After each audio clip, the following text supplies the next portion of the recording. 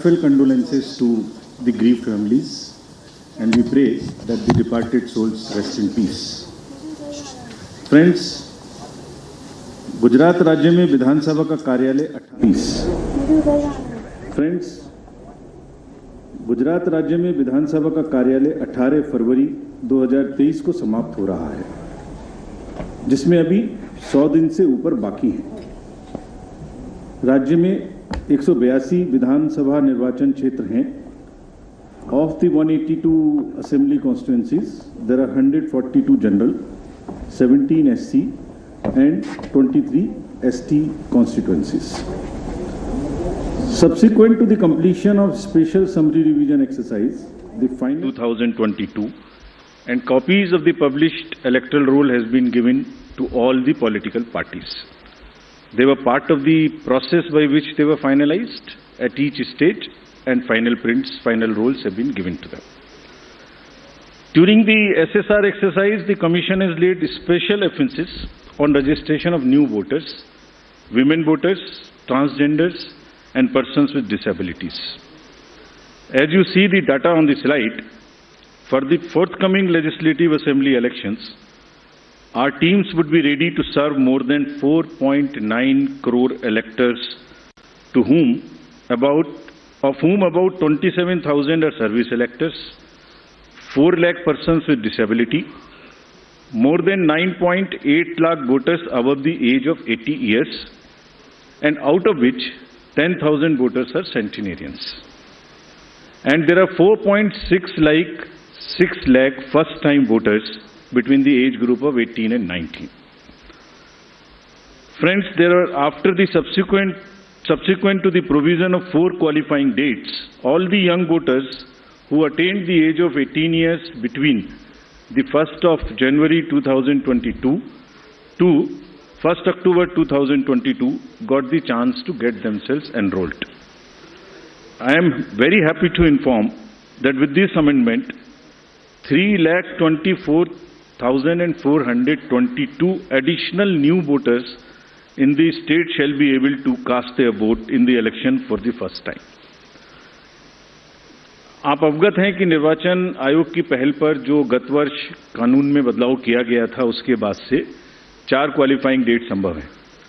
तो इमेजिन अगर ये संभव नहीं होता तो जो ये 3,24,000 नए वोटर्स हैं इस बार मतदान नहीं दे पाते और इनको इंतजार करना पड़ता 1 जनवरी 2023 की क्वालिफाइंग डेट्स का। सो अब इनका नामांकन हुआ है तो I am sure they will come and vote also, for which we are taking extra efforts which I will connect to you later. Coming to the polling stations, मतदाताओं के साथ एक्चुअली हमारे एंगेजमेंट के 2 सबसे महत्वपूर्ण जगहें हैं। एक जब हम उन्हें वोटर बनाते हैं और एक जब वो वोट डालने के लिए पोलिंग स्टेशंस पर आते हैं। So how is the ambience in polling station and how much is the ease of voting? That's what is another criteria that we very seriously look at. We have instructed all the COs and DOs to visit major polling stations personally and ensure that all facilities are available there. Total polling stations की संख्या 51,782 है और हर polling station पर average 948 polling stations होंगे। राज्य में स्थापित मतदान स्थलों में से एटलीस्ट 50% मतदान केंद्रों पर, that means 25,891। These figures are also given in the presentation which is happening and will provide a copy to you. इन सब स्थानों पर वेबकास्टिंग की व्यवस्था होगी। मुख्य निर्वाचन अधिकारी और जिला निर्वाचन अधिकारी लगातार इसकी मॉनिटरिंग करेंगे अपने अपने कंट्रोल रूम में। Sector magistrates will also visit on the day of polling and before that also the polling stations. Friends, सभी पोलिंग स्टेशंस पर assured minimum facility like drinking water, waiting area, electricity, ramps, toilets would be provided. No polling station would be on the first floor, they will all be on the ground floor. And we are this time deputing one additional special observer.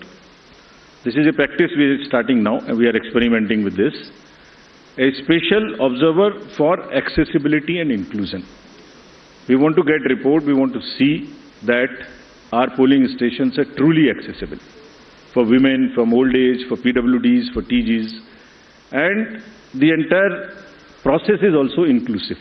So उसके लिए हमने एक special observer Himachal और गुजरात दोनों में अभी depute किए हैं।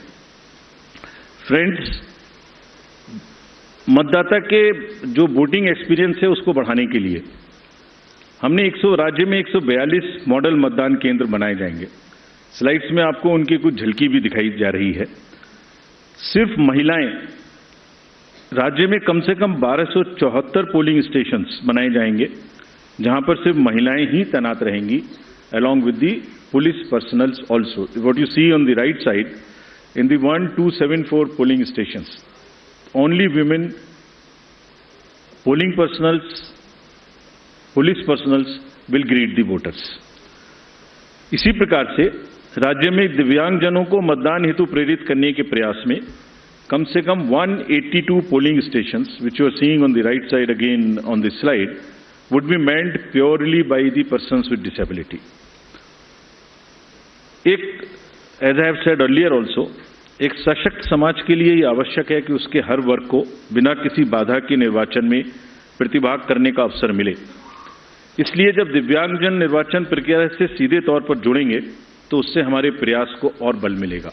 And this is what, with this objective of inspiring the PWD themselves and also the conveying this message to the society at large, they will be manning the polling stations. Another first time new thing which we are attempting is, जब young voters को voters बना रहे हैं तो हमने हर district में एक booth ऐसा भी बनाया है वहां जहां सबसे कम उम्र के जो एम्प्लॉइज हैं वो ही पोलिंग स्टेशन पे रहेंगे। सो जो भी रिसेंटली रिक्रूटेड हैं हर डिस्ट्रिक्ट में हम इस प्रकार से 33 पोलिंग स्टेशन ऐसे बना रहे हैं जहां absolutely young polling presiding officers, polling parties would be there to greet you. So something like what is being shown here. And this is again with our objective of encouraging the youth, telling them that you are not only have to get registered yourself, you have to manage the elections and you have to come and vote also. Friends, in this respect, we like to give you some unique polling stations also. ECI, as you know, has always been working towards this objective of inclusive and accessible elections. For example, there is no polling station or a building in the polling station 69 Alibad at this Bagra assembly constituency. So what has been attempted is to convert and people had to come 80 kilometers to cast their vote to a particular station because they were all carried in a bus to another place. So this time a shipping container is being used to serve as a polling station. And with all AMF, all assured minimum facilities being provided in this makeshift one, and with 207 voters. Similarly, there are many other examples like where our election machinery is going to last mile to ensure participation. A polling station being set up, which is on the left side, only for one voter. इस polling station में सिर्फ एक ही voter है जो वहीं रहना चाहते हैं, बाहर नहीं आना चाहते। उनके लिए हमारी 15 लोगों की टीम जाएगी और एक वोट लेने के लिए। This is the strength of the Indian democracy. Similarly, polling parties team has to travel to by boat to reach the polling stations in Shiyalbet island in Arabian sea at the island has no alternative connectivity. Nearest town, Jafrabad, is approximately 15 kilometers away from island, and this has over 832 houses and 4,757 voters, and will go by boat and get the thing. The commission has set up 3 polling stations in Madhopur, Jamalpur, in Gir Somnath district for the Siddhis. There are total 3481 voters, of which 90% are from Siddhi community, and they are descendants of East African people who came to India during 14th and 17th century and resides here, and they are our proud voters. And this is again what the inclusivity in the Indian democracy is about. At the cost of repeating, my friends, I would reiterate, if we, the Election Commission team, put in such concerted effort to ensure a polling station with a 2-kilometer reach for voters, replete with all facilities, तो voters का भी ये जिम्मेदारी बनती है कि वो vote देने के लिए अवश्य आएं। आपके माध्यम से मैं उनसे ये अपील करना चाहता हूं। Now about senior citizens, Commission has also endeavored to bring the polling stations to the doorstep of those voters who face difficulties in coming to the polling stations. This optional facility of postal ballot will be available to all these voters who are 80 plus, PWDs with the benchmark of 40% disability, and if by chance anybody is suffering from COVID. And a polling team comprising of 2 polling officials will go to their houses, which will be videographed, which will be with full security and under full information and knowledge of the political parties and candidates, with an option to accompany them. We will in advance provide a list of such voters who have opted for casting their vote from the comfort of their home, and will also provide them the route chart by which the polling parties will go to get the votes, and they cannot deviate from that route chart, which is displayed in advance. Vote की secrecy को अक्षुण्ण रखते हुए उनके घर से हम vote लेके आएंगे, अगर ऐसा वो अपना ऑप्शन हमें फॉर्म 12D में भरकर देते हैं. And as we always say, whatever we are today, we are because of our senior citizens. And in this round, there are 9.89 lakhs senior citizens, senior voters, 80 plus, और लोकतांत्रिक प्रक्रिया में भाग लेकर वो भारतीय लोकतंत्र को सुदृढ़ करने के अपने जोश और समर्पण से देश के युवाओं के सामने एक उदाहरण पेश कर रहे हैं, और इसीलिए वो युवाओं को भी आगे बढ़ चढ़कर मतदान में हिस्सा लेना चाहिए. Friends, similarly, Commission is emphasizing on the empowerment and participation of all our persons with disabilities. There are 4.04 lakh PWD voters who shall be given priority for entering polling stations. Provisions would be made for designated parking spaces, and volunteers shall be available. And all this they can book if they want. This will be available on the booth, no doubt. But if they want to book it, they can book it on our PWD app. Any facility, any facilitation which the PWD voters want or 80 plus voters want, they can book it at our app. We are also similarly focusing on inclusion of our TGs, the third gender voters. For variety of reasons, their inclusion, either because of various kind of social factors, has not been complete. We are focusing on it. We want them to make every one of them a voter. We have made some of them as our icons also. So any disadvantaged group in the society should deserve the highest possible recognition and respect from all of us. And Commission is very concerned and committed to provide full facilitation, full participation in an inclusive and accessible manner to all our marginalized deprived sections, which includes the 80 plus citizens, 100 plus citizens, PWDs, transgenders. We are also planning to have an outreach in certain red light areas, so that our teams go and with the fullest possible respect and secrecy and whatever is the social milieu, they get the votes made and they also get the awareness activities for the voting. Friends, 2017 की comparison में there is a 100% increase in the number of transgenders in the state of Gujarat. There are 1417 TGs who are now registered. And it's actually a sight to be seen to believe when they come forward. They came forward when we went to Gujarat last time.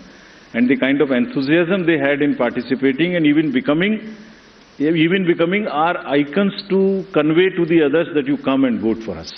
So we very happily recognize their commitment, and there are now 1417 voters. Just to inform you, there are now 44,904 registered third gender voters in the entire country, and even counting. in this SSR, we'd again do a great, whole lot of effort to make them our voters. Friends, next is about the participation of the citizens.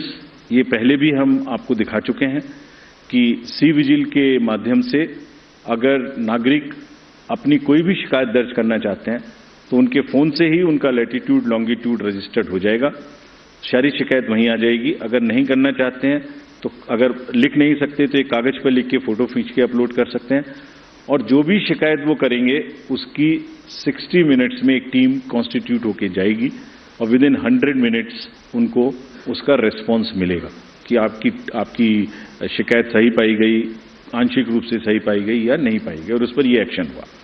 तो अगर किसी भी चुनाव की प्रक्रिया के दौरान कोई भी सिटीजन कोई मनी पावर, कोई मसिल पावर, कोई किसी भी तरीके का दुरुपयोग देखते हैं या किसी पोलिंग पार्टी का दुरुपयोग देखते हैं के द्वारा, तो निश्चित रूप से सी विजिल का यूज करें और उस पर कमीशन को खबर करें। Similarly there is a Suvidha portal, there is a PWD app portal. Suvidha portal is for the candidates to get any facility they want to get from the election commission and from the staff. इसमें यह भी सुविधा है कि अगर जैसे उनको उदाहरण स्वरूप ग्राउंड बुक करनी है तो इसमें सुविधा है कि ऐसा नहीं है कि ये डिस्ट्रिक्ट ऑफिशियल्स की मर्जी पर है, जो पहले अप्लाई करेगा उसको पहले मिलेगी, first in first out. This is what the digital lock in on the Suvidha app provides, and we have given specific instructions to everybody कि सबको लेवल प्लेइंग फील्ड मिलनी चाहिए। जो पहले अप्लाई करे उपलब्धता के आधार पर पहले ग्राउंड, पहले फैसिलिटीज उन्हीं को मिलनी चाहिए without any discrimination between the political parties. Similarly, the next important disclosure is about the KYC app. किसी भी नागरिक को, किसी भी वोटर को अपने कैंडिडेट के बारे में कुछ भी जानना है तो जो एफिडेविट नॉमिनेशन के दिन फाइल करेंगे उसकी पूरी की पूरी कॉपी, जिसमें उनकी क्रिमिनल डिटेल्स अगर कोई हैं तो उनके अकाउंट्स की detail, income, expenditure, assets, everything is available on the website, जिसको हमारी वेबसाइट पर भी है, और वो specifically KYC, know your customer, know your candidate. उस नो योर कैंडिडेट में आप उसकी एजुकेशनल कैंडिडेट की क्वालिफिकेशन क्या है, उनका आर्थिक और क्रिमिनल बैकग्राउंड अगर कोई है तो वो क्या है, सब इस पे उपलब्ध होगा। This is all part of disclosure so that voters can take informed choices. और अगर कोई क्रिमिनल बैकग्राउंड है तो कैंडिडेट्स को उसको मैंडेटरीली पब्लिश करनी पड़ेगी एक राष्ट्रीय और एक क्षेत्रीय अखबार में, और सोशल मीडिया पर उनको 3 बार उसकी डिटेल्स पब्लिश करनी पड़ेंगी। और साथ ही साथ पॉलिटिकल पार्टीज को ये भी बताना होगा और उसको पब्लिश भी करना होगा कि वो उन्हें क्रिमिनल के अतिरिक्त कोई दूसरा कैंडिडेट क्यों नहीं मिला। They should give reasons, make it public so that voters know कि उस क्षेत्र में क्रिमिनल बैकग्राउंड के अलावा कोई भी और कैंडिडेट ढूंढने में पार्टीज को क्यों और किस प्रकार से इतनी कठिनाई हुई, ये जरा एक्सप्लेन करना पड़ेगा उनको रीजन से, सो दैट वोटर्स जाने कम से कम कि सिर्फ क्रिमिनल बैकग्राउंड के लोग ही पार्टी को मिल सके।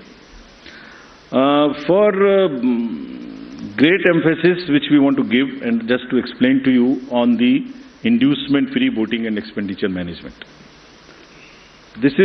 There is a zero tolerance which has been conveyed and will be conveyed further, that government machinery has to be absolutely impartial, fair, and provide the level playing field. It's a zero tolerance. This is being conveyed and has been conveyed to all the officials who are involved, be it civil officials, police officers, enforcement agencies. If there is any instance which is found that there is a violation of this by any officials, we'll deal with this very, very sternly. Similarly, expenditure sensitive constituencies, there are strict instructions to police, excise department, GST departments, coast guards, income tax, EDs, railway protection force, CISF at the railway station. And let me give you the figures, though they are still increasing and counting. In Himachal elections in 2017, total seizure was 9 crores. It has already crossed 28 crores now, including liquor, mining, and drugs and various kind of things. And still there are 10-12 days to go. We are sure this figure will increase. Nothing would move. All the borders and everywhere there is a strict vigilance. And Commission is going to meet all the Chief Secretaries and DGs of the neighboring states of Himachal and Gujarat also, so that the borders are absolutely safe. Nothing moves from the part of those borders in terms of where, if the liquor is cheaper in another place, if there is a provision in one particular place and it comes from the neighboring states, absolutely no leniency on that, and officials have been very, very strictly told about this. Similarly, the narcotics control, and in case of Gujarat, there is a long border of the coast, so coast guards have also been directed and advised that they will keep a very strong vigil on any movement of drugs which is happening, unfortunately, spoiling our youth of the country. It's happening in quite a increased fashion because of the various international factors. However, during the elections, the machinery would be extremely conscious that it does not happen. I would briefly cover about the directions given to the district officials and COs about the social media and the fake news. The narratives which get developed, you are all very well aware. At times, उसमें fake news भी हैं, उसमें झूठे एक narratives भी हैं. सो district officials ने सबको सोशल मीडिया टीम अपने यहाँ सेटअप करने के लिए निर्देशित किया गया है. सीओ ऑफिस में भी सोशल मीडिया टीम्स रहेंगी. They would keep watch on the fake news which attempt to disturb the peace और swing the thing in one favor or the another. Therefore, whatever strict action is possible under the various sections of IPC, if required, would also be taken. There is also an appeal through you to all the voters. अगर चुनाव के दौरान किसी तरीके की news का प्रचार जो उनको लगता है फेक है, तो कम से कम उसको आगे ना बढ़ाएं. That much discretion और उतना विवेक अपना जरूर पालन करें. Schedule. Now friends, coming to the schedule.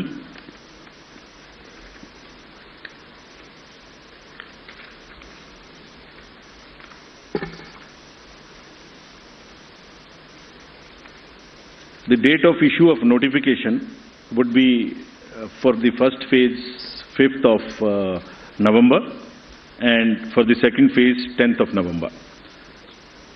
For making nominations, it would be 14th November for phase 1 and 17th November for phase 2.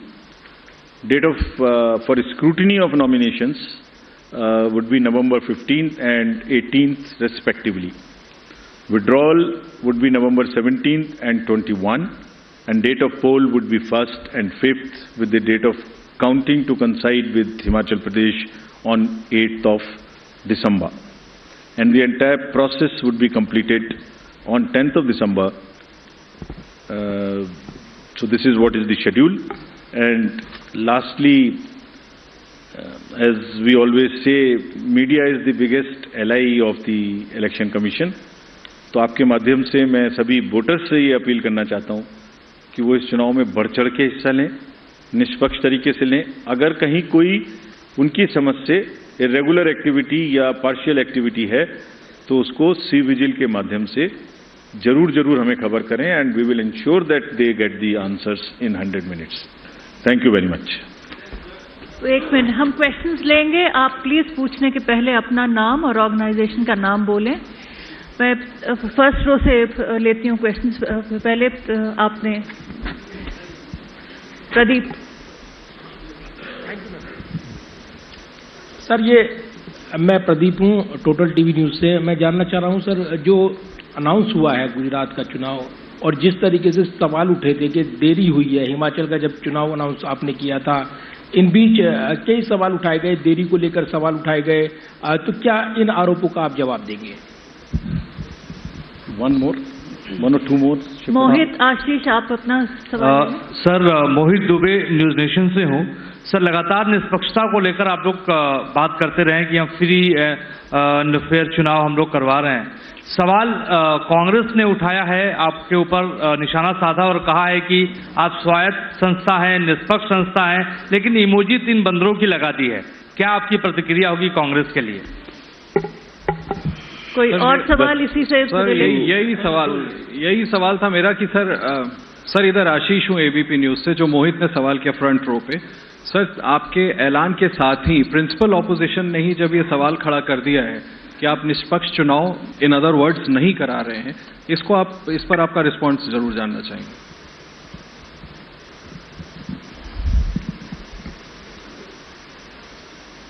बड़े इंपॉर्टेंट क्वेश्चंस हैं जो आपने दोनों मुझसे पूछे हैं, और अगर निष्पक्षता कमीशन की और इंडिपेंडेंस, इस पर मैं आपको संतोषपूर्वक जवाब नहीं दे पाया तो ये हमारे ऊपर ही एक डाउट हुआ। तो इससे पहले आपके प्रश्न पे आऊं मैं।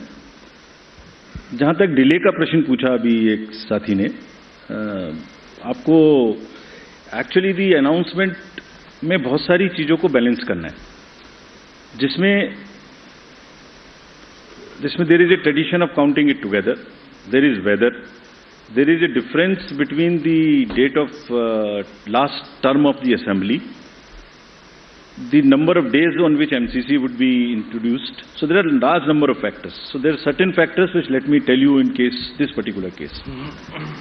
Announcement जो आज हम कर रहे हैं वो अभी भी लास्ट डेट ऑफ जो टर्म है असेंबली का वो 18 फरवरी 2023 में है, उससे 110 दिन पहले है। Still, it is quite in advance. There is still time. But then it gets constrained by or limited by or we have to factor in the elections in the other state. Then from counting 72 days gap between announcement, this is on 8th of December and the 18th of February. Still there is a 72 days gap.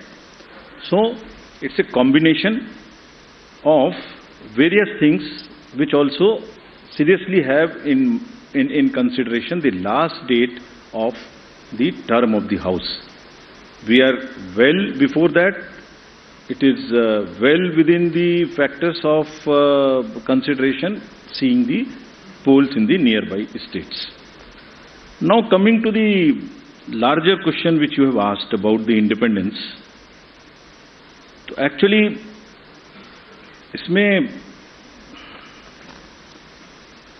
Actions and outcomes actually speaks louder than words. तो मैं आपको कितना भी बोल के समझाने की कोशिश करूं, उससे ज्यादा जरूरी है कि हमारे जो एक्शंस हैं और जो हमारे रिजल्ट्स आते हैं वो सही हैं कि हैं नहीं। अगर हम ये कहते हैं कि हमारे रिजल्ट सही नहीं है जो निकल के आते हैं, तो संभवतः ये इंडियन वोटर का बहुत बड़ा अपमान है। Elections after elections since the country has got independent, large number, 14, 15, large number of assembly elections, results have shown that at times those who are critical of the commission have got surprising results. I don't want to go into details as to how many times it has happened. लेकिन जो भी party किसी भी कारण से या जो भी कैंडिडेट किसी भी कारण से कुछ सवाल उठाते रहे हैं, जब रिजल्ट आए तो उनको मालूम हुआ अरे ये तो सवाल मुझे नहीं उठाना चाहिए था, ये तो मेरे फेवर में ही रिजल्ट आ गया। हमारे पास इंस्टेंसेज हैं कि चुनाव शुरू होने से पहले लंबी लंबी चिट्ठियां आती हैं कि ईवीएम मशीन्स खराब है, इनको बदल दीजिए, तो वही ईवीएम मशीन उसी पार्टी को जिता देती है।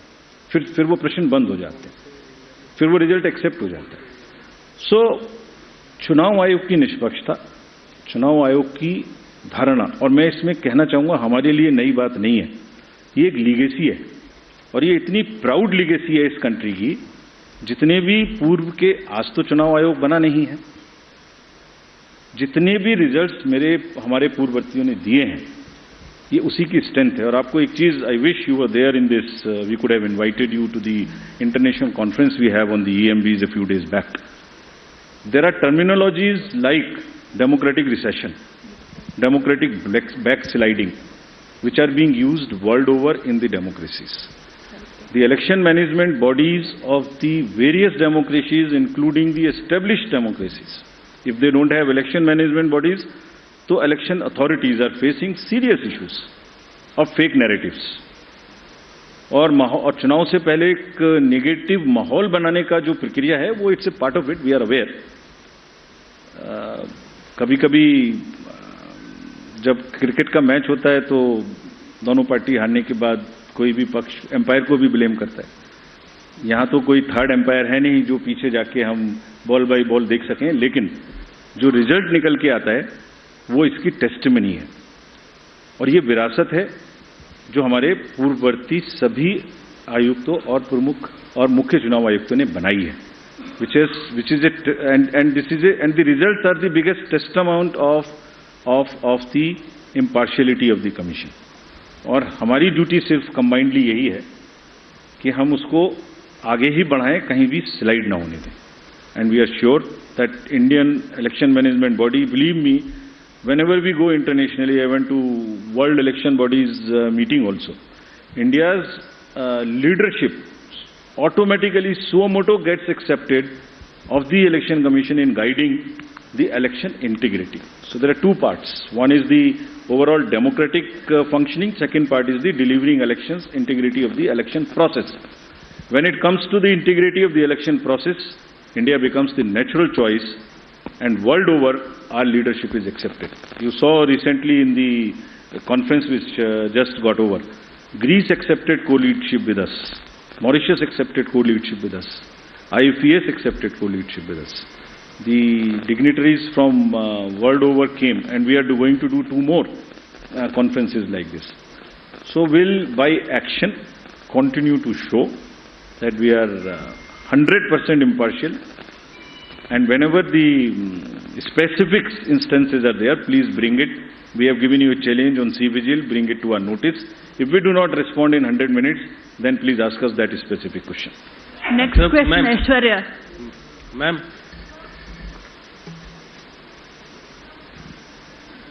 माइक आपके पास है Aishwarya. Switch on the mic please.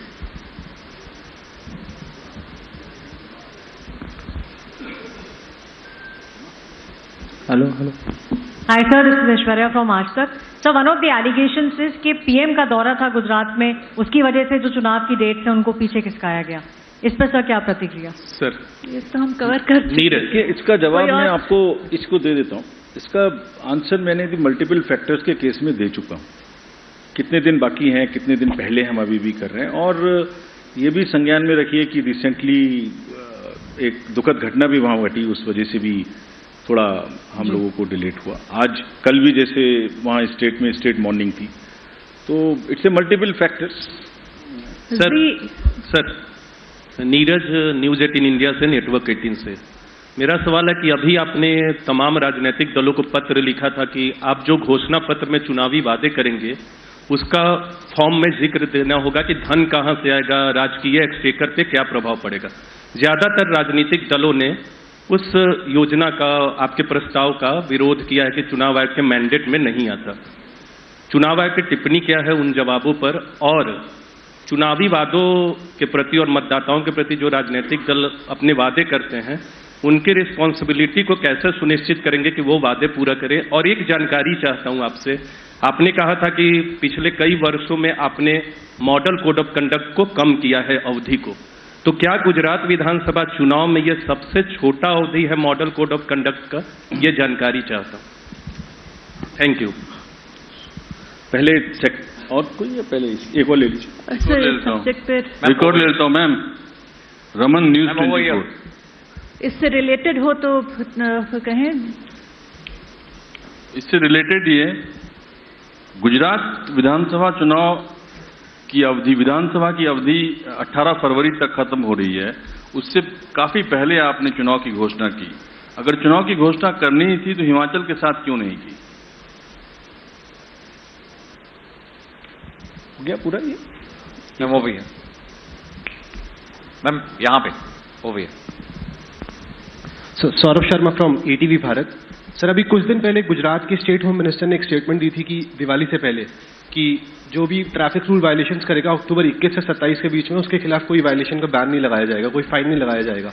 अब तो चुनाव आयोग ने आज शेड्यूल अनाउंस किया है, तो क्या आने वाले टाइम में अगर ऐसी और अनाउंसमेंट्स करी जाती हैं तो चुनाव आयोग का क्या रिएक्शन रहेगा? दो तीन चीजें पहले, सबसे पहले कि ये सबसे कम टाइम है कि नहीं है। दिल्ली के जनरल इलेक्शन में भी एग्जैक्टली इतना ही टाइम था।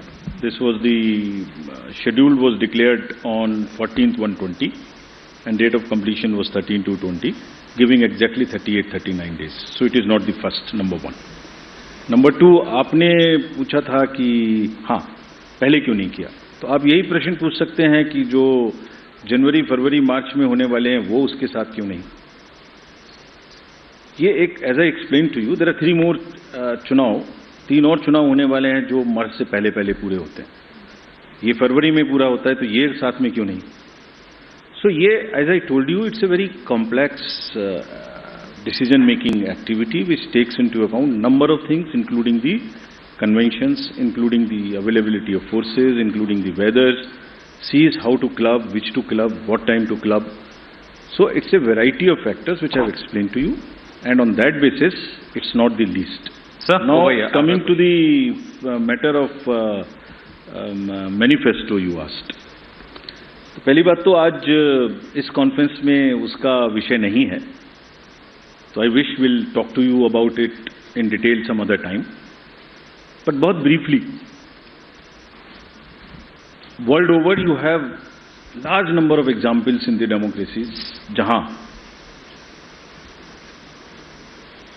पॉपुलिज्म की वजह से, उस तरीके के अनाउंसमेंट्स की वजह से serious macro economic constraints and stresses are visible in the democracies.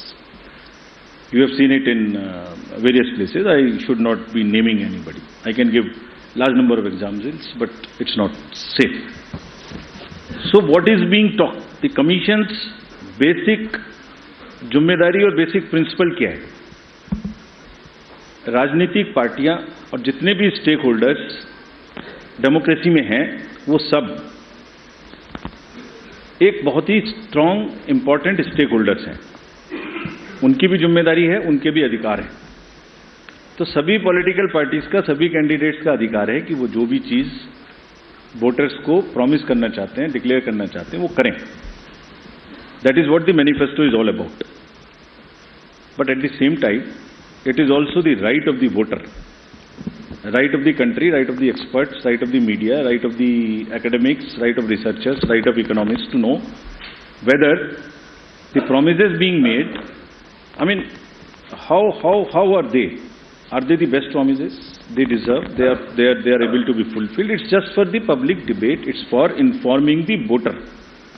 So the Commission is working all through, not now, on a basic principle of disclosures. पारदर्शिता और डिस्क्लोजर्स। वोटर को ये पता लगना चाहिए कि वो किस चीज पर असेस करे और किस चीज पर वोट दे रहा है। सो जो हमारी एमसीसी की एग्जिस्टिंग गाइडलाइंस हैं, they talk about 2 things which is also the judicial pronouncement in Balaji case, rational of the promise and ways and means of the promise. Whatever is being attempted is only to provide a standardized format to make that rationale and the ways and means position. That's all.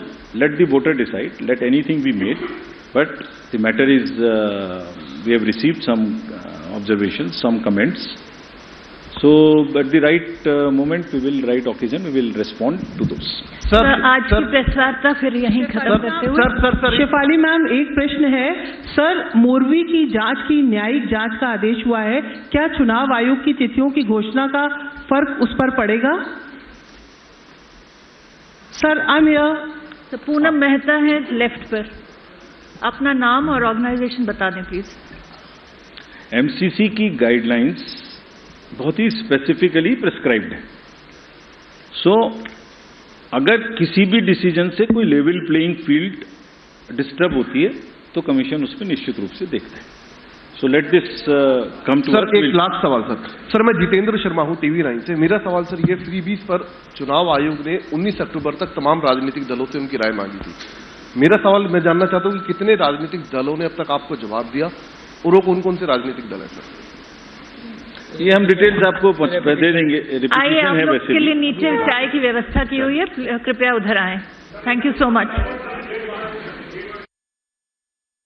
सब कर चुकी हूँ, dates भी, press note भी। कहाँ है date sheet? वही है।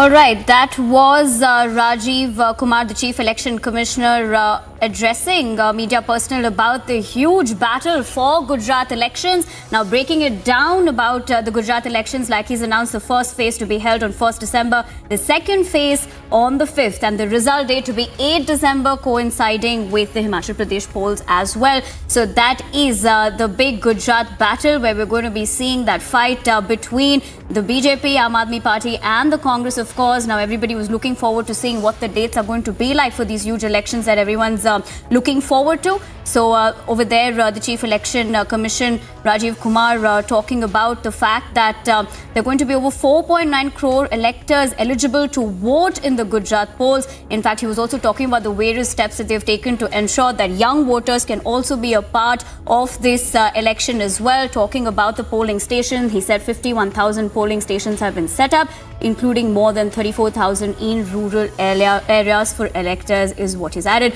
But of course, going to get our senior executive editor as well as our Gujarat chief bureau to be giving us the latest on that front. But of course, this is the big news that is coming in about the Gujarat election days, which has finally been announced. We have Priyanka joining us for the latest information on this. Priyanka, of course, this is going to be a super interesting battle. You know, at one point in Gujarat, we did see, BJP and Congress fight it out. But now with Aam Aadmi Party also, we've seen the heavy campaigning that's been happening. But first, let's talk about the fact that these dates have come out. The first phase is going to be happening on the 1st of December, the second phase on the 5th, and the result day, which is going to be on the 8th of December. So take us through everything that the Election Commission has just announced. Well, absolutely, Nivedana, you pointed it out very rightly that this is going to be a very interesting election this time, because the first time in a lot of years that we are seeing that the bipolarity of the Gujarat politics is also being questioned by Aam Aadmi Party, that has thrown its hat in the ring. In all 182 constituencies, they have stated that they will be fielding candidates from all of the 182 constituencies as well. And of course, we are going to be bringing all the updates as far as the Election Commission is concerned. We are here on the ground in Gujarat, where things are going to get extremely interesting. But for the moment, taking a short break, we'll be back after all the updates.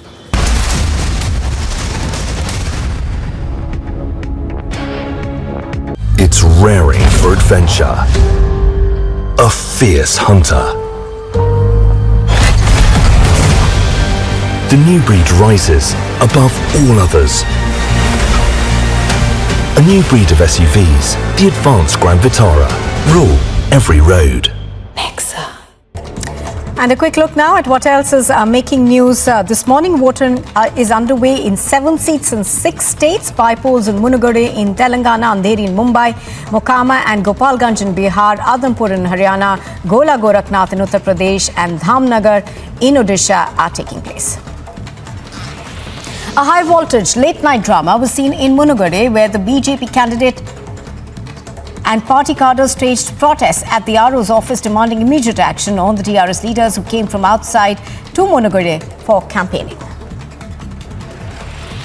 The BJP's Telangana President Bandi Sanjay, who was on the way to Munugade to support the BJP candidate Komati Reddy Rajgopal Reddy, was taken into preventive custody early morning Thursday.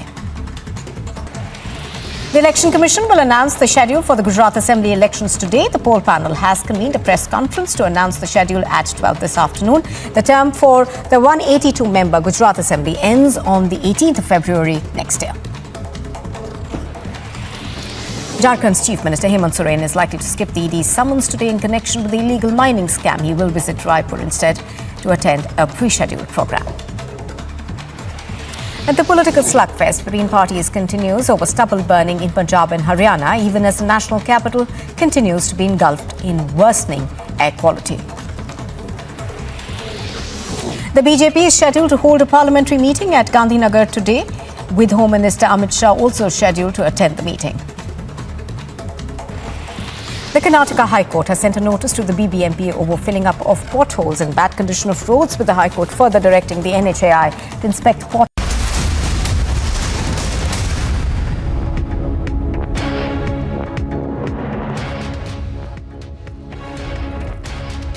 Well, the dates for the Gujarat elections have been announced. In fact, breaking it down in two phases. First December, the phase 1, which will be happening. Phase 2 will be happening on December 5th. And of course, the final result to be on December 8th. And we have a senior executive editor, Abhishek Kapoor, joining us live from the Delhi newsroom. Abhishek, earlier, just a few minutes ago, we were talking about the big battle that we're going to see between the Aam Aadmi Party, Congress and the BJP. This is going to be a super interesting election to be looking forward to. But before we get into all of that, if you could just break down everything that the EC has just announced in terms of the battle that we're going to be seeing in Gujarat.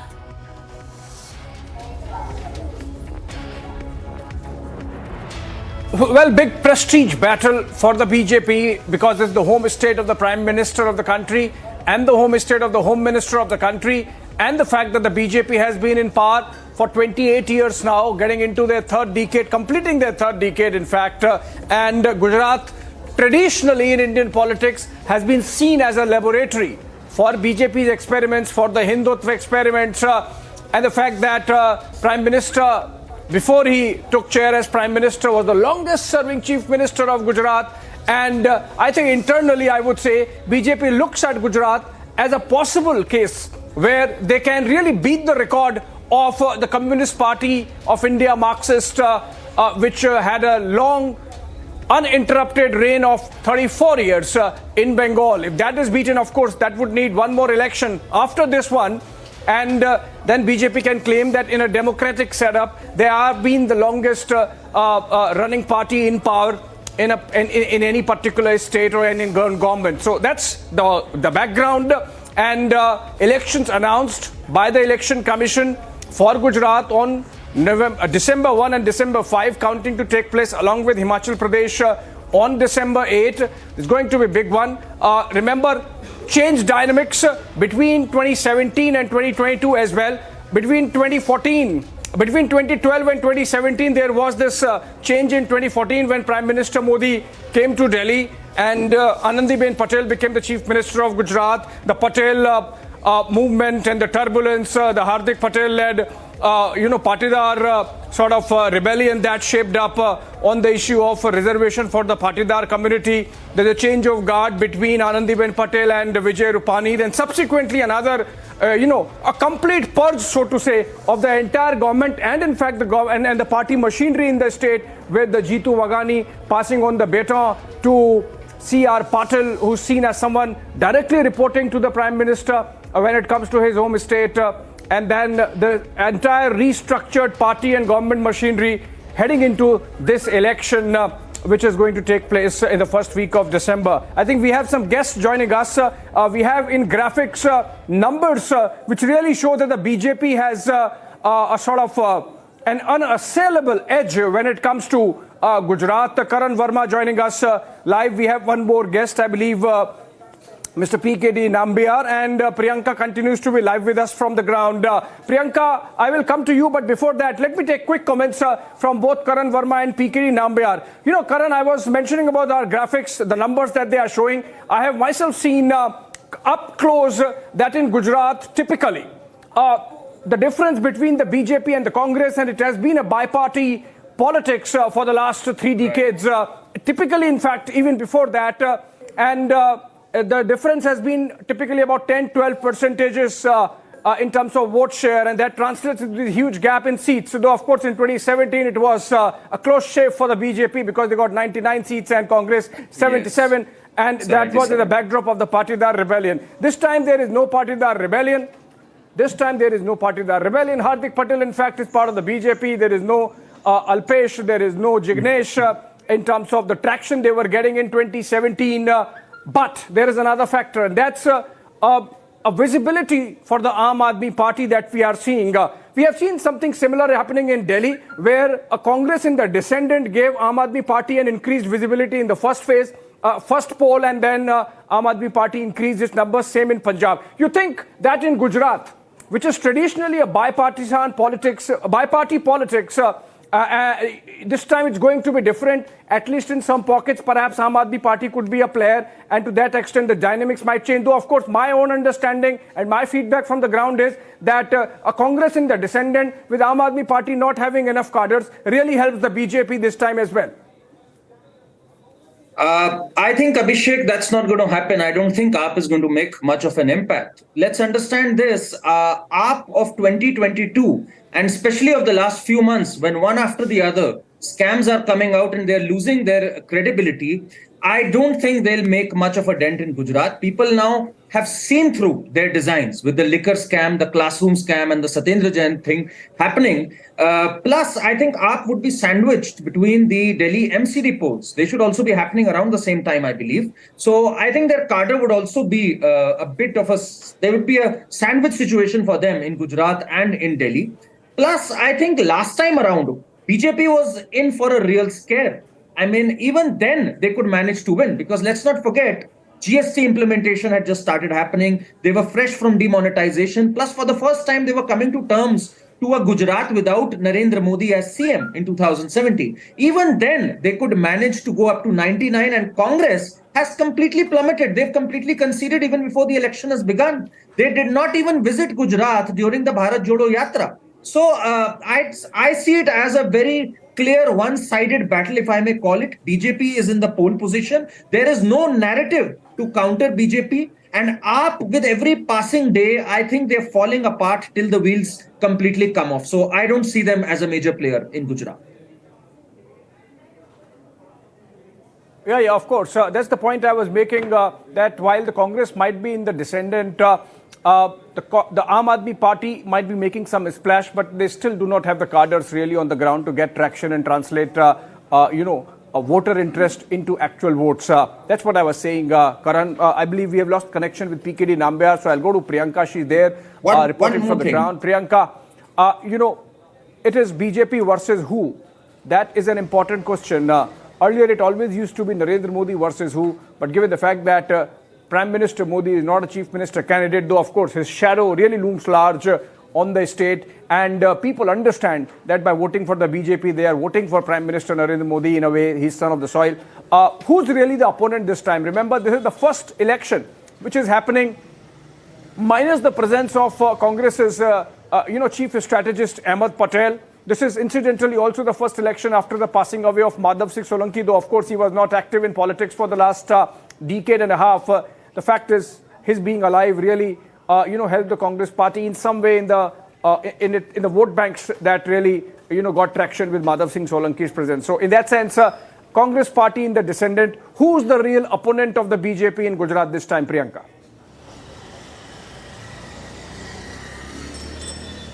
Well, absolutely, Abhishek, as you pointed out, that we have seen that the BJP, in fact, in Gujarat performs as a well-oiled machinery. And of course, the face of the BJP still remains the Prime Minister Narendra Modi, even though it has been quite some years that he has been the Prime Minister and he has not been the Chief Minister of Gujarat, who had been the longest-serving Chief Minister of Gujarat as well. But even now, there is, as you pointed out very rightly, a prestige battle for the BJP as well. But what we see on the ground, Abhishek, is that this is a fight for the second place, because there is no doubt that the BJP will be making a majority, getting the majority. We are seeing that kind of support on the ground, but we are seeing that the kind of battle that is breaking out between the Congress and the Aam Aadmi Party. We are seeing that the Congress is, of course, as you very rightly pointed out, is also struggling because of the chief strategist that had been here, that is Ahmed Patel as well. This is the first election after the passing away of Ahmed Patel. He used to be the one who would coordinate all of the efforts of the Congress party. And as our guest was also pointing out, that this time we are seeing that the Congress party not even making their route of the Bharat Jodo Yatra towards Gujarat whatsoever.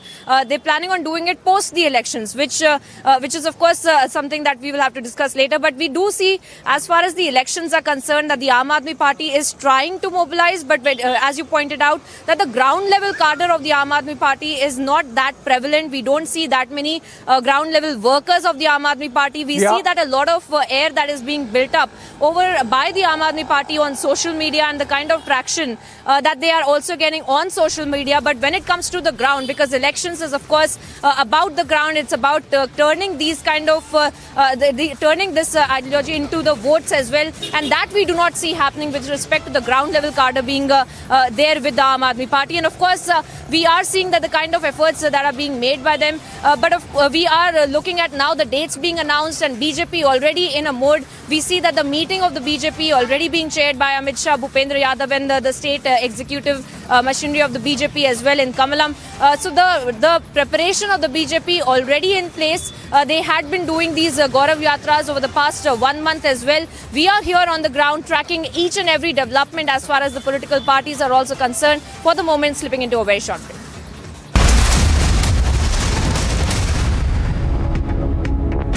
QSMTHE, the world's foremost university rankings organizations, have ranked Amity amongst the top 3% universities globally, making it among the very few Indian universities to be included in both rankings. Yet another top ranking for Amity University.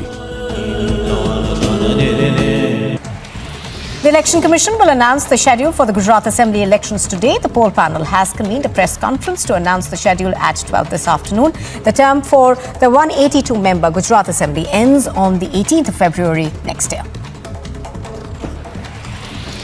Jharkhand's Chief Minister Hemant Soren is likely to skip the ED's summons today in connection with the illegal mining scam. He will visit Raipur instead to attend a pre-scheduled program. And the political slugfest between parties continues over stubble burning in Punjab and Haryana, even as the national capital continues to be engulfed in worsening air quality. The BJP is scheduled to hold a parliamentary meeting at Gandhinagar today, with Home Minister Amit Shah also scheduled to attend the meeting.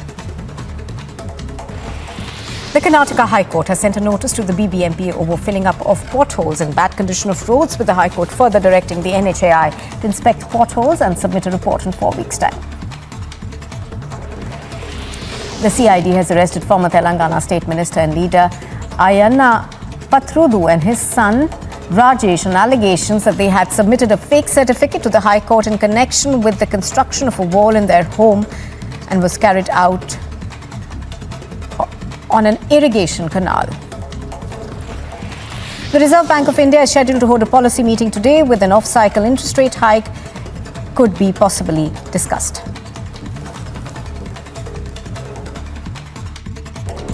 And a quick look now at what else. ये जो आपका जो letter आया है 2020 का, उसमें किस तरह से आपको इंटीमेशन किया गया है कि ये जो कंपनी है ओरेवा ने अपने लेटर पे लिखकर कहा है कि टेम्पररी रेनोवेशन के बाद में उसको वो ओपन करेंगे sir because you are not answering we will have to do this sir you are not giving any answers sir that is not the way that it needs to be done there are 135 people that have lost their lives sir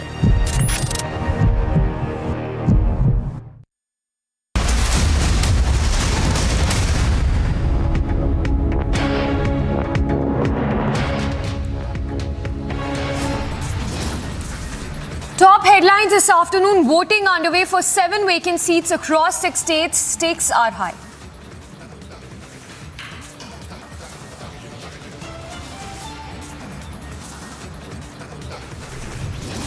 Date of poll would be 1st and 5th, with the date of counting to coincide with Himachal Pradesh on 8th of December. Battle for Gujarat intensifies. Gujarat polling in 2 states. First phase on 1st of December, the second phase on 5th of December. No sparing the terrorist. Top court sets record straight, affirms death penalty to 2000 Red Fort attacker. In the dock over illegal mining scam, the Jharkhand Chief Minister Soren likely to skip summons today. Debate over stubble burning rages on. AAP versus BJP blame game intensifies even as citizens continue to choke. से विचार किया है और हम उस दिशा में आगे बढ़ रहे हैं। हमने इसका ड्राफ्ट बनाने के लिए भी बोल दिया है और हिमाचल के संदर्भ में क्या-क्या चीजें उसमें की जा सकती है। After Uttarakhand and Gujarat's mega move, Himachal Pradesh next to implement UCC is a question.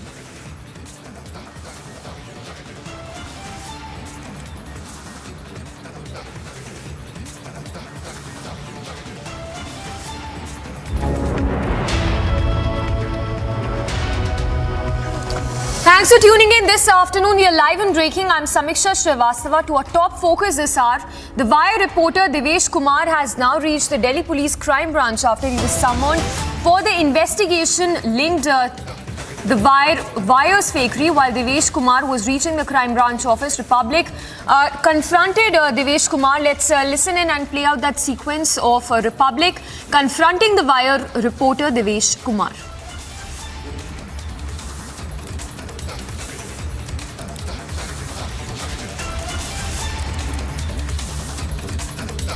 ये आपको पता कब चला कि आपकी स्टोरी गलत है? खिलाफ कंप्लेंट किया चला कि फैब्रिकेटेड है और आपने रिट्रैक्ट करना पड़ा वायर को, आपके सोर्स से गलत है, आपको पता कब चला ये बात? अच्छा ये तो बता दीजिए कि मैं सारी चीजों का आंसर दूंगा, मुझे आने दीजिए। नहीं लेकिन देवेश ये तो बताइए कि आपको मेंटली अनस्टेबल कहाँ है? आप मेंटली अनस्टेबल हो ये बताओ, आप हो मेंटली अनस्टेबल हो क्या? प्लीज आप जवाब दीजिए क्योंकि वायर ये कह रहे हैं about hash value, did they give you a hash value? नहीं देवेश, क्योंकि ये बहुत महत्वपूर्ण सवाल है। आप जा रहे हैं क्राइम ब्रांच के ऑफिसर के सामने, लेकिन ये तो चीजें इंपॉर्टेंट हैं कि क्या आप मेंटली अनस्टेबल हो, क्योंकि वायर का सीधा और पर मुझे आने आपकी क्यों आपको कहा जा रहा है कि आप? अरे बिल्कुल बताऊंगा, पहले आने तो दीजिए उधर से। नहीं आप कुछ तो जवाब तो रखिए। मैं बिल्कुल रखूंगा पॉइंट। अच्छा ये सोर्सेज जो आप जिन सोर्सेज की आप बात कर रहे हो, जो स्टार्टिंग में जहाँ से आप लोग को इन्फॉर्मेशन मिली मेटा इंस्टाग्राम से, वो आपको कब पता चला कि वो गलत सोर्सेज है? दिया था आपने, क्या आप क्रिंज एक्टिविस्ट को जानते हैं? आपको पता कब चला कि वो गलत है?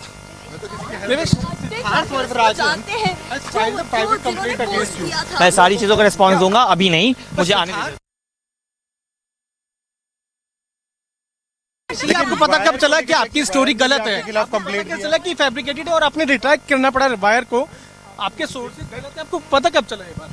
ये तो बता दीजिए कि मैं सारी चीजों का आंसर दूंगा, मुझे आने दीजिए। नहीं लेकिन देवेश ये तो बताइए कि आपको मेंटली अनस्टेबल कहाँ है? आप मेंटली अनस्टेबल हो ये बताओ, आप हो मेंटली अनस्टेबल हो क्या? प्लीज आप जवाब दीजिए क्योंकि वायर ये कह रहे हैं about hash value, did they give you a hash value? नहीं देवेश, क्योंकि ये बहुत महत्वपूर्ण सवाल है। आप जा रहे हैं क्राइम ब्रांच के ऑफिसर के सामने, लेकिन ये तो चीजें इंपॉर्टेंट हैं कि क्या आप मेंटली अनस्टेबल हो, क्योंकि वायर का सीधा और पर मुझे आने आपकी क्यों आपको कहा जा रहा है कि आप? अरे बिल्कुल बताऊंगा, पहले आने तो दीजिए उधर से। नहीं आप कुछ तो जवाब तो रखिए। मैं बिल्कुल रखूंगा पॉइंट। अच्छा ये सोर्सेज जो आप जिन सोर्सेज की आप बात कर रहे हो, जो स्टार्टिंग में जहाँ से आप लोग को इन्फॉर्मेशन मिली मेटा इंस्टाग्राम से, वो आपको कब पता चला कि वो गलत सोर्सेज है? दिया था आपने, क्या आप क्रिंज एक्टिविस्ट को जानते हैं? आपको पता कब चला कि वो गलत है?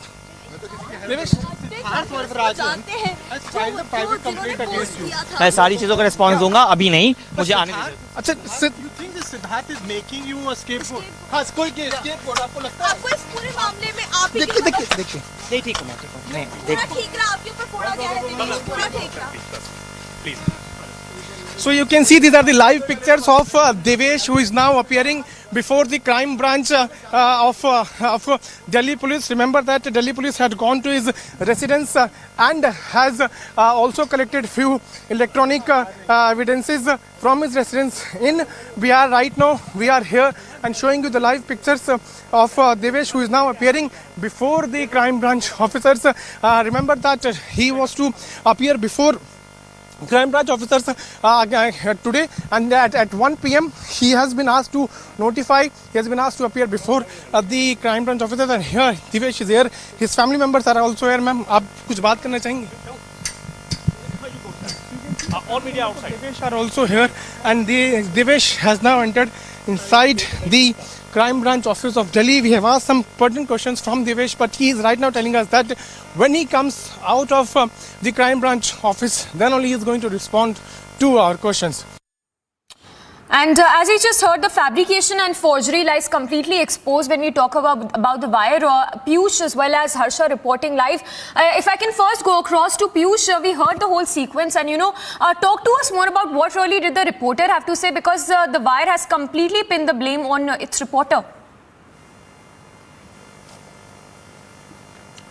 Well, certainly, Samiksha, Devesh Kumar is right now not answering any question. We asked him multiple times. Me and Harsha, we both were here, and we tried asking him about the kind of complaint which Wire has also given about his mental status, about the sources on whom he had a lot of trust, and later on Wire had to retract his statements. Also about his meeting with his source in Singapore, and what led the Wire to retract his statement. Before I talk to Harsha, let me straight away also show you the pictures from right outside the crime branch office in Delhi. It is Interstate Cell Crime Branch Office of Delhi Police, where Devesh Kumar is right now inside. He, along with his mother, they are present inside, and they are being, in fact, Devesh only is being questioned by the officers of Delhi Police. What we are also learning is that top officer from Delhi Crime Branch is still inside. Let me also talk to Harsha about this entire thing. Harsha, Devesh kept mum. We kept asking him multiple questions, but he did not answer any of the questions. What do you think? What kind of questioning he would be facing by the officers of Delhi Crime Branch? Very true, Piyush, because when he entered, he was along with his mother, and we tried asking him whether he's being made the scapegoat, whether he's being peddled under the bus by Siddharth Vardarajan. But he was again and again, see, let me go, let me notify, let me answer the questions, and then I'll come out. One thing is very sure, in this entire incident, how the Wire Siddharth Vardarajan and the authors have filed a complaint, stating that reporter misguided, misinformed, documents were fake, the fabricated material. We asked on all these issues. One thing, the crime branch is investigating all these things. The true story will come out, whether it was a conspiracy, it was a plan, because not only the image of Wire, which is where Wire is saying that is trying to be maligned, but also the post which was put on Harsha, Instagram. stay with us. The cringe activists yes, just hold your thoughts there. I'm going to go across. Which Yes, just stay with us. We have a senior editor, Shravan, also joining us. Shravan, how do you read into this? Wire, of course, playing a victim card and putting the blame on its reporter, saying that the reporter was mentally unfit at the time when this story was written. How do you see this whole case panning out?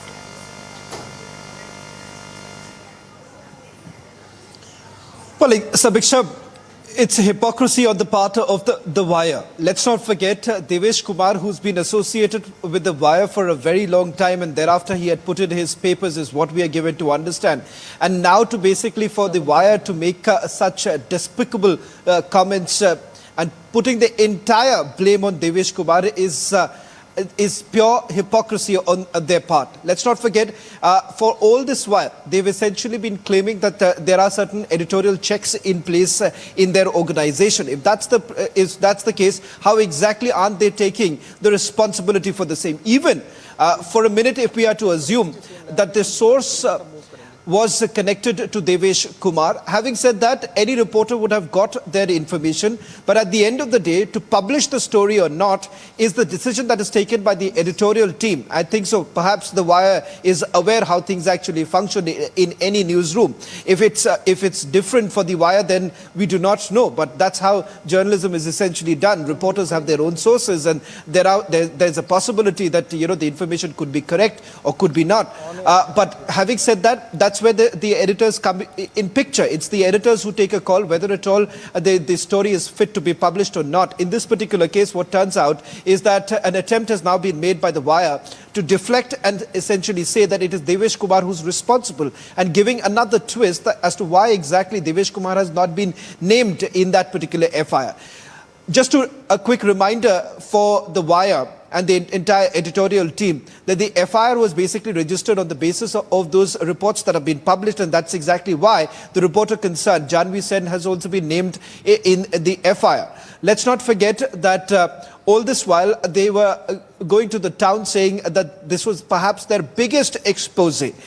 And the fact of the matter is that based on which they've also gone back to the readers saying that if only they can do this kind of journalism, they would require the money to do so. And that's the reason why they were seeking donations from their readers on the basis of these very reports, which they have now retracted.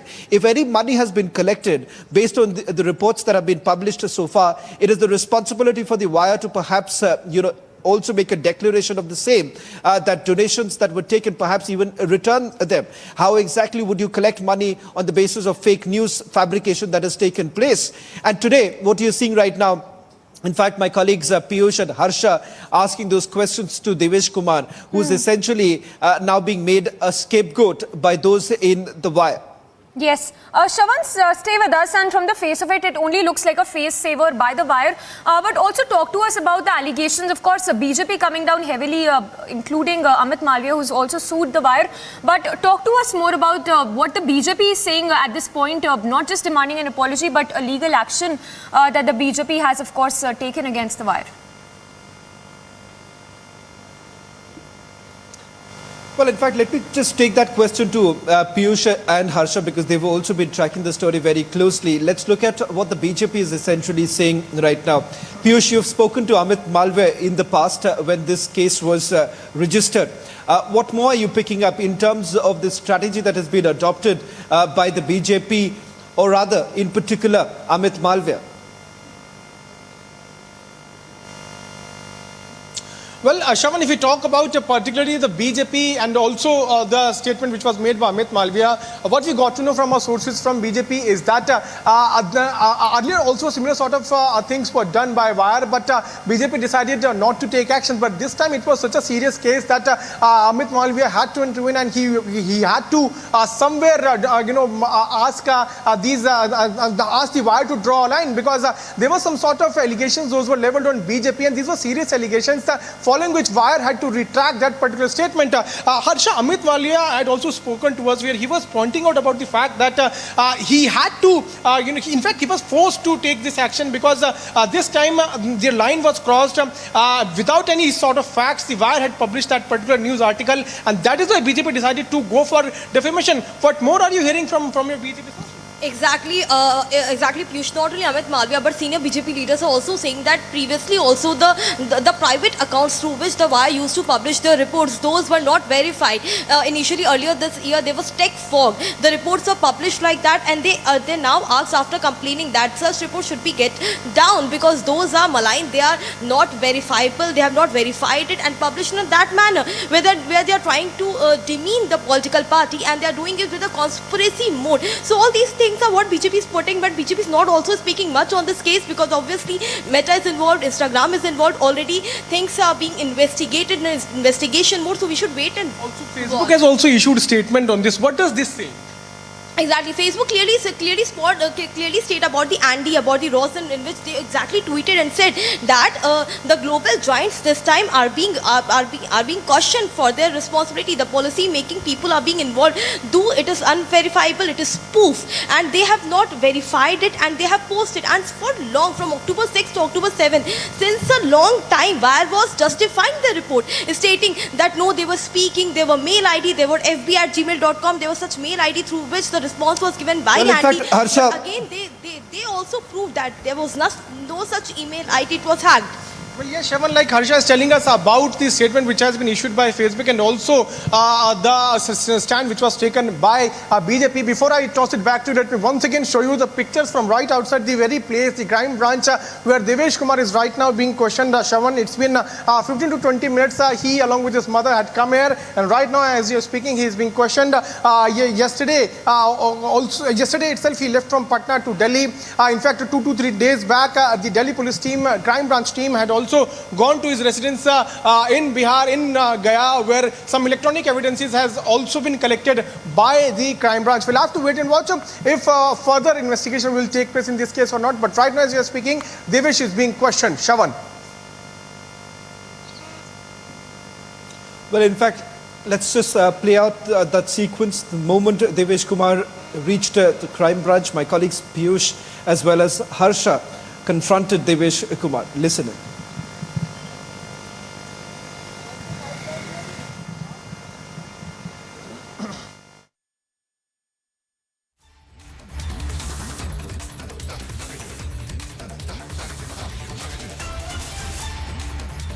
इसलिए आपको पता कब चला कि आपकी story गलत है? पता चला कि फैब्रिकेटेड है और आपने रिट्रैक्ट करना पड़ा वायर को, आपके सोर्स से गलत है, आपको पता कब चला ये बात? अच्छा, ये तो बता दीजिए कि मैं सारी चीजों का आंसर दूंगा, मुझे आने दीजिए। नहीं, लेकिन देवेश ये तो बताइए कि आपको मेंटली अनस्टेबल कहाँ है? आप मेंटली अनस्टेबल हो, ये बताओ, आप हो मेंटली अनस्टेबल हो क्या? प्लीज आप जवाब दीजिए, क्योंकि वायर ये कह रहे हैं about hash value, did they give you a hash value? नहीं देवेश, क्योंकि ये बहुत महत्वपूर्ण सवाल है, आप जा रहे हैं क्राइम ब्रांच के ऑफिसर के सामने, लेकिन ये तो चीजें इंपॉर्टेंट हैं कि क्या आप मेंटली अनस्टेबल हो, क्योंकि वायर का सीधा और पर मुझे आने आपकी क्यों आपको कहा जा रहा है कि आप अरे बिल्कुल बताऊंगा, पहले आने तो दीजिए उधर से। नहीं, आप कुछ तो जवाब तो रखिए। मैं बिल्कुल रखूंगा पॉइंट। अच्छा, ये सोर्सेज जो आप जिन सोर्सेज की आप बात कर रहे हो, जो स्टार्टिंग में जहाँ से आप लोग को इन्फॉर्मेशन मिली मेटा इंस्टाग्राम से, वो आपको कब पता चला कि वो गलत सोर्सेज है? दिया था आपने, क्या आप क्रिंज एक्टिविस्ट को जानते हैं? आपको पता कब चला कि वो गलत है?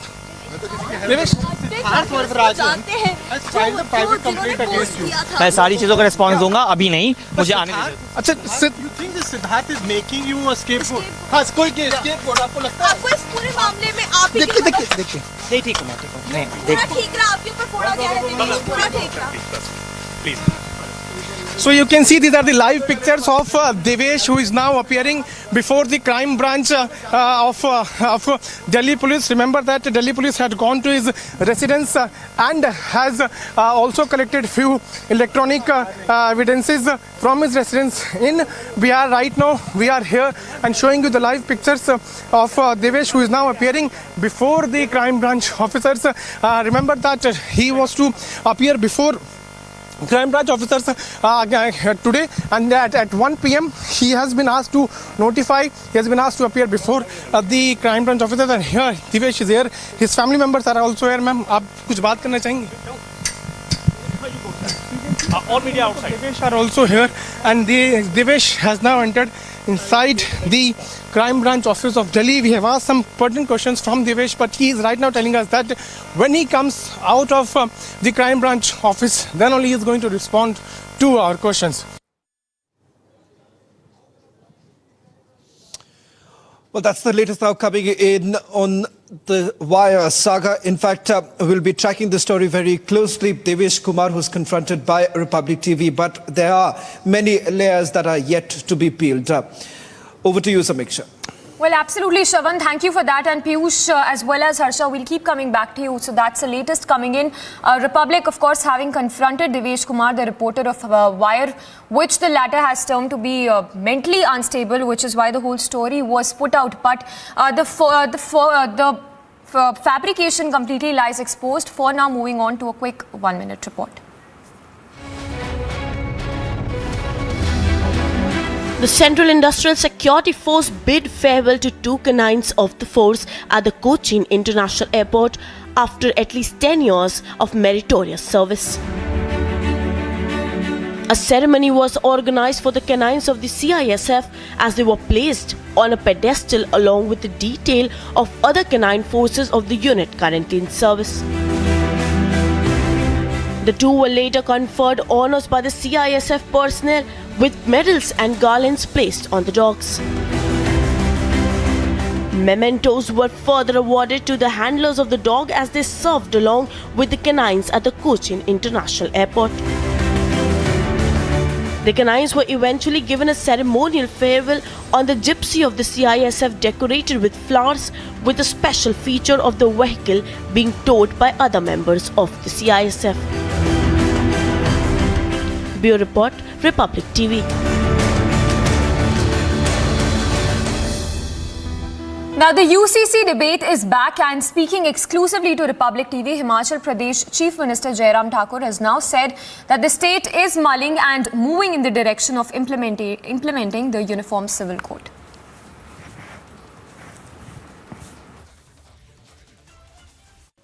Being a chief minister of state आपके सामने काफ़ी ऐसी पॉलिसीज, सेंटर की पॉलिसीज़ रहेंगी जो आपको इम्प्लीमेंट करने के लिए आपको डिसीजन लेना पड़ेगा। यूनिफॉर्म सिविल कोड के बारे में आपका क्या ख्याल है? हिमाचल में वो इम्प्लीमेंटेशन होनी चाहिए, और अगर आपकी सरकार रिपीट करती है तो इस पर विचार किया जाएगा? हमने इसको गंभीरता से विचार किया है और हम उस दिशा में आगे बढ़ रहे हैं। हमने इसका ड्राफ्ट बनाने के लिए भी बोल दिया है, और हिमाचल के संदर्भ में क्या क्या चीज़ें उसमें की जा सकती है उस दिशा में हम आज नहीं, हमने पहले दिन से काफ़ी पहले इस बात को लेकर के हमने जिक्र किया कि हम उस दिशा में आगे बढ़ेंगे। सरकार रिपीट होगी तो वो जो ड्राफ्ट तैयार किया है उसकी इम्प्लीमेंटेशन भी आगे बढ़ेगी? हाँ, निश्चित रूप से उसमें आगे बढ़ेंगे।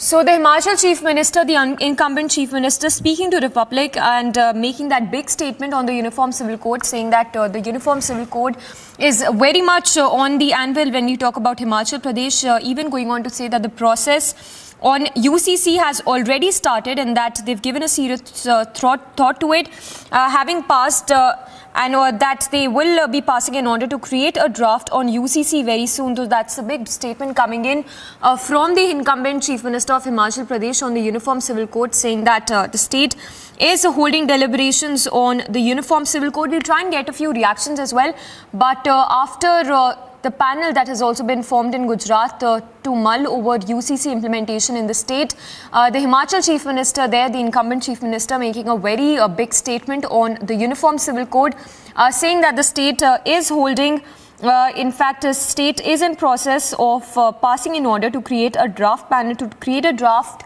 on the Uniform Civil Code in the state of Himachal Pradesh. Now remember, Himachal Pradesh is all set to go for polls. It will be a major poll plank for the BJP when we talk about the Himachal Pradesh polls. So a statement there being made by the Himachal Chief Minister on the Uniform Civil Code. Slipping into a very short break for now, but on the other side we'll continue to get news breaks and all the updates. And news break coming in, coming in this hour of the Jharkhand Chief Minister, who is likely to skip the ED summons.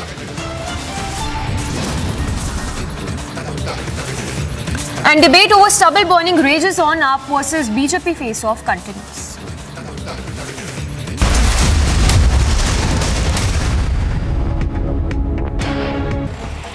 The Karnataka High Court has sent a notice to the BBMP over filling up of potholes and bad condition of roads, with the High Court further directing the NHAI to inspect potholes and submit a report in 4 weeks' time. The CID has arrested former Telangana State Minister and leader Ayanna Pathrudu and his son Rajesh on allegations that they had submitted a fake certificate to the High Court in connection with the construction of a wall in their home and was carried out on an irrigation canal. The Reserve Bank of India is scheduled to hold a policy meeting today, with an off-cycle interest rate hike could be possibly discussed.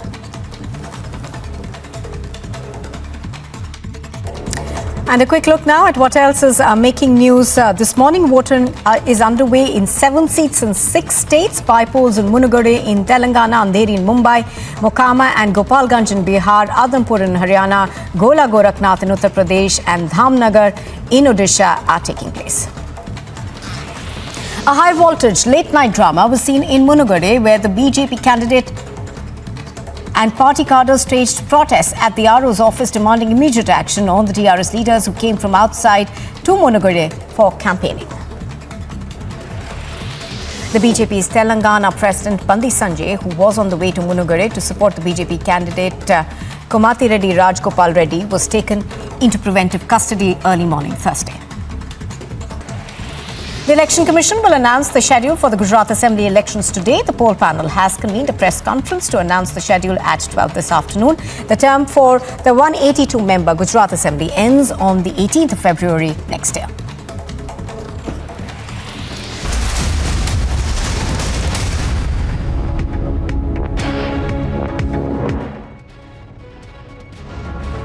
Ukraine has endured daily shelling since the start of the war.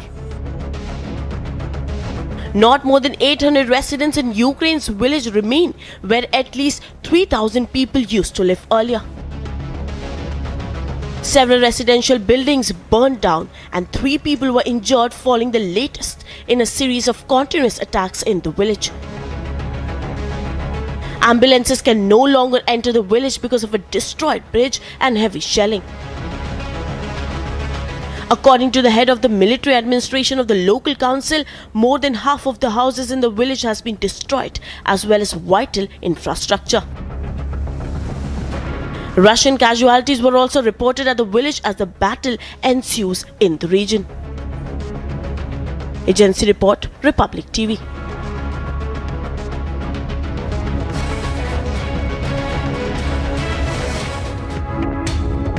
Very short break, lots on the other side. Voting underway for 7 vacant seats across 6 states. Stakes are high.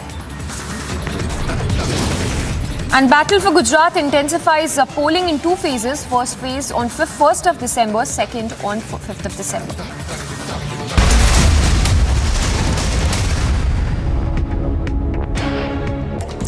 And a quick look now at what else is making news this morning. Voting is underway in 7 seats in 6 states. By polls in Munugade in Telangana, Andheri in Mumbai, Mokama and Gopalganj in Bihar, Adhampur in Haryana, Gola Gorakhnath in Uttar Pradesh and Dhamnagar in Odisha are taking place. A high-voltage late-night drama was seen in Munugade, where the BJP candidate and party cadres staged protests at the RO's office demanding immediate action on the TRS leaders who came from outside to Munugade for campaigning. The BJP's Telangana President Bandi Sanjay, who was on the way to Munugade to support the BJP candidate Komati Reddy Rajgopal Reddy, was taken into preventive custody early morning Thursday. The Election Commission will announce the schedule for the Gujarat Assembly elections today. The poll panel has convened a press conference to announce the schedule at 12 this afternoon. The term for the 182-member Gujarat Assembly ends on the 18th of February next year. Jharkhand's Chief Minister Hemant Soren is likely to skip the ED's summons today in connection with the illegal mining scam. He will visit Raipur instead to attend a pre-scheduled program. And the political slugfest between parties continues over stubble burning in Punjab and Haryana, even as the national capital continues to be engulfed in worsening air quality. The BJP is scheduled to hold a parliamentary meeting at Gandhinagar today, with Home Minister Amit Shah also scheduled to attend the meeting. The Karnataka High Court has sent a notice to the BBMP over filling up of potholes and bad condition of roads, with the High Court further directing the NHAI to inspect potholes and submit a report in 4 weeks' time. The CID has arrested former Telangana State Minister and leader Ayanna Pathrudu and his son Rajesh on allegations that they had submitted a fake certificate to the High Court in connection with the construction of a wall in their home and was carried out on an irrigation canal.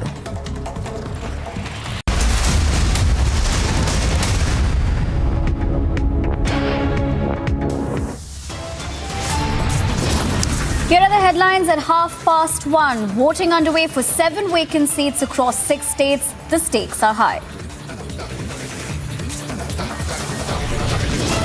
Date of poll would be 1st and 5th, with the date of counting to coincide with Himachal Pradesh on 8th of December. Battle for Gujarat intensifies. Gujarat polling in 2 phases. First phase on December 1st, second phase on December 5th.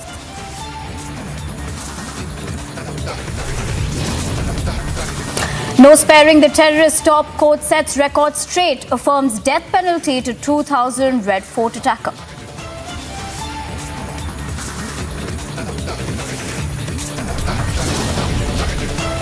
In the dock over illegal mining scam, Jharkhand Chief Minister Soren skips summons today.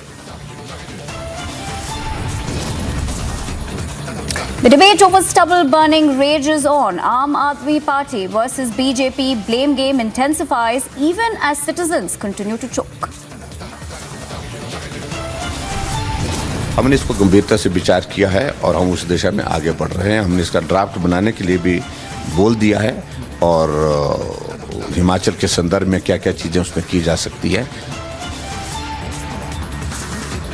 After Uttarakhand and Gujarat's mega move, Himachal Pradesh next to implement UCC is the question.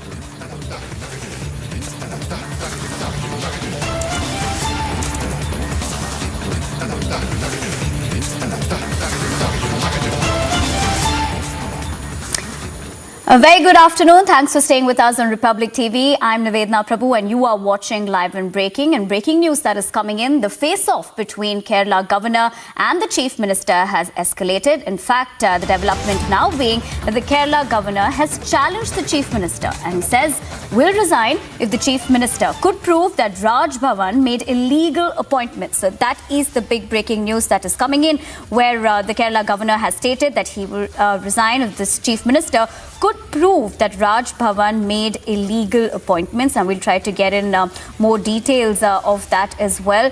But of course, Kerala Governor's open challenge to Kerala Chief Minister Pinarayi Vijayan out there, with the fact that he has stated that he will resign if the Chief Minister can prove about the allegations being made that the Raj Bhavan made illegal appointments.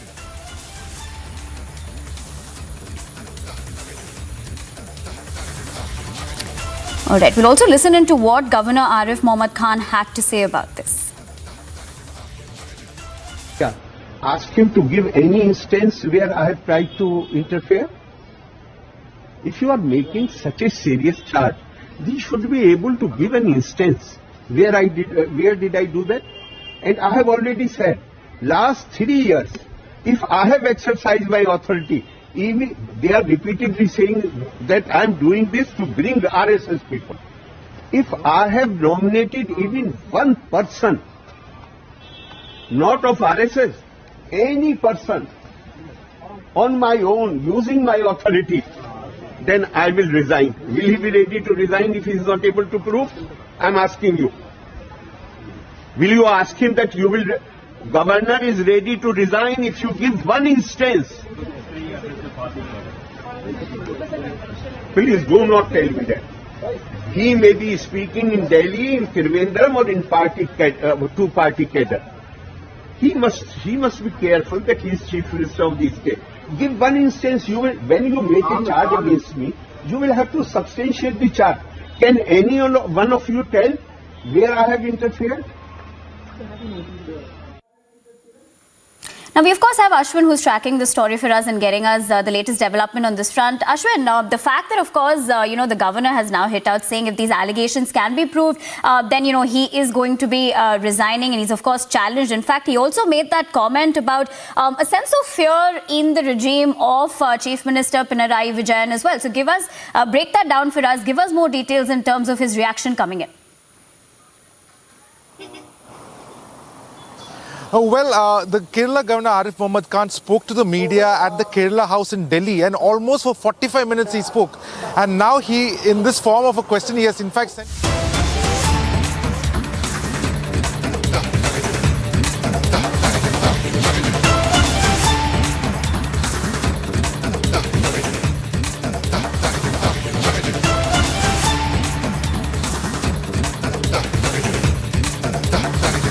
Basically, the Coimbatore terror attack has been getting more and more important, as we can see that incriminating evidence from Jamisha Mubin's house has been now exposed. We can see pictures, flowcharts being written by Jamisha Mubin, and all the other accused could have also been a part of this plan. This very picture tells us many important things, where in a picture that is now right on your screens talks about how Jamisha Mubin has written about 3 stages of life, where he mentions the first stage being a child, then being a youth, then being an older person, where he has marked written youth into the stage of strength, and how jihad has to be performed while we are young and we are strong.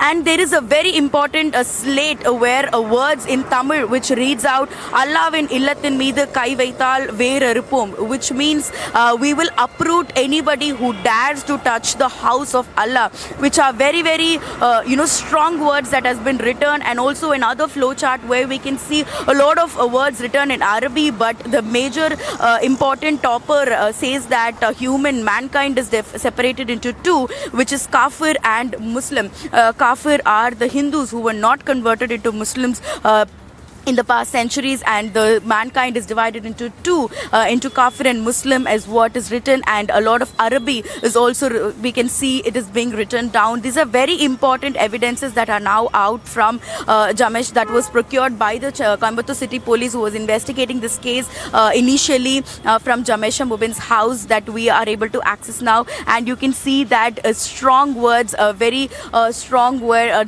it is very clear that Jamesha Mubin wanted to perform jihad. He had a very strong idea about what he is supposed to do during this whole plan execution of the terror attack, which the police say is a failed attack. But we can see that the planning and the intention behind whatever was done was criminal, was basically a terror plan, that plotting that was happening. And this is the evidence right now we are flashing on your screens. We can see that he has very clearly mentioned that there was a very clear terror intention behind this. The NIA is currently investigating this case. They are currently investigating the accused in this matter. The 5 accused who are currently in the prison are under NIA's are under NIA scanner now. They are being investigated. Their houses are being raided. Even yesterday, we saw how NIA was searching the houses of the accused in Coimbatore. Therefore, the case is a case of this terror attack in Coimbatore is getting bigger right now. We are showing you the visuals on the screen of what was procured from Jamisha Mobin's house, the important documents where we can see this was an intentionally planned jihad, an attack on the Kota Ishwaran temple premises where the blast happened on 23rd of October. We're going across to Shravan, our senior editor as well, who's joining us live from the Delhi newsroom. Shravan, to give us more details about this. In fact, earlier we had seen that the Coimbatore police was taking cognizance of this matter, then the NIA stepped in. But in terms of the latest being that incriminating evidence has been found, where Republic has also accessed these documents from Mubin's residence. If you could give us more details about that. Well, in fact, perhaps Shivangi can also take us through some of the details. What you're seeing right now on our screens, let's put out those documents that have been accessed by our colleague Varshini. Now, these are handwritten notes of Mubin. Remember, Mubin is seen on the CCTV footage of moving those cylinders. Remember, initially, the Tamil Nadu government gave an impression that this was a cylinder blast that had taken place. It turns out from the investigation that was carried out that perhaps recce was done, and Mubin and 3 to 4 other associates of Mubin, the part of this ISIS module, they were planning to carry out those attacks. In fact, Shivangi, if you can just take us through some of the details. I'm also putting out details. Let's also put out the visuals of that CCTV footage in which Mubin can be spotted. Shivangi, if you can just take us through some of the details. Right. Meanwhile, I'll just put out some more details right now. Right. Niran, in fact, Shravan, now we have the visuals on the screen of that handwritten note. Now, the Republic has accessed these documents from Mubin's residence. Incriminating documents have been accessed, which our viewers are seeing right there on their screens. This has been recovered in the Coimbatore blast case, and documents recovered indicate radicalization. Now, Shravan, like our viewers are seeing these documents. It is a fundamentalist content in the documents, but then again, before, when the investigation had started, even when the BJP there was talking about that this is not just a blast, this is more than a blast, right? And there were many links coming out, terror links coming out. So this handwritten note is very crucial in that aspect, Shravan. Well, in fact, if you take a look at some more documents that we've accessed, now important to point out, according to our sources, a news break that we had done earlier, now there is a letter that is basically marked as, joining us right now is Mr. Annamalai, State BJP Chief. Mr. Annamalai, we have now accessed the documents of Mubin. You were the first one to raise this entire issue. There was a cover-up by the Tamil Nadu government. If you take a look at these documents that have been accessed by Republic TV, Mr. Annamalai, it becomes abundantly clear that they were up to something big. Sorry, sir. First of all, I appreciate Republic for breaking this. And second, since I don't have access to the document, I am very clear right from day one that this is something much bigger than what the police was trying to hide it as a mere cylinder blast. It was more a part of a well-oiled conspiracy, well-oiled module. They were looking at a much bigger things than just driving a vehicle and then just doing a blast, sir. I'm very clear about it, sir. Mr. Annamalai, if I can take one more question with you with regards to this ISIS module that has been in place, and especially in Coimbatore, it appears to be a clear pattern.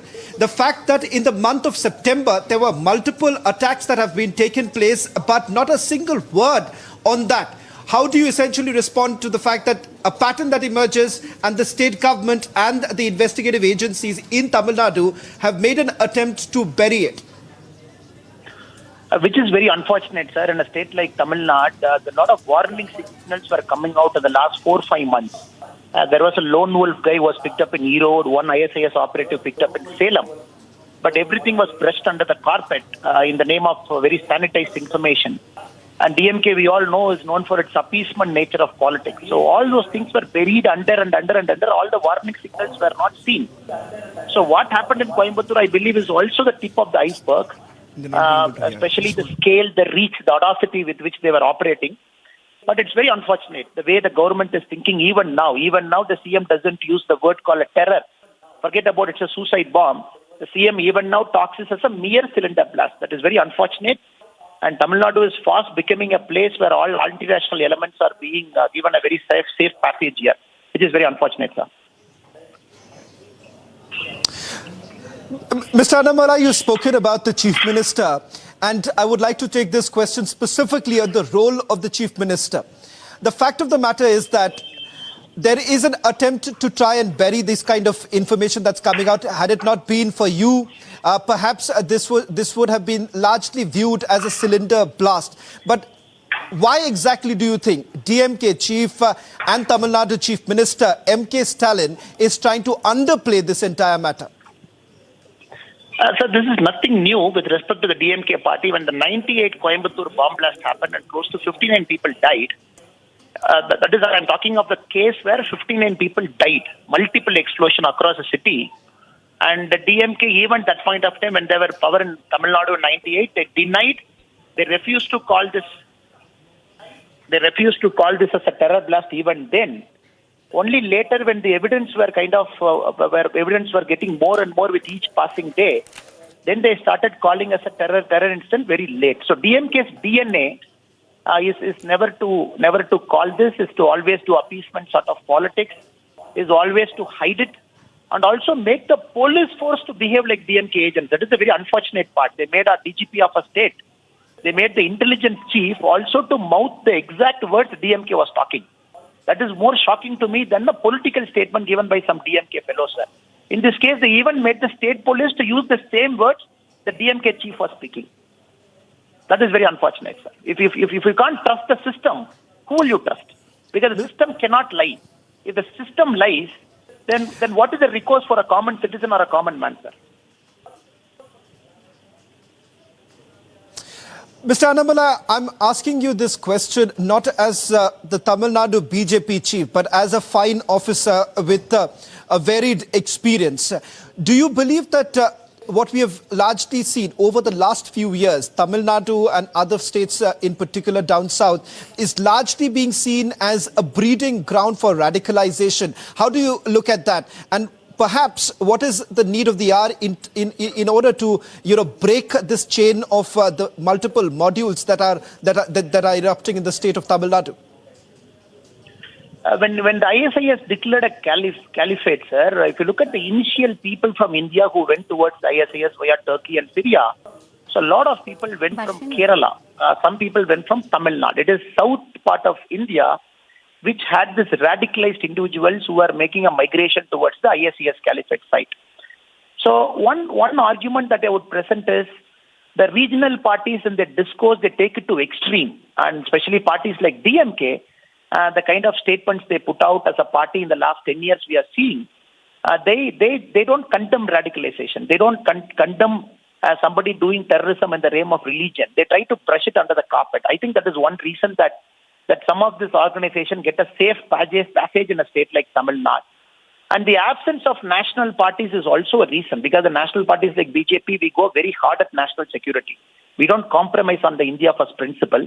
That is also one reason where in Tamil Nadu, if you look at it, not only DMK, we have Seeman. If you look at the speeches of people like Seeman who runs a political party, it literally borders on extremism.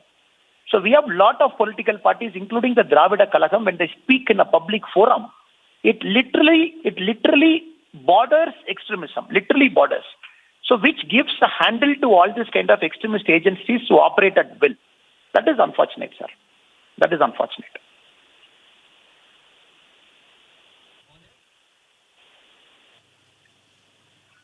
Yes, sir. Thank you. Thank you, sir. Thank you. Thank you very much, Mr. Annamalai, for speaking to Republic TV.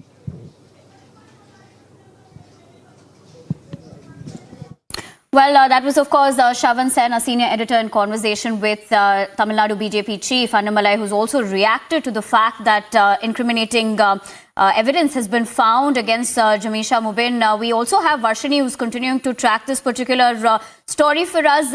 Varshini, coming back to you in terms of this incriminating evidence that has also been found, where Republic has also accessed these documents as well. Now, talk to us a little bit about the fact that Mubin had also earlier tried to execute an explosion which was foiled by the Tamil Nadu police.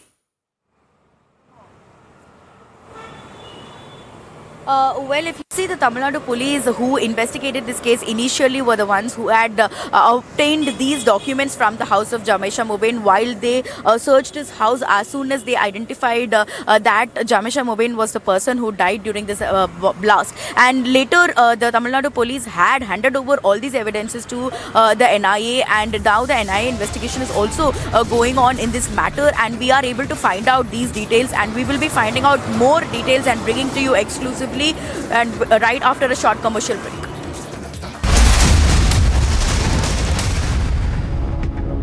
QS and THE, the world's foremost university rankings organizations, have ranked Amity amongst the top 3% universities globally, making it among the very few Indian universities to be included in both rankings.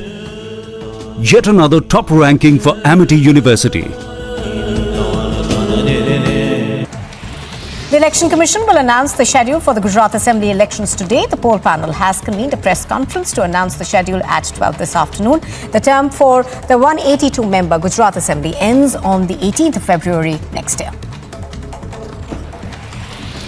Jharkhand's Chief Minister Hemant Soren is likely to skip the ED's summons today in connection with the illegal mining scam. He will visit Raipur instead to attend a pre-scheduled program. And the political slugfest between parties continues over stubble burning in Punjab and Haryana, even as the national capital continues to be engulfed in worsening air quality. The BJP is scheduled to hold a parliamentary meeting at Gandhinagar today, with Home Minister Amit Shah also scheduled to attend the meeting. The Karnataka High Court has sent a notice to the BBMP over filling up of potholes and bad condition of roads, with the High Court further directing the NHAI to inspect potholes and submit a report in 4 weeks' time. The CID has arrested former Telangana State Minister and leader Ayanna Pathrudu and his son Rajesh on allegations that they had submitted a fake certificate to the High Court in connection with the construction of a wall in their home and was carried out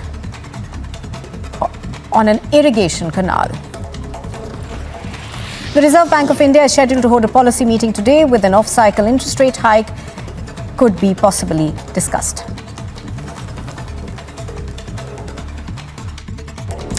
And a quick look now at what else is making news this morning. Voting is underway in 7 seats in 6 states. By polls in Munugade in Telangana, Andheri in Mumbai, Mokama and Gopalganj in Bihar, Adampur in Haryana, Gola Gorakhnath in Uttar Pradesh and Dhamnagar in Odisha are taking place. A high-voltage late-night drama was seen in Munugade, where the BJP candidate and party cadres trade.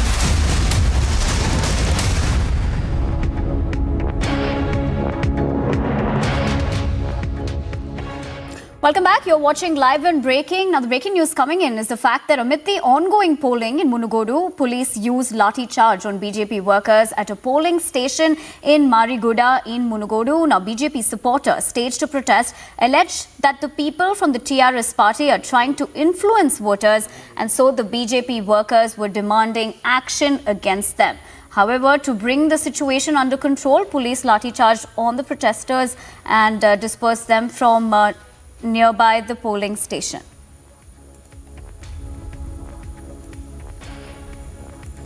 We're also getting reactions coming in regarding this. Let's listen in. Well, we are joined in by the BJP Munugodu candidate, Komat Reddy, Rajgopal Reddy. Sir, high stakes. What is the situation right now? We saw last night you were staging protests demanding that there should be an action against the local TRS leaders who are violating the Model Code of Conduct violations. Yeah, definitely. People of Munugodu want development, but here there is no development.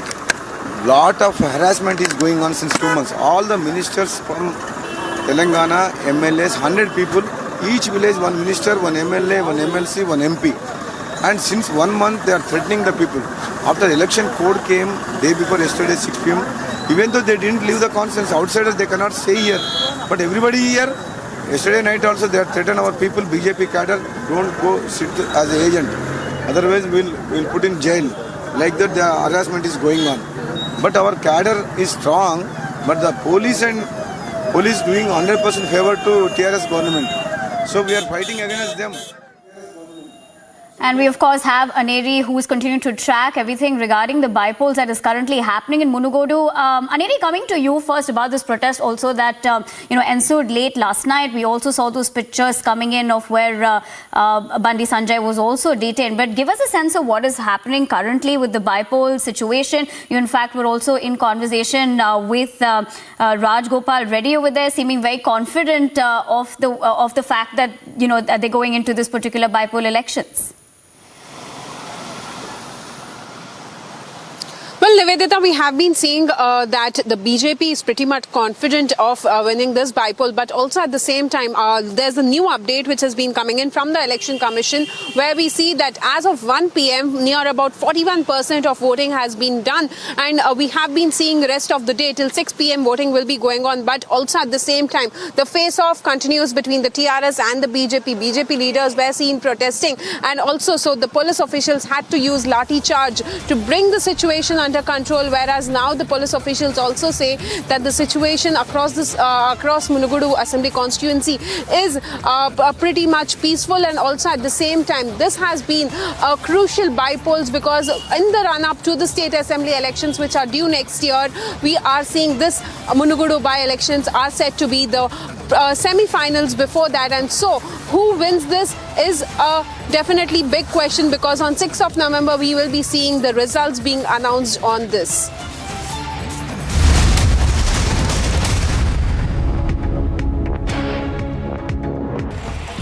The Karnataka High Court has sent a notice to the BBMP over filling up of potholes and bad condition of roads, with the High Court further directing the NHAI to inspect potholes and submit a report in 4 weeks' time. The CID has arrested former Telangana State Minister and leader Ayanna Pathrudu and his son Rajesh on allegations that they had submitted a fake certificate to the High Court in connection with the construction of a wall in their home and was carried out on an irrigation canal. The Reserve Bank of India is scheduled to hold a policy meeting today, with an off-cycle interest rate hike could be possibly discussed.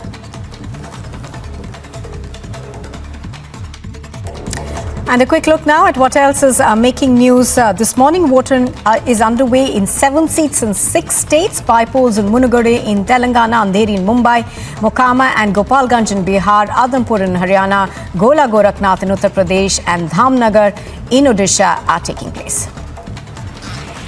A high-voltage late-night drama was seen in Munugodu, where the BJP candidate and party cadres staged protests at the RO's office demanding immediate action on the TRS leaders who came from outside to Munugodu for campaigning. The BJP's Telangana President Bandi Sanjay, who was on the way to Munugodu to support the BJP candidate Komati Reddy Raj Gopal Reddy, was taken into preventive custody early morning Thursday. The Election Commission will announce the schedule for the Gujarat Assembly elections today. The poll panel has convened a press conference to announce the schedule at 12 this afternoon. The term for the 182-member Gujarat Assembly ends on the 18th of February next year. Jharkhand's Chief Minister Hemant Soren is likely to skip the ED's summons today in connection with the illegal mining scam. He will visit Raipur instead to attend a pre-scheduled program. And the political slugfest between parties continues over stubble burning in Punjab and Haryana.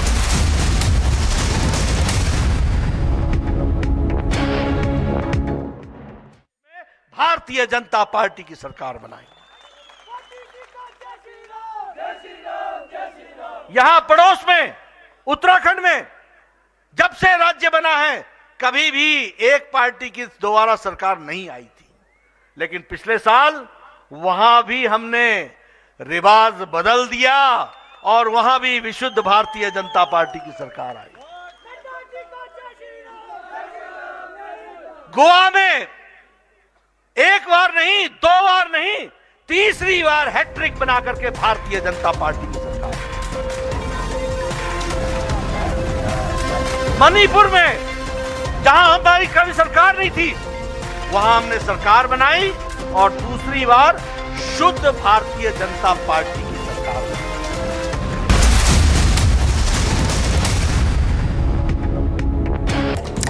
And a quick look now at what else is making news. This morning, voting is underway in 7 seats in 6 states. By polls in Munugade in Telangana, Andheri in Mumbai, Mokama and Gopalganj in Bihar, Adampur in Haryana, Gola Gorakhnath in Uttar Pradesh and Dhamnagar in Odisha are taking place. A high-voltage late-night drama was seen in Munugade, where the BJP candidate and party cadres staged protests at the RO's office demanding immediate action on the TRS leaders who came from outside to Munugade for campaigning. The BJP's Telangana President Bandi Sanjay, who was on the way to Munugade to support the BJP candidate Komati Reddy Rajgopal Reddy, was taken into preventive custody early morning Thursday. The Election Commission will announce the schedule for the Gujarat Assembly elections today. The poll panel has convened a press conference to announce the schedule at 12 this afternoon. The term for the 182-member Gujarat Assembly ends on the 18th of February next year. Jharkhand's Chief Minister Hemant Soren is likely to skip the ED's summons today in connection with the illegal mining scam. He will visit Raipur instead to attend a pre-scheduled program. And the political slugfest between parties continues over stubble burning in Punjab and Haryana, even as the national capital continues to be engulfed in worsening air quality. The BJP is scheduled to hold a parliamentary meeting at Gandhinagar today, with Home Minister Amit Shah also scheduled to attend the meeting. The Karnataka High Court has sent a notice to the BBMP over filling up. US President Joe Biden stated that American democracy was under attack as the former US President Donald Trump refused to accept the results of the 2020 elections. You know, American democracy is under attack because the defeated former President of the United States refuses to accept the results of the 2020 election. He refuses to accept the will of the people. He refuses to accept the fact that he lost. He has abused his power and put the loyalty to himself before loyalty to the Constitution. And he's made a big lie an article of faith in the MAGA Republican Party. Joe Biden went on to state that Donald Trump refused to accept the will of the people and refused to accept the fact that he had lost. Agency Report, Republic TV.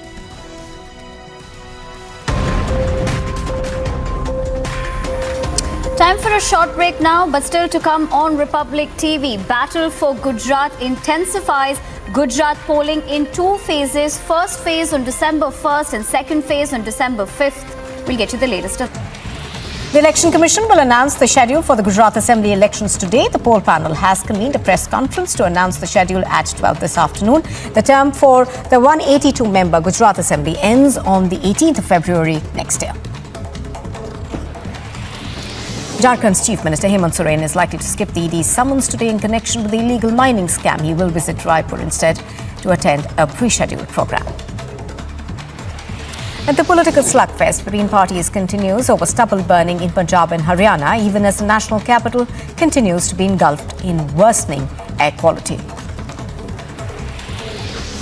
The BJP is scheduled to hold a parliamentary meeting at Gandhinagar today, with Home Minister Amit Shah also scheduled to attend the meeting. The Karnataka High Court has sent a notice to the BBMP over filling up of potholes and bad condition of roads, with the High Court further directing the NHAI to inspect potholes and submit a report in 4 weeks' time. The CID has arrested former Telangana State Minister and leader Ayanna Pathrudu and his son Rajesh on allegations that they had submitted a fake certificate to the High Court in connection with the construction of a wall in their home and was carried out on an irrigation canal. The Reserve Bank of India is scheduled to hold a policy meeting today, with an off-cycle interest rate hike could be possibly discussed.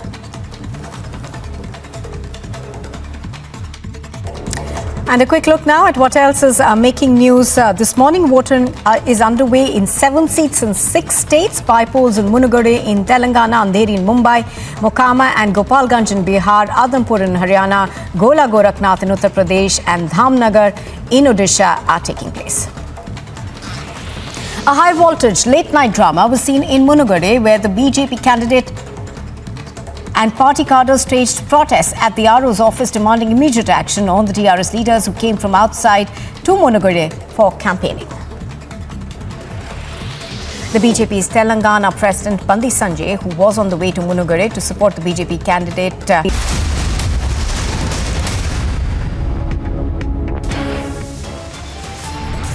Here are the headlines at 2 p.m. this afternoon. Voting underway for 7 vacant seats across 6 states. The stakes are high. Date of poll would be 1st and 5th, with the date of counting to coincide with Himachal Pradesh on 8th of December. Battle for Gujarat intensifies. Gujarat polling in 2 phases. Now, the first phase on December 1st, while the second phase will be on December 5th. No sparing the terrorists. Top court sets record straight. Affirms death penalty to 2000 Red Fort attacker. In the dock over illegal mining scam, Jharkhand Chief Minister Soren skipped summons today. The debate over stubble burning rages on. Aam Aadmi Party versus BJP blame game intensifies even as citizens continue to choke.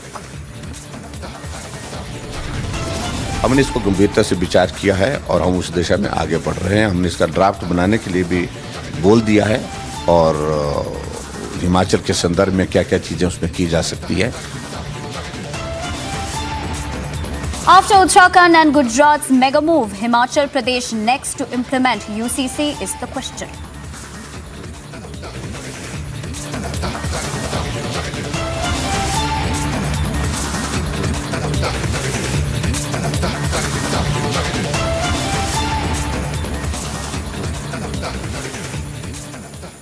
A very good afternoon. Thanks for tuning into Republic TV. You are watching Live and Breaking. My name is Nivedna Prabhu, and of course our top focus at the moment being the fact that documents have been seized from Mubin's residence. Now this is of course in connection with the Coimbatore blast case. In fact, talking about the incriminating evidence, a letter has been recovered which mentions several landmark locations in Coimbatore. Now this was mentioned under the head the tourist places to be visited. So incriminating evidence over there that has been recovered from Mubin's house. Now in fact, remember earlier as well, explosives carried in the gunny bag were similar to the materials used by the Zaran Hasim in the Easter bomb attacks in Sri Lanka. The CCTV footage also was accessed, which you can see on your screens as well at the moment.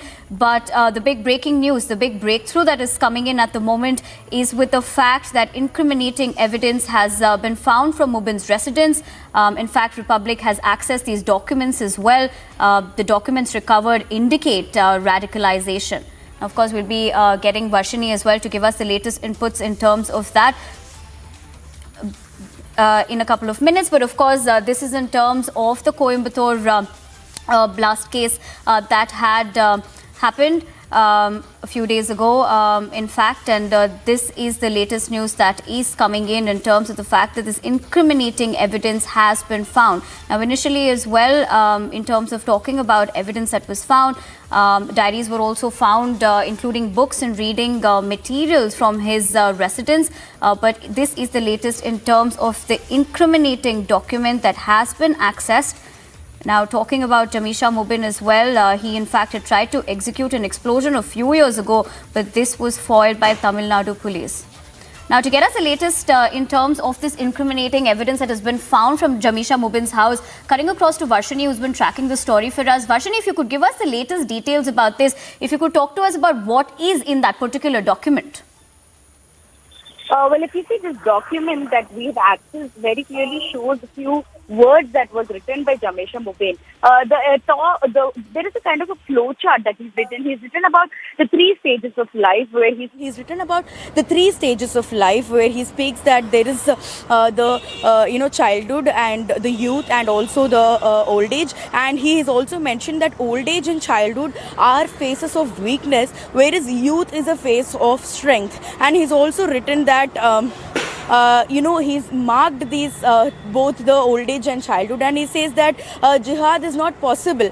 But during the youth, during the stage where we have strength, jihad is possible, and that is our duty. Is what it gives the meaning that it is what is written in the first flow chart. Whereas you can see another flow chart where it says mankind is divided into two types, which one he calls kafir and the other he calls Muslim. Kafir, as we know, are Hindus who did not convert into Muslims. So therefore he says that these are the only two divisions of mankind, and that this is what is written in that, whereas the rest is written in Arabic. And therefore this very clearly shows that these are the things that was obtained from Jamisha Mubin's house. Even in the NIA's FIR, if you see, it was very clearly written that there was a notebook that was obtained where there was a lot of Islamic things written, and also things about jihad was also written on those notebooks. So this could possibly be the things that was also written in that notebook where it was obtained from Jamisha Mubin's house during the investigation done by the Coimbatore City Police, which was later transferred to the NIA. Therefore NIA's FIR very clearly says that there was evidence, documents that was procured from his house which had a lot of things written about jihad, which we can connect with whatever we have obtained now. And you can see a picture where there are two slates, one written in Arabic and one written in Tamil. The Tamil slate reads that Allahvin illatin meedu kai vaithal ver arupum, which means we will uproot whoever dares to touch the house of Allah. Therefore this is a very strong sentence. The words are extremely strong here, and you can see the kind of intention behind the words that is written on this slate, which is definitely shocking to see. Therefore we can come to a conclusion from this that there was a very clear plan that Jamisha Mubin was a part of, and if the six accused who are currently serving prison time are in remand, are all of them connected to this? Were all of them part of the plan that Jamisha Mubin has kind of sketched out, is the question here, which we will eventually get to know during the course of the NIA investigation that is currently ongoing. Therefore it is not a accidental blast that took place. It was an intentional plan, is what we are able to confirm from these documents that we have accessed.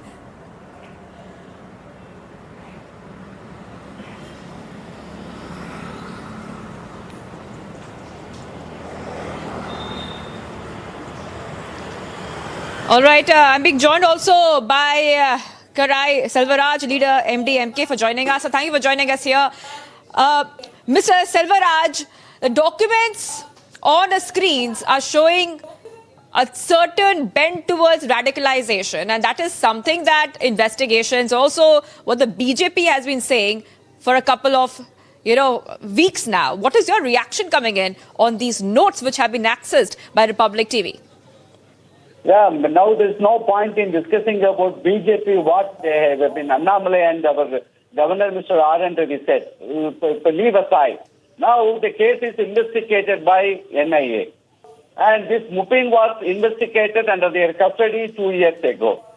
There would be a continuous watch with him. Now today, apart from Mupin, there are the people they have investigated long before, 2-3 years before.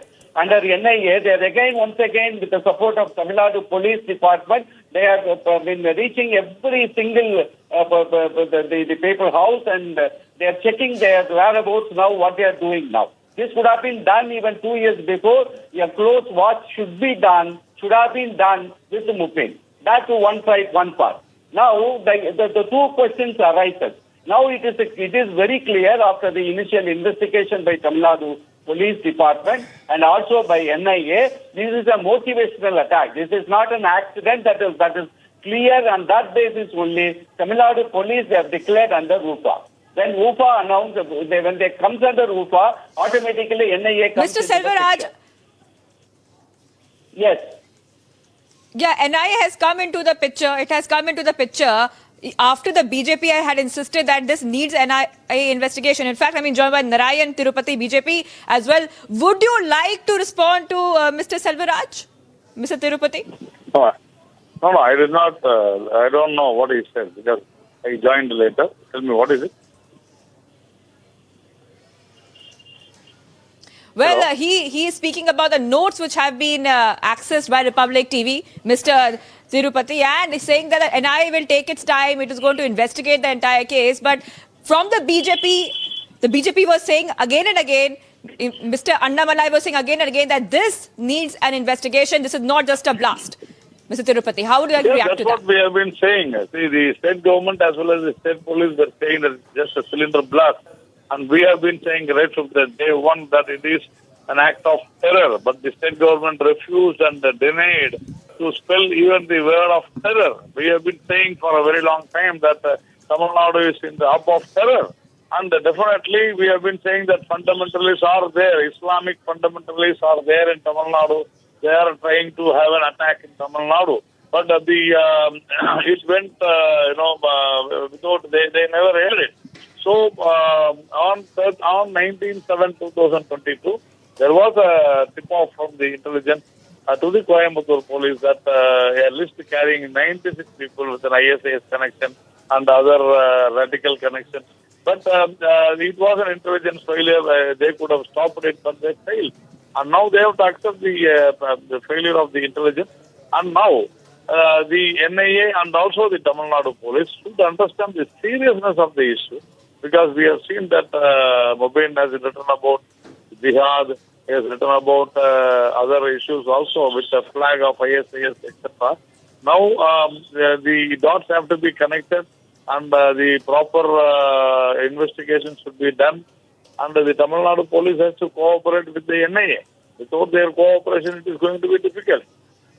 Right, and the cooperation is happening, but Annamalai said, speaking Republic TV, and Mr. Selvaraj, if you can come in as well, he has said this. He has said, Tamil Nadu government is still not using the word terror. CM is still calling it a cylinder blast.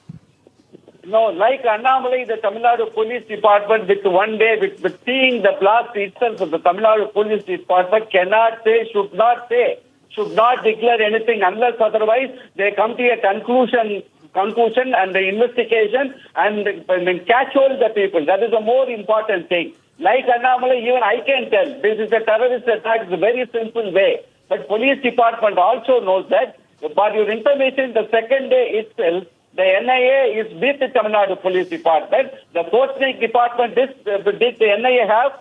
Only the Forestry Department, all this investigation is done by Tamil Nadu Police. From the second day, third day, and after third day, the UFA came, and the fourth day, official handing over has been done by Tamil Nadu Police. What is the point? What Annamalai? I think the one thing is when almost everybody is talking about. Unless otherwise Annamalai says this would have been not come to this stage. Now we have started doubting NIA. Because the Mupin was under close watch with the NIA since 2019. But why NIA has not followed with them and what he was doing for the last 2 years. So whose fault is this? That is the IB is doing. What is the IB is doing in India? This is only a Tamil Nadu police has to do all these activities. Is there any complaint? 1 minute. Is there any complaint made by NIA stating that the Tamil Nadu police has not supported them? No. Let us not discuss about Annamalai. It's a premature. A common man can tell this. But this is not, the investigation is not going, or it has started not because of Annamalai. It is a normal procedure, very decent way, with a serious effect, with a seriousness. Tamil Nadu police and NIA hands together, they are investigating. We will come to the one question I am telling you. There are last 5 years, I can tell you the total terrorist incidents happened in India since 1979. I can tell you the figures. Then the last 5 years, there were 308 attacks. Mr. Selvaraj and Mr. Tirupati, both of you have made your points. I'm sorry to interrupt both of you. Thank you so much for joining us. Both of you have made your points here. Thank you, Mr. Selvaraj. Thank you, Narayan Tirupati, for joining us here. We will, in fact, will require input as the story gets bigger by the day. In fact, this is one of our top stories we're tracking right now. And Nivedana, I'm going back to you in the studios. Right, Shivangi, thank you for that. We're moving on to more breaking news that is coming in. Now, farm fires considered a contributor to rising pollution in the national capital region are once on the rise in North Indian states, especially in, of course, Punjab. Now, despite alternatives to stubble burning being proposed, the air quality continues to be on the dip. But while the citizens continue to choke, Aam Aadmi Party versus the BJP blame game continues once again.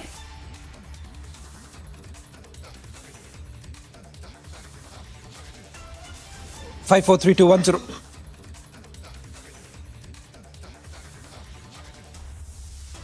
A massive war of words between Punjab as well as Haryana. Who exactly is to be blamed for turning Delhi into a gas chamber? Environment Minister Bhupendra Yadav has now put out some data with regards to stubble burning. In fact, they say that Aam Aadmi Party government in Punjab is largely responsible for the farm fires because there have been about a 19% rise, and Haryana has seen a 30% drop. Joining us is the Agriculture Minister of Haryana, Mr. JP Dalal. आपसे सबसे पहले ये सवाल करना चाहूंगा क्योंकि जो हरियाणा सरकार के ऊपर जयप्रकाश जी आपके ऊपर जो आपके सरकार के ऊपर जो आरोप लग रही है वो है ये है कि कहीं ना कहीं आप इस पूरे मामले को लेकर राजनीति करते हैं, और इस वक्त जब दिल्ली को लेकर प्रदूषण को लेकर इतने सवाल उठाए जा रहे हैं, ये कहा जा रहा है कि पंजाब और हरियाणा को दोनों को मिलकर इस पूरे मामले की सोल्यूशन निकालने की कोशिश करनी चाहिए।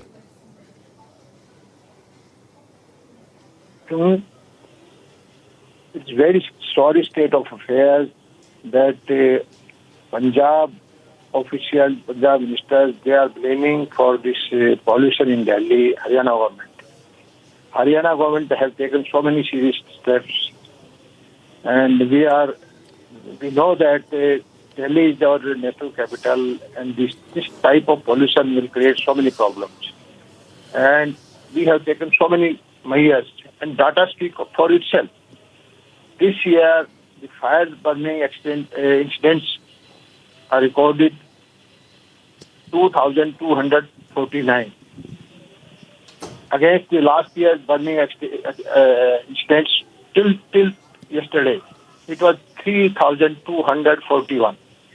So this year, the incidents are 32% less. Whereas in Punjab, last year it was 18,066. This year it is 21,480.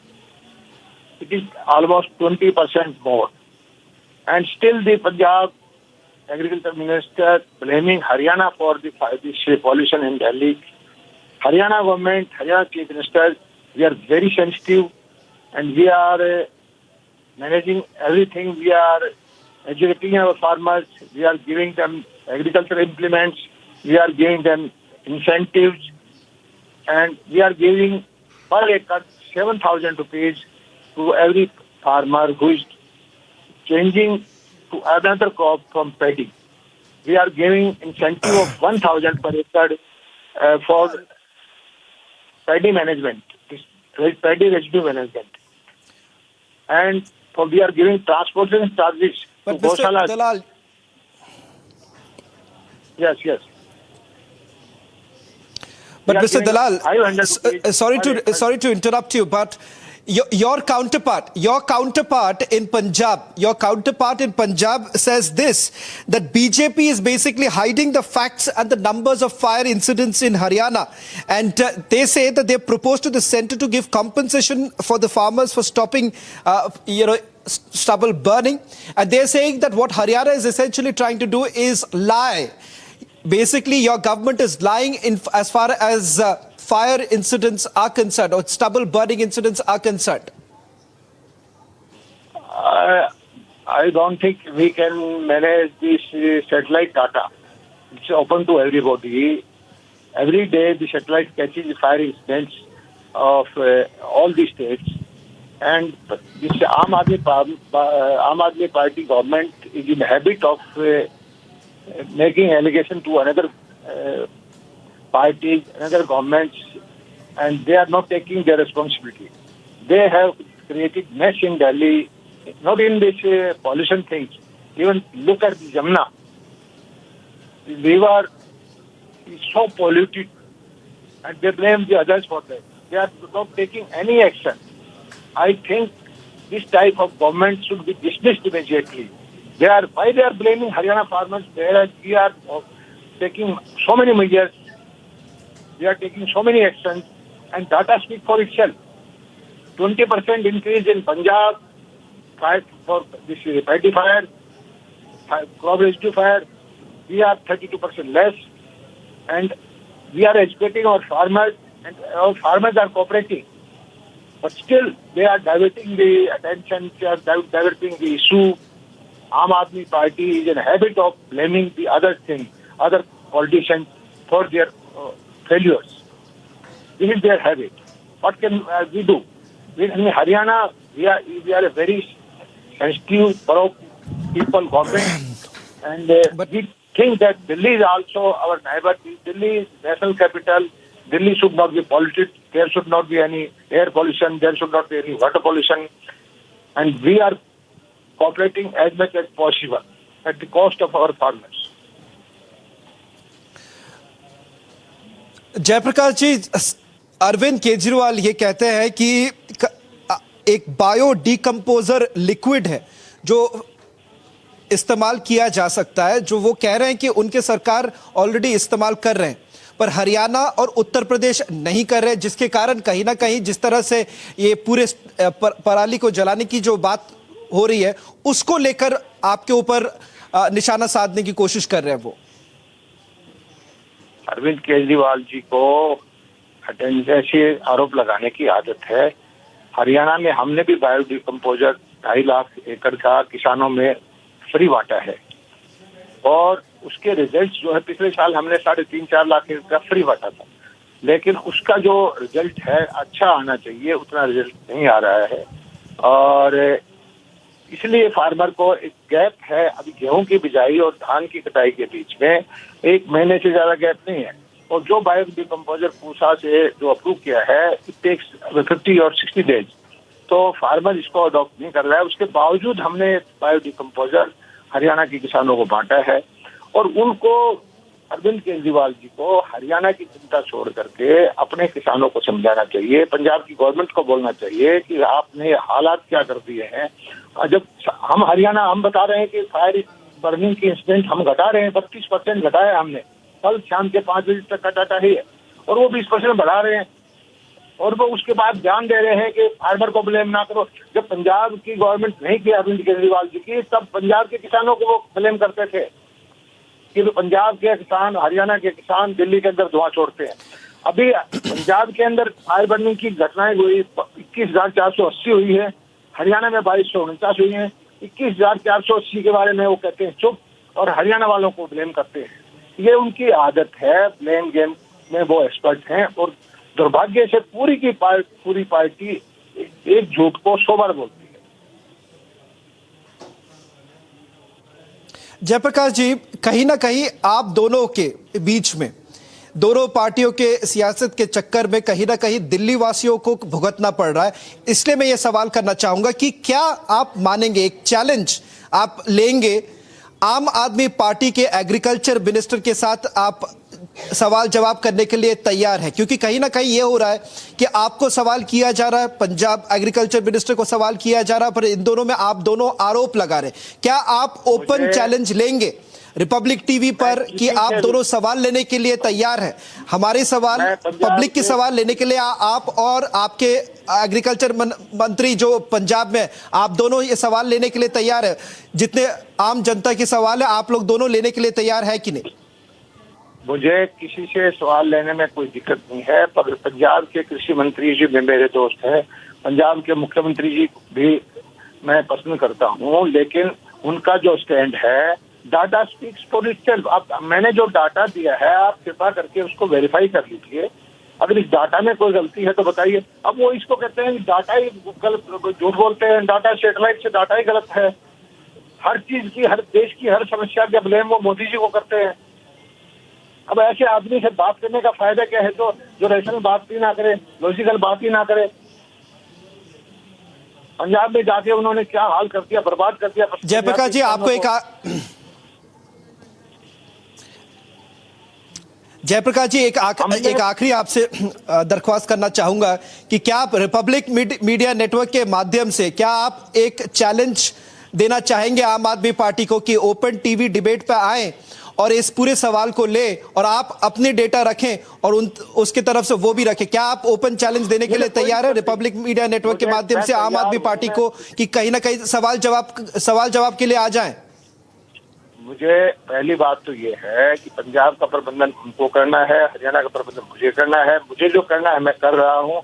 हम फायर ब्रिगेड की जो इंसिडेंट्स को कम कर रहे हैं, हम हमारे यहाँ से पराली का धुआं दिल्ली में कम जा रहा है और उनको वो बढ़ा रहे हैं। अब मुझे किसी से उनसे बात करने में मुझे कोई दिक्कत नहीं है। जब चाहे जैसे चाहे मैं तो हरियाणा के डाटा रख दूंगा, लेकिन उससे पहले आप ये मैंने जो डाटा कहे हैं पंजाब के फायर इंसिडेंट के और हरियाणा के वेरीफाई कर लें।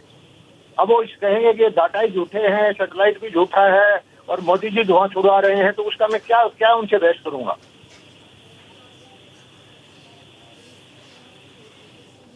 जयप्रकाश जी, बहुत बहुत धन्यवाद रिपब्लिक मीडिया नेटवर्क से बात करने के लिए। That was the agriculture minister of Haryana speaking to Republic media network.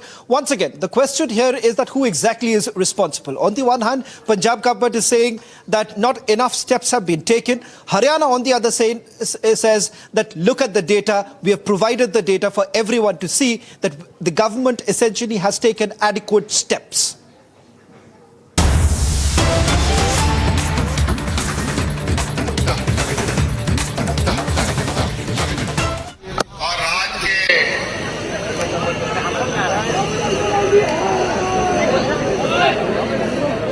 राज्य में जो उत्पन्न परिस्थिति है, इस परिस्थिति की चिंता को लेकर राज्य के अंदर एक अहोपहो की स्थिति बनाने का और वर्तमान गठबंधन की सरकार को अस्थिर करने का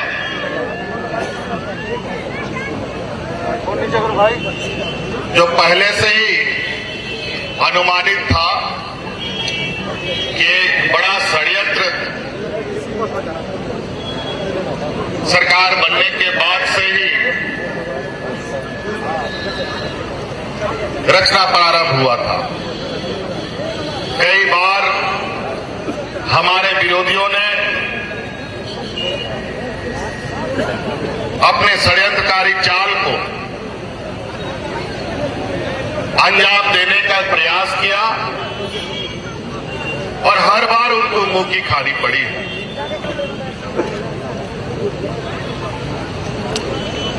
20 सालों में पूर्ण बहुमत की सरकार और इतनी मजबूत सरकार जिस तरीके से कोरोना से लेकर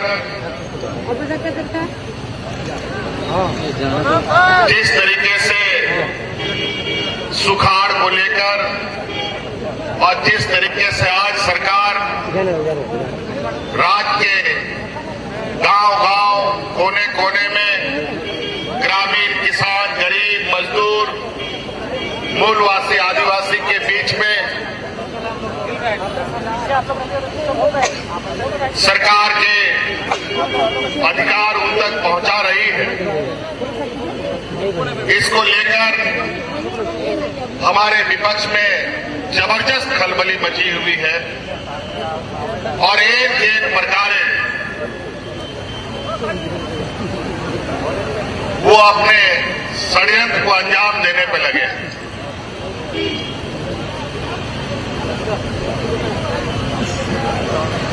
बड़ा विचित्र बात है, मुझे लगता है देश में ये सबसे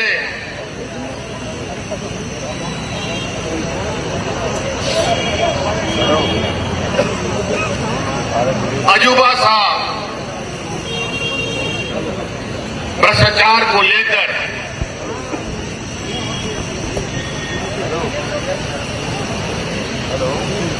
ये अपना छाती पीट रहे हैं।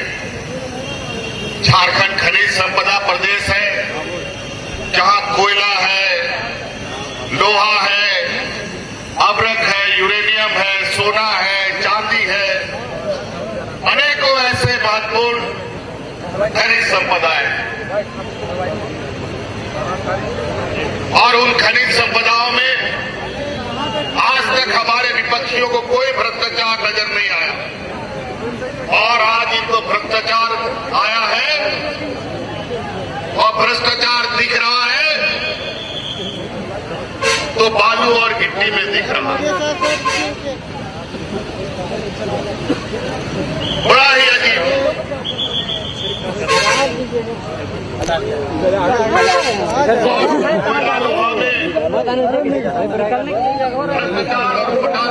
नजर नहीं आता है क्योंकि ये सारे भारत सरकार उपलब्ध आज 20 सालों में जो इन लोगों ने अपना पाप किया है, जिस तरीके से लोहा कोयला खनिज संपदा, चाहे वो मेजर मिनरल हो माइनर मिनरल हो, जिस तरीके से इन लोगों ने बंदरबाट किया, लूटा है, अपना पाप का ठिकरा आज इस सरकार पर फोड़ने का प्रयास कर रहा है।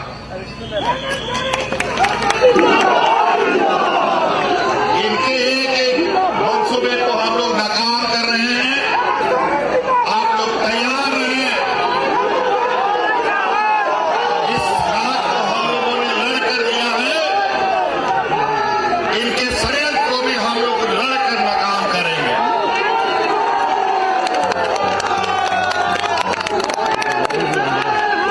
आज जिस तरीके से राज्य का विकास का गति धीरे धीरे रफ्तार ले रहा है, इन लोगों ने इस राज्य के गरीबों को, बुजुर्गों को, विधवाओं को, मजदूरों को 20 साल तक जिस तरीके से शोषण किया है, ये किसी से छुपा नहीं। अब इनको आने वाला समय में इस राज्य का बुजुर्ग, इस राज्य का नौजवान, इस राज्य का किसान, इस राज्य का मजदूर आने वाले समय में मुंह तोड़ जवाब देगा। झारखंड मुक्ति मोर्चा एक आंदोलनकारी पार्टी है और इन लोगों ने हमेशा से इस पार्टी को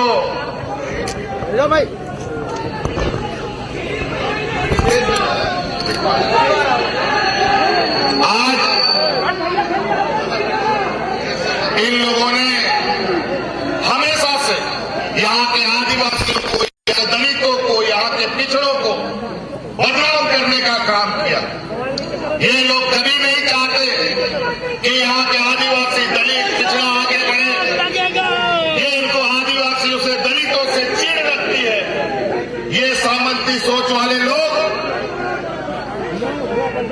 ये आज से नहीं, युग युग का इतिहास है जहां ऐसे कमजोर वर्गों को इन लोगों ने हमेशा दबाया है।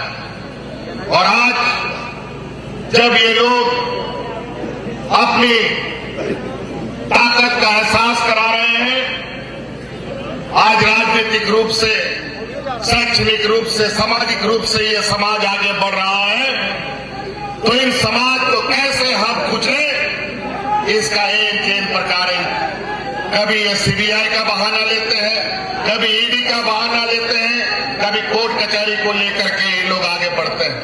आज ये लोग इस राज्य में कुछ बाहरी गैंग सक्रिय हो चुका है जो इस राज्य के, यहाँ के मूलवासी आदिवासियों को अपने पैरों पर खड़ा नहीं होने देना चाहता।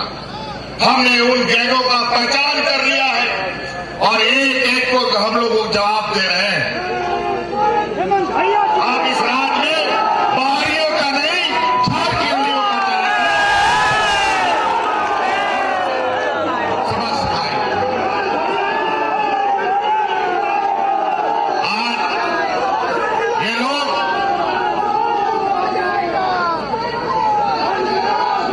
जांच के नाम पर, इंक्वायरी के नाम पर सरकार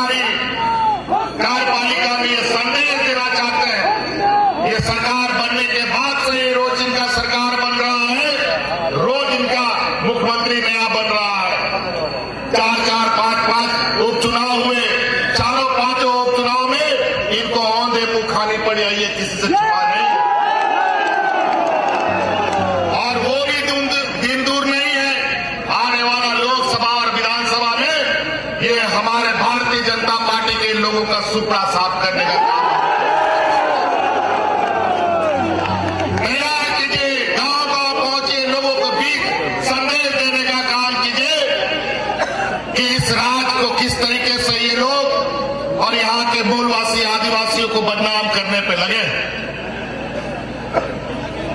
आज विगत कोरोना का लड़ाई, आज सरकार आपके द्वार की योजना घर घर लोगों तक पहुंच रहा है। आज इससे इनकी घबराहट इतनी है कि आने वाला समय में इनको झंडा ढोने वाला आदमी नहीं मिलेगा।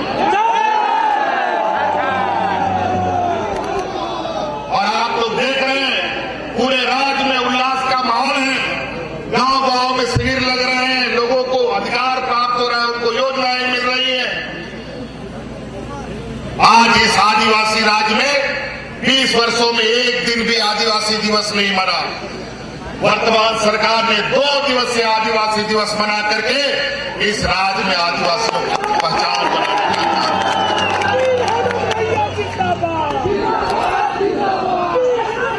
और आज भी छत्तीसगढ़ में आदिवासी महोत्सव मनाया जा रहा है।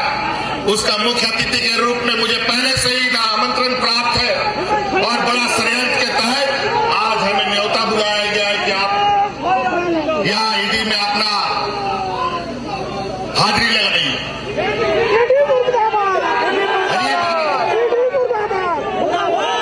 अगर इतना बड़ा जुर्म किया है तो ऐसा करो, तुम आओ और हमको अरेस्ट करके दिखाओ।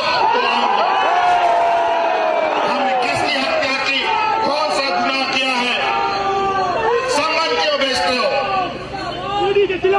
अगर हमने गुनाह किया है तो पूछताछ क्यों करते हो? सीधा अरेस्ट करके दिखाओ, फिर इस राज का जनता जवाब।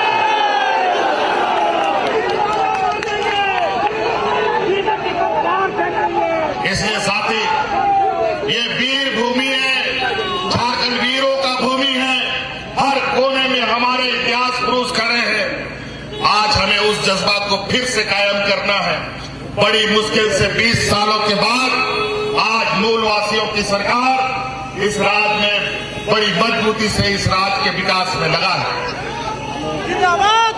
और आज इनको यह कमी खलती है कि किन प्रकार इनको हम डराएं, कोर्ट कचहरी करें, ईडी सीबीआई का चेहरा दिखाए, क्योंकि ये सामने तो नहीं आ सकते।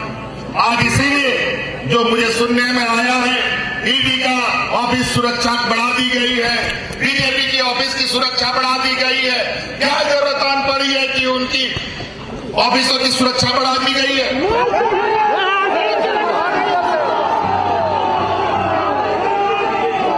क्यों डर लगता है क्या झारखंडियों से?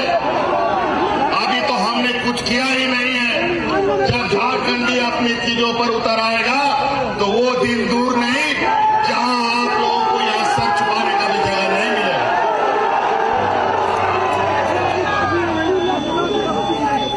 आज इस राज्य की खनिज संपदाओं को और इस खनिज संपदाओं के माध्यम से इस राज्य के कारखानाओं में रोजी रोजगार के नाम पर आए हुए कुछ बाहरी लोग अब यहां पर अपना कब्जा दबाने की कोशिश कर रहे हैं। ये बिल्कुल नहीं होने देंगे जब तक झारखंड में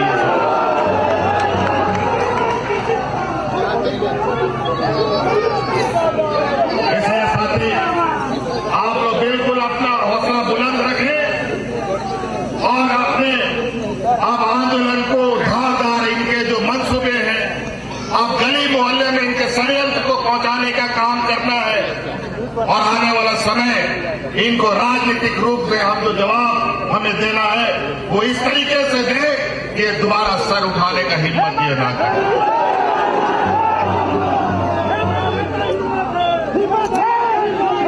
आज केंद्र से जब हम पैसा मांगते हैं, राज्य सरकार का जब अधिकार मांगते हैं, तो ये लोग अधिकार के जगह सीबीआई ईडी भेजते हैं। आज हम लोगों को गरीबों के लिए आवास जो हमें गरीबों को उपलब्ध कराना है, उसका स्वीकृति केंद्र सरकार नहीं दे। आज जीएसटी लगा करके पूरे देश के लोगों को पंगु बना दिया गया।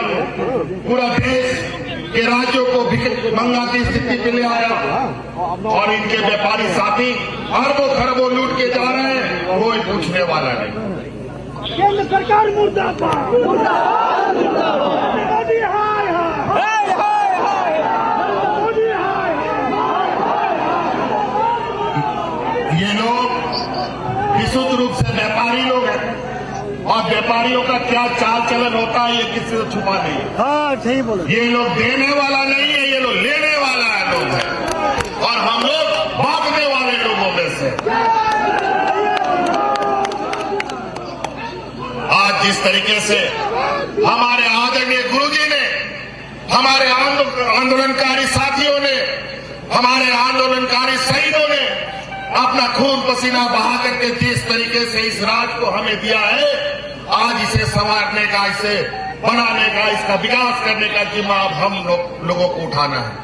और अब ये आपकी सरकार जिस तरीके से आदरणीय दिशोम गुरु ने ये राज ला के दिया है और ये हेमंत सोरेन इस राज को 1932 का खतियान देने जा रहा है।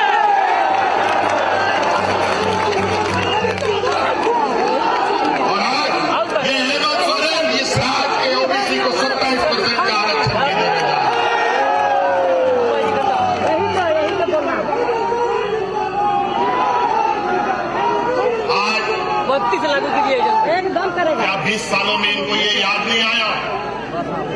ये हो गया तो नौकरी चल के आपका घर में आएगा और हर घर में आपको फांसी चाहिए। देखिए, इनको भ्रम हो गया है कि आदिवासी लोग, मजदूर, गरीब, कमजोर हैं, ये लोग नहीं लड़ सकता है। लेकिन इनको याद नहीं कि हम किस वंशज है और ये झारखंड किसका धरती है। भगवान बिरसा मुंडा, सिद्धू कानू, तिनका, बाजी, वीर बुद्धू भगत जैसे वीर शहीदों का धरती है। हम अपने पूर्वजों को न कभी भूले हैं न किसी को भूलने दें।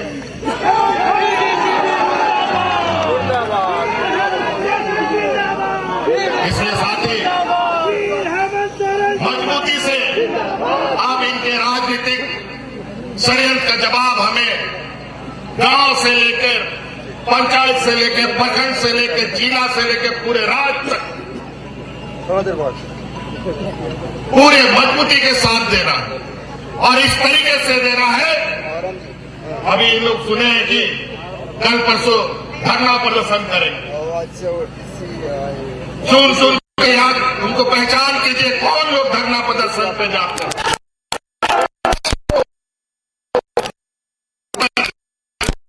सिखाने का काम करते हैं। जब तक हम मंजिल ना हासिल करें अपना अधिकार ना प्राप्त।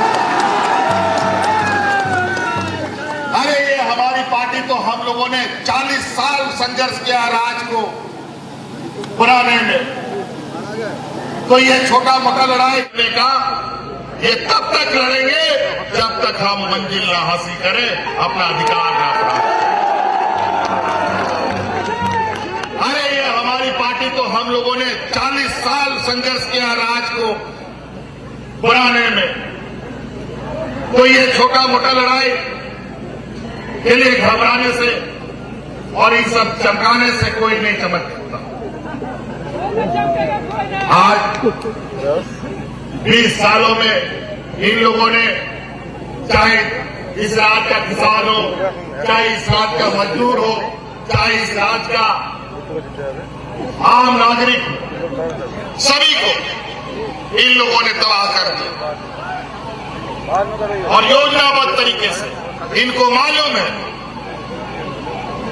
जरा यहां ambulance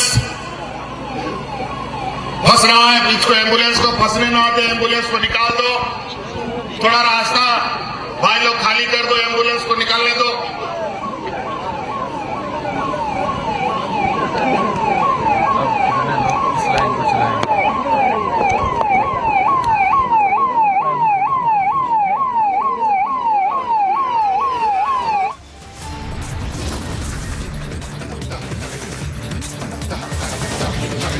We're heading into a quick break right now, but when we come back, we are putting our focus on the battleground state of Gujarat. Remember, the dates are out. You're looking at reactions coming in non-stop from the BJP, the Congress and the AAP. More details on the other side of this quick break.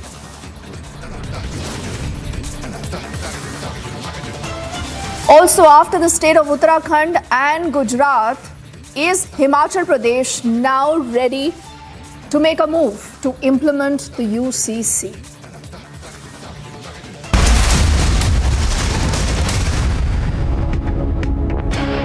QS and THE, the world's foremost university rankings organizations, have ranked Amity amongst the top 3% universities globally, making it among the very few Indian universities to be included in both rankings. Yet another top ranking for Amity University. The Karnataka High Court has sent a notice to the BBMP over filling up of potholes and bad condition of roads, with the High Court further directing the NHAI to inspect potholes and submit a report in 4 weeks' time. The CID has arrested former Telangana State Minister and leader Ayanna Pathrudu and his son Rajesh on allegations that they had submitted a fake certificate to the High Court in connection with the construction of a wall in their home and was carried out on an irrigation canal. The Reserve Bank of India is scheduled to hold a policy meeting today, with an off-cycle interest rate hike could be possibly discussed.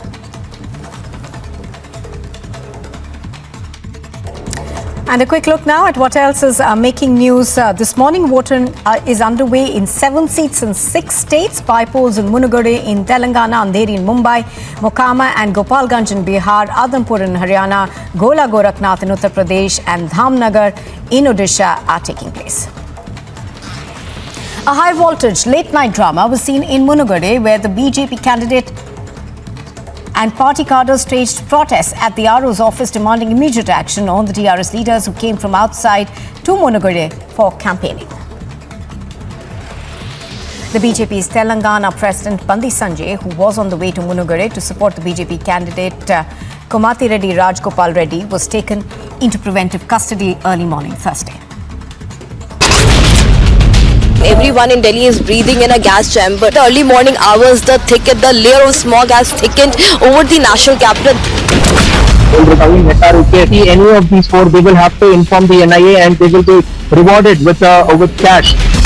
We had shown you the report here since the last 2 days about how there were shoddy cables, rusted cables. Even now we are showing you that have been made to cover up this entire rusted part. Ukraine has endured daily shelling since the start of the war. Not more than 800 residents in Ukraine's village remain where at least 3,000 people used to live earlier. Several residential buildings burned down and 3 people were injured, following the latest in a series of continuous attacks in the village. Ambulances can no longer enter the village because of a destroyed bridge and heavy shelling.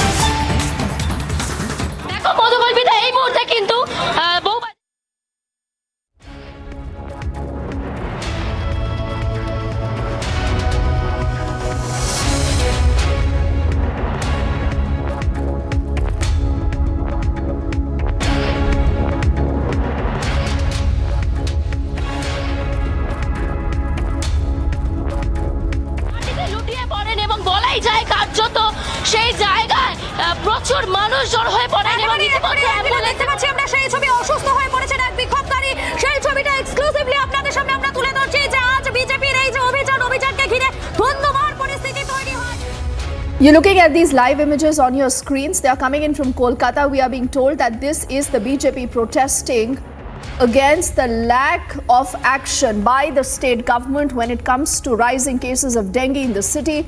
Mayuk has also been tracking that story and he joins us right now on the broadcast. Mayuk, do tell us more about what we know. How many dengue cases has the city seen of late? What has been the administration's response so far and what is the BJP saying? से बात कर रहे हैं।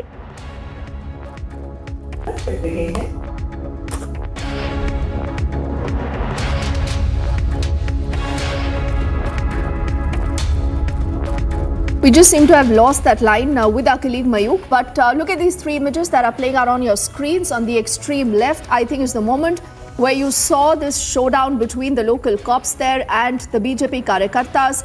In the center of your screen is the moment when they were heading that protest, and you saw the BJP Karyakartas there up in arms, saying that the local administration hasn't done enough to contain the number of cases of dengue in the city. Mayuk, this clearly has become political, but tell us more of what the civic agency has said, what it has done so far. How many number of cases is the city reporting right now? Well, first of all, let me tell you, in Kolkata, only 50 people have died of dengue. In Bengal, more than 100 people have been reported. And most importantly, BJP, the opposition party here in Bengal, they are alleging that the ministers are in jail. Most of the ministers are in jail. The government is busy defending the ministers who are inside jail or who are facing trials or something. And they are not giving enough importance to this civic issue. It's a very serious issue that has become in West Bengal, more dengue, and most importantly, the protest over the rising cases of dengue has become a serious issue here because of the fact that in Kolkata and also in most of the parts of Bengal, dengue upsurge is there, and the rising cases of dengue has not been contained by the civic authority or the administration. That is what the opposition party BJP is saying, and most importantly, today's protest, we have seen a number of youth leaders of BJP. They have been seen flocking the roads along with the leaders like Agnimitra Paul was there. We have seen leaders like Sajal Ghosh and Indranil Khan who are leading this rally, and they are clearly alleging the mayors, the ruling party mayors of each and every cities in West Bengal, and obviously the mayor of Kolkata, Firaz Hakim, who has also been seen doing press conferences on the number of rising cases of dengue. But on the other hand, BJP is saying that this is not enough. The important thing at this point of time is to contain the cases because of the fact the most of the cases we have seen, the number of deaths have increased, and it's a panic situation in Kolkata. The most important part of this agitation is that they are expecting the government to act on a civic issue. The government is busy. That is what I quote from the BJP leaders. The government is busy protecting the tainted leaders. Government is busy protecting the tainted ministers. But the fact is that civic issues, basic issues like dengue, malaria, and other cases like the upsurge of these cases have not been contained by the government, and this is creating a lot of speculation that whether government is serious about this thing or not. The BJP protest today, what we are seeing is a showdown over the dengue upsurge in the city, and in the visuals you can see the women police, the cops, they are putting the protesters in ambulance. I think one of the protesters have seriously gone ill, and they have been removed in ambulance. And on the other hand, we can say on one window you can see the cops are getting the protesters out in an ambulance, and on the other hand we are seeing leaders, they are in a scuffle with the police there. Sajal Ghosh can be seen, the leader from BJP, Sajal Ghosh can be seen. He's also a councillor, and all the BJP councillors of Kolkata Corporation, they are on road right now.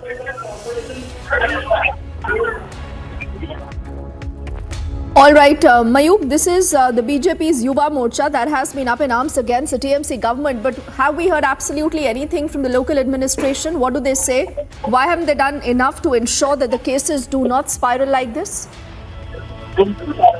Well, the government's version is that they are doing enough to contain the cases. It's a annual affair, and most importantly, the government doctors, they have done press conferences. The mayor of Kolkata, they have press conferences, and most importantly, what they're saying is that the BJP leaders are creating this menace on road, and today also we have seen BJP leaders being detained by the Kolkata administration. Police, police, on the other hand, are detaining BJP youth leaders as well, because what we are seeing in the visuals that they have staged protests near KMC Bhavan, that's the Kolkata Municipal Corporation Bhavan, demanding a dengue-free Kolkata. The dengue-free Kolkata campaign is a long-drawn campaign of BJP, and police used, earlier also we have seen police using water cannons to disperse the crowds.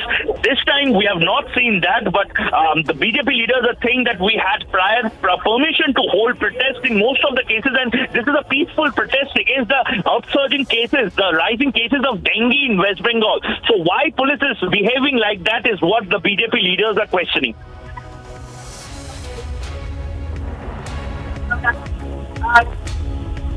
Okay, and you know, Mayuk, I was just reading through what the BJP has said so far. Now, what they are trying to say is that the state municipal authorities are deliberately trying to water down the numbers, the figures of people affected with dengue, the people losing their lives because of dengue.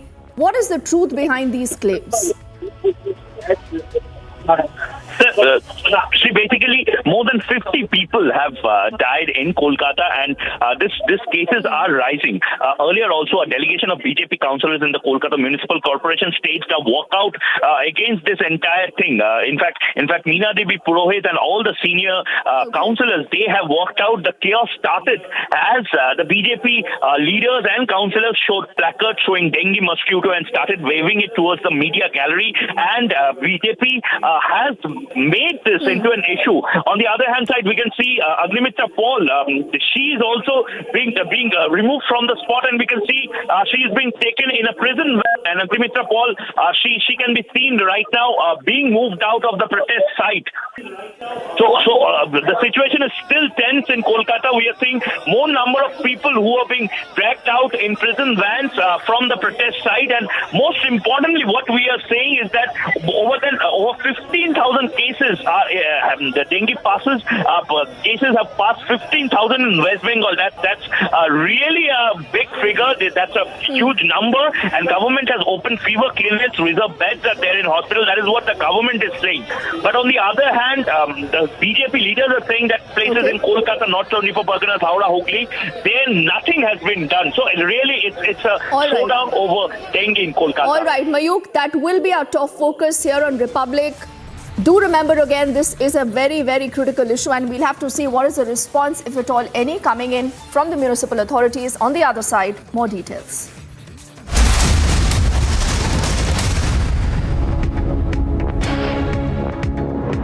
QS and THE, the world's foremost university rankings organizations, have ranked Amity amongst the top 3% universities globally, making it among the very few Indian universities to be included in both rankings. Yet another top ranking for Amity University. And a quick look now at what else is making news. This morning, voting is underway in 7 seats in 6 states. By polls in Munugade in Telangana, Andheri in Mumbai, Mokama and Gopalganj in Bihar, Adhampur in Haryana, Gola Gorakhnath in Uttar Pradesh and Dhamnagar in Odisha are taking place. A high-voltage late-night drama was seen in Munugade, where the BJP candidate and party cadres staged protests at the RO's office demanding immediate action on the TRS leaders who came from outside to Munugade for campaigning. The BJP's Telangana President Bandi Sanjay, who was on the way to Munugade to support the BJP candidate Komati Reddy Rajgopal Reddy, was taken into preventive custody early morning Thursday. Everyone in Delhi is breathing in a gas chamber. The early morning hours, the layer of smog has thickened over the national capital. Any of these 4, they will have to inform the NIA and they will be rewarded with cash. We had shown you the report here since the last 2 days about how there were shoddy cables, rusted cables. Even now we are showing you that have been made to cover up this entire rusted part.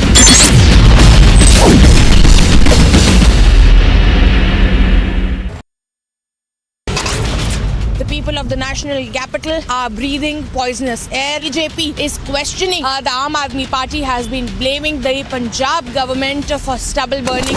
जो दिल्ली से सटा हरियाणा के जो इलाके जो जिले वहां पर प्रदूषण भरे हैं, लेकिन अगर आप हरियाणा के अंदर पहुंचेंगे तो यहाँ पे आबो हवा बिल्कुल साफ है। यहाँ पर आपको पराली जलती नहीं दिखेगी। सेंटर ने भी ये साफ तौर पर कहा था। हरियाणा में महज सिर्फ 10% ही पराली जलाई जाती, जबकि पंजाब ही जिम्मेदार है।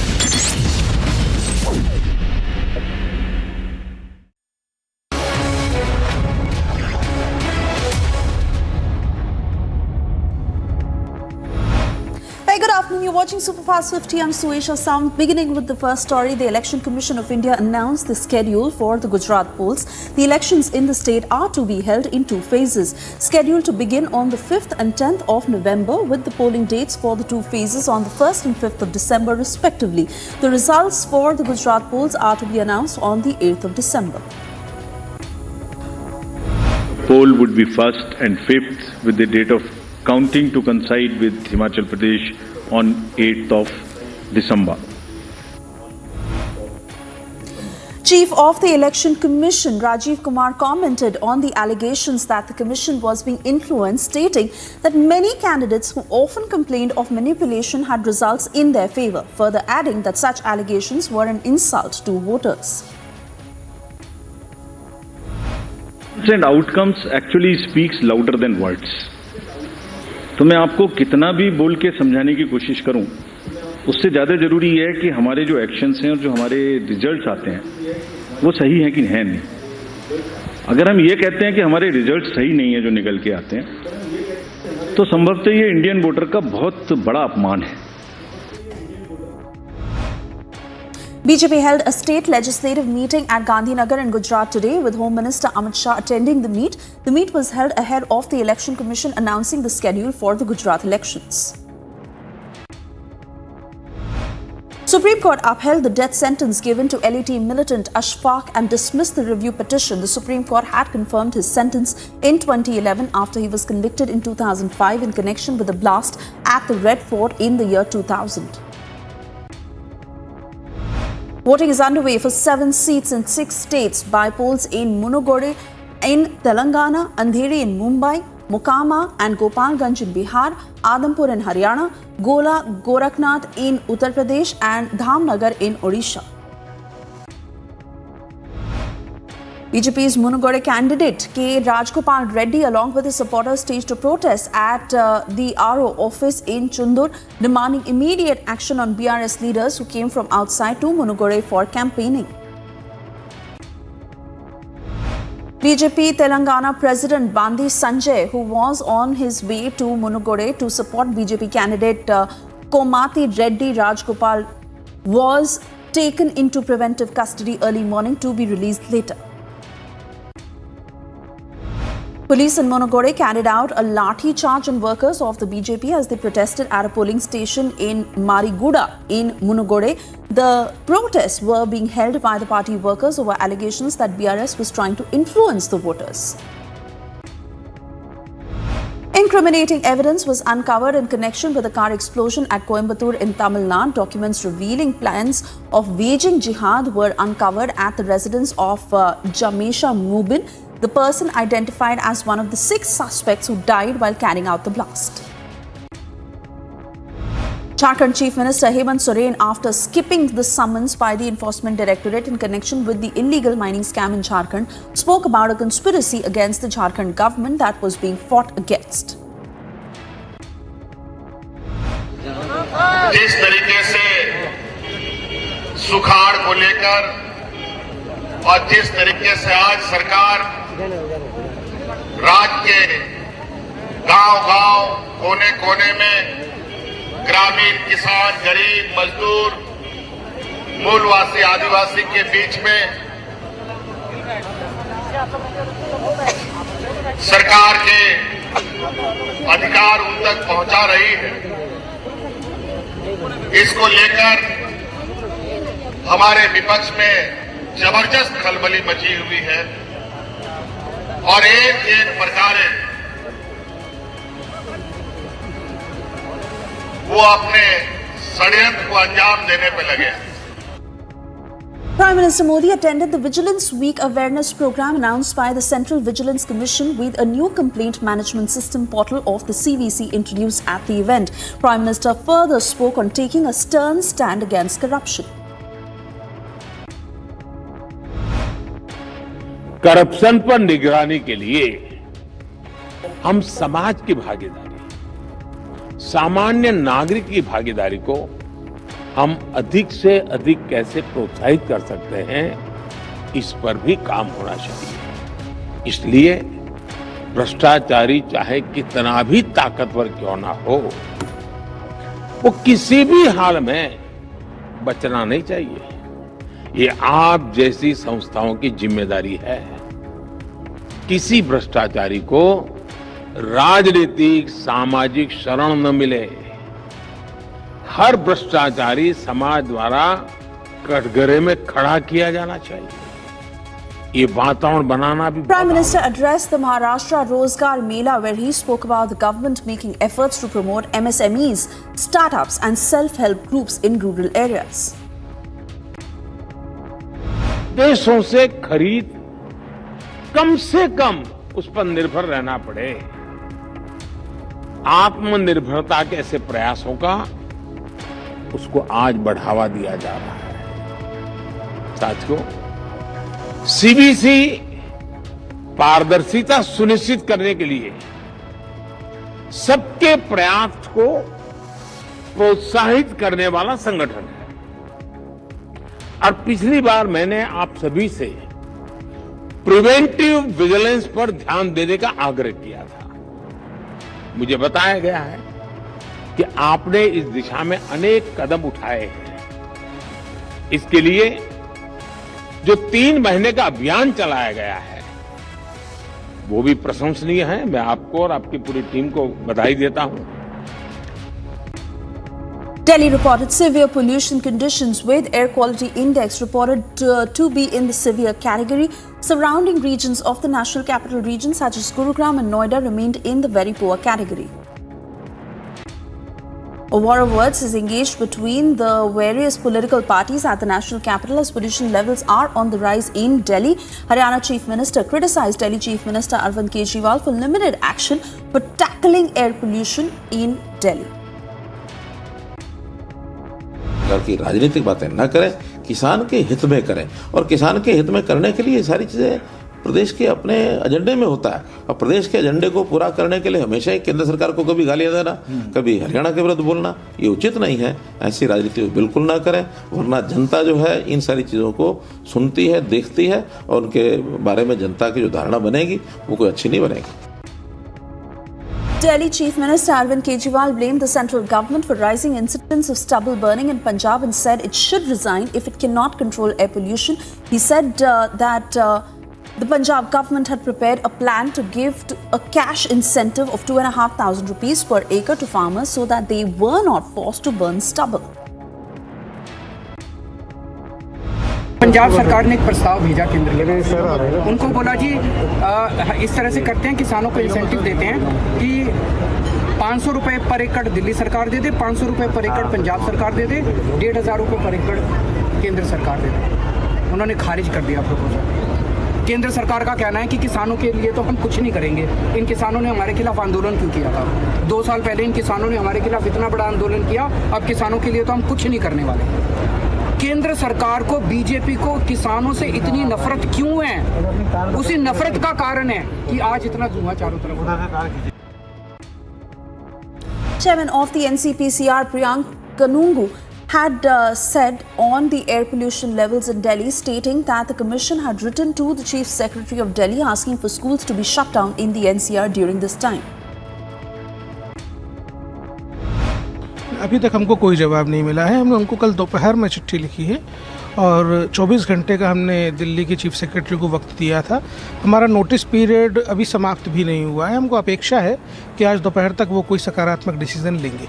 लेकिन सर, जिस तरह से प्रदूषण का स्तर बढ़ा है और दिल्ली सरकार तो स्कूलों को बंद कर दिया जाए, इसके बारे में आपका क्या है? डेफिनेटली हमारा स्टैंड वही है अभी भी। अगर बच्चों को सुरक्षित हवा दिल्ली सरकार नहीं दे सकती तो उनकी जान से खेलने का अधिकार उनको नहीं है। वो फिलहाल स्कूलों को बंद करने का निर्णय लें, जिससे कि हम बच्चों को एक सुरक्षित माहौल देने की तरफ आगे बढ़ सकें। Himachal Pradesh Chief Minister Jairam Thakur, while speaking exclusively on Republic, said his government is moving in the direction to implement the Uniform Civil Code in the state. He further said that the process on UCC has already started and it will be implemented after deliberations. हमने इसको गंभीरता से विचार किया है और हम उस दिशा में आगे बढ़ रहे हैं। हमने इसका ड्राफ्ट बनाने के लिए भी बोल दिया है और हिमाचल के संदर्भ में क्या क्या चीज़ें उसमें की जा सकती है उस दिशा में हम आज नहीं, हमने पहले दिन से काफ़ी पहले इस बात को लेकर के हमने जिक्र किया कि हम उस दिशा में आगे बढ़ेंगे। Republic confronted the Wire reporter as he reached the crime branch today. Devesh Kumar said that he will respond to all the questions very soon. Meanwhile, in the latest development, Devesh Kumar is being questioned by the Delhi police. ये तो चीजें important हैं कि क्या आप mentally unstable हो, क्योंकि wire का सीधा और पर मुझे आने आपकी क्यों आपको कहा जा रहा है कि आप अरे बिल्कुल बताऊंगा, पहले आने तो दीजिए उधर से। नहीं आप कुछ तो जवाब तो रखिए। बिल्कुल रखूंगा पॉइंट। अच्छा ये सोर्सेज जो आप जिन सोर्सेज की आप बात कर रहे हो, जो स्टार्टिंग में जहाँ से आपको इन्फॉर्मेशन मिली मेटा इंस्टाग्राम से, वो आपको कब पता चला कि वो गलत सोर्सेज है? दिया था आपने, क्या आप क्रिंज एक्टिविस्ट को जानते हैं? आपको पता कब चला कि वो गलत है? जानते हैं मैं सारी चीजों का रिस्पॉन्स दूंगा, अभी नहीं, मुझे आने। Kerala governor hit out at Kerala's Chief Minister Pinarayi Vijayan, rejecting the Chief Minister's allegation that he had engaged in political interference by him in the appointments of Vice Chancellors in Kerala. The Kerala governor went on to state that an atmosphere of fear was being nurtured under the present Kerala Chief Minister. To the Hill State government of India wanted to come and meet me. And then he suddenly came to know that Chief Minister is also staying here. He called my staff and he said, I won't come today. Otherwise they will report me. We are having a, people go to the public meeting wearing black shirt, they are arrested. Are you not aware? Are you aware or you are not aware? Is that not a fear regime? We reported that. Then is that not? Kerala Governor Arif Mohammed Khan went on to state that he would resign as the governor if the Kerala Chief Minister could prove that he had engaged in making illegal appointments, with the governor further claiming that he was being partial to the RSS for appointments.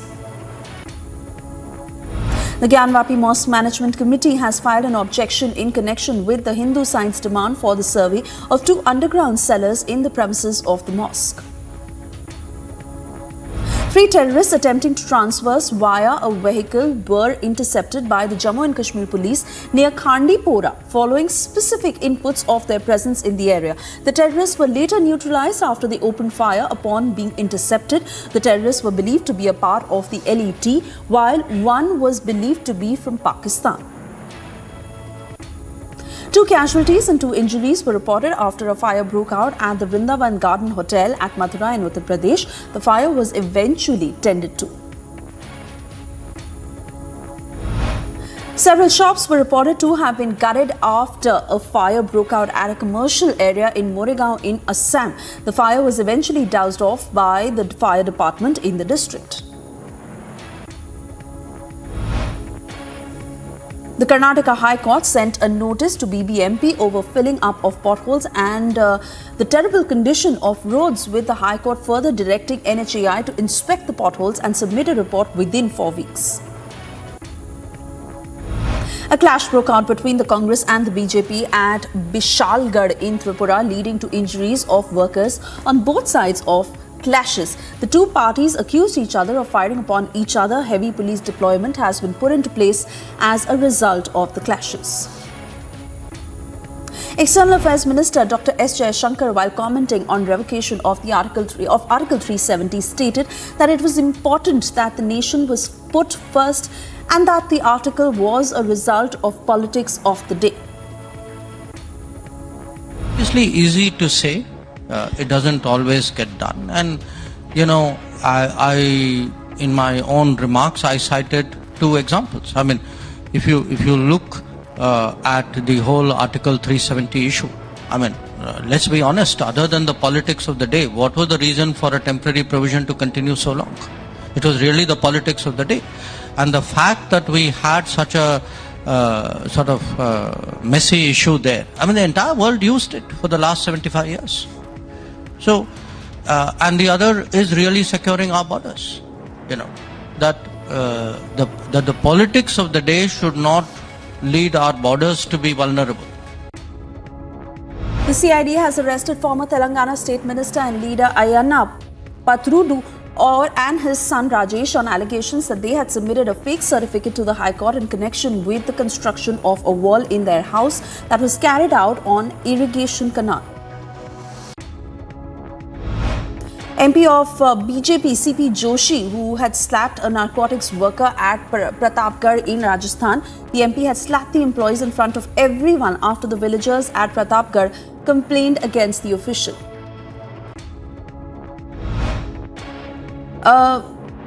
In an address of a joint statement that was put out by Pakistan and China on the occasion of Pakistan's Prime Minister Shehbaz Sharif's visit to China, wherein the statement called Jammu and Kashmir's situation a dispute left from history that should be properly and peacefully resolved based on the UN Charter, relevant UN Security Council resolutions and bilateral agreements.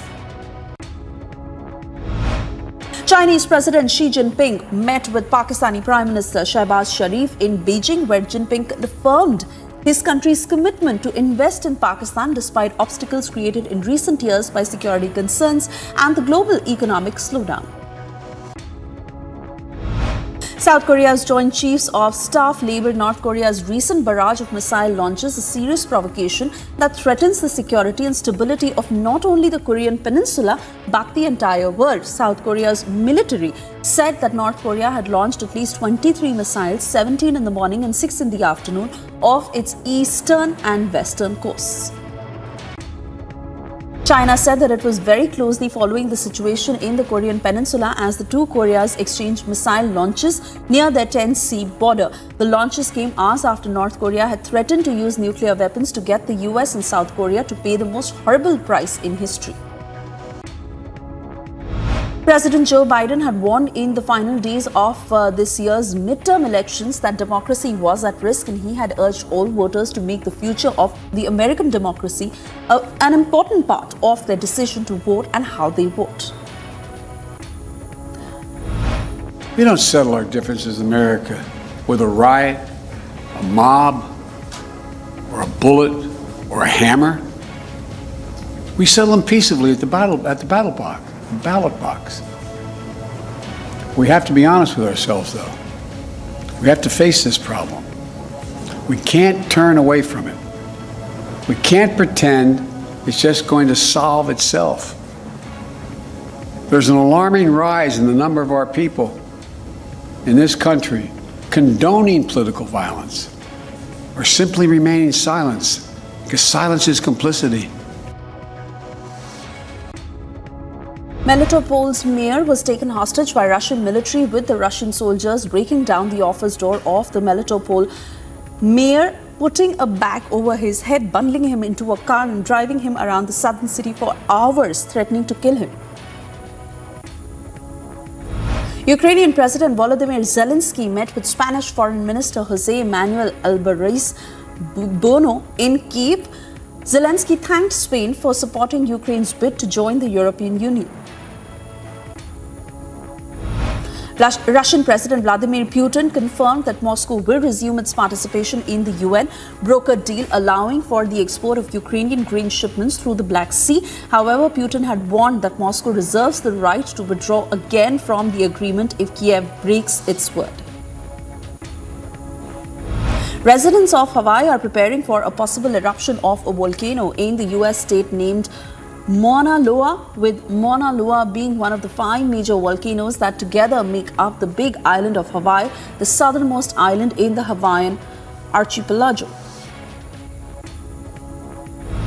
Iran's ambassador to the United Nations told reporters that the international community should not interfere with the internal affairs of the Islamic Republic of Iran and defended its handling on ongoing protests in the country.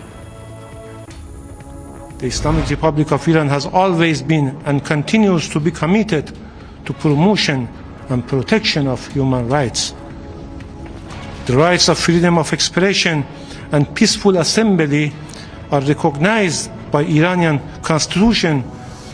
Moreover, the enjoyment of these rights by the Iranian people has always been supported by the government.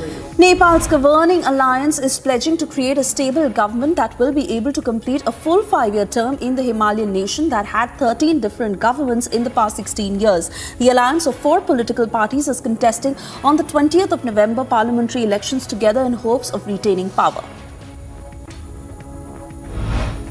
Former Australia captain Ricky Ponting has said the T20 World Cup tournament host Australia has been a little bit off, unquote, while one of the pre-tournament favourites, India, are missing their ace bowler Jasprit Bumrah.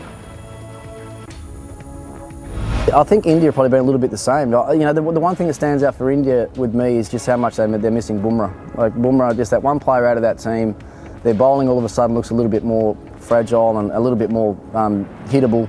You know, Bhuvaneshwar's been absolutely outstanding with the new ball, but some of their death bowling's been a little bit off. You know, the fact they're using Hardik Pandya at the end now rather than having that, you know, that lockdown bowler and Bumrah to come back to right at the end. So, look at that. I think that's why it's right now. It just feels to me like it's so hard to pick even the semi-finalists, let alone pick who you think's going to make the final, and then actually pick a winner, because the form guides almost basically go out the window. It's just who stands up over the next few days or next week in the pressure moments will determine who makes it through and who makes it through to the semis.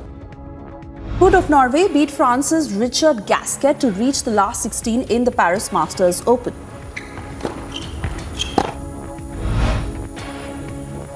After the drama of saving 3 match points against Stan Wawrinka in the previous round, Holger Rune had an easier time off at the Paris Masters. Costa Rica's Ministry of Foreign Affairs and Worship received the national team to pay tribute prior to their trip to Qatar. Part of the squad and head coach Luis Fernando Suarez attended the ceremony together with National Federation President Rodolfo Villalobos. Juventus trained ahead of their final Group H match against PSG. PSG is eliminated from the Champions League, but they can still secure playing in the Europa League if they match or better Maccabi Haifa's result against Benfica. Ons Jabeur rallied for a 3-set victory over Jessica Pegula, keeping alive the US Open finalists' hopes of advancing out of group play in the WTA finals. Well, number 1 Liga Swiatek got her WTA finals campaign off with an emphatic victory over Daria Kasatkina at the Dickies Arena in Texas.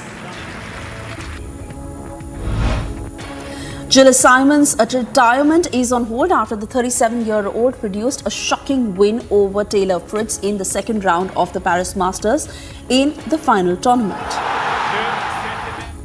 Well, number 1 Carlos Alcaraz of Spain defeated Japan's Yoshihito Nishioka in straight sets by 6-4, 6-4 in 1 hour and 13 minutes to reach the third round of the Paris Masters. Bukayo Saka is fit and may feature in Arsenal's Europa League clash with FC Zurich on Thursday night. Manager Mikel Arteta said after the Arsenal winger went off injured in the last Premier League outing.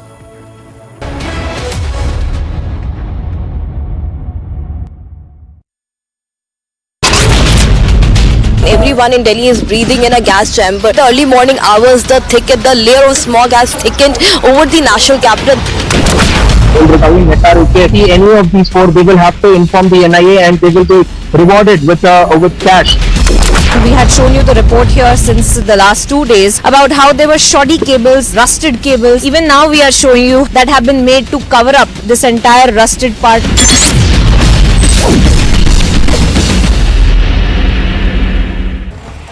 The Karnataka High Court has sent a notice to the BBMP over filling up of potholes and bad condition of roads, with the High Court further directing the NHAI to inspect potholes and submit a report in 4 weeks' time.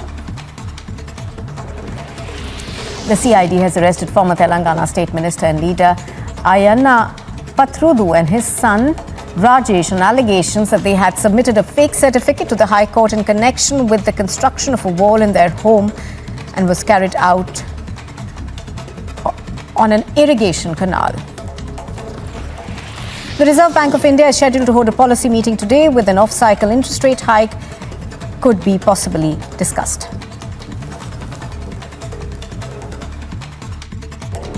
And a quick look now at what else is making news. This morning, voting is underway in 7 seats in 6 states. By polls in Munugade in Telangana, Andheri in Mumbai, Mokama and Gopalganj in Bihar, Adampur in Haryana, Gola Gorakhnath in Uttar Pradesh and Dhamnagar in Odisha are taking place. A high-voltage late-night drama was seen in Munugade, where the BJP candidate and party cadres staged protests at the RO's office demanding immediate action on the TRS leaders who came from outside to Munugade for campaigning.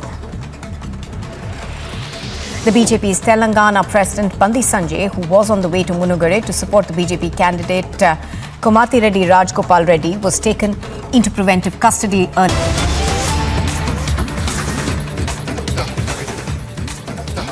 And breaking goods that are just trickling in of a major Pakistan terror bid that was foiled by the Indian Army. Reportedly, 3 terrorists were killed. One body has also been recovered, along with 2 AK-47. While 2 others have managed to flee and enter back into POK, it has been a successful operation by the Indian Army, where they managed to foil a terror bid by Pakistan. 3 terrorists who were trying to enter, and one of them was killed. The other 2 managed to flee. Also, along with that terrorist who was killed, 2 AK-47 were also recovered. This happened in Digwar sector of Poonch. On that note, it's time for us to slip into a very short commercial break. Also, a quick check of what's lined up on the other side. Well, after Uttarakhand and Gujarat's mega move, Himachal Pradesh is next in line to implement UCC in all likelihood.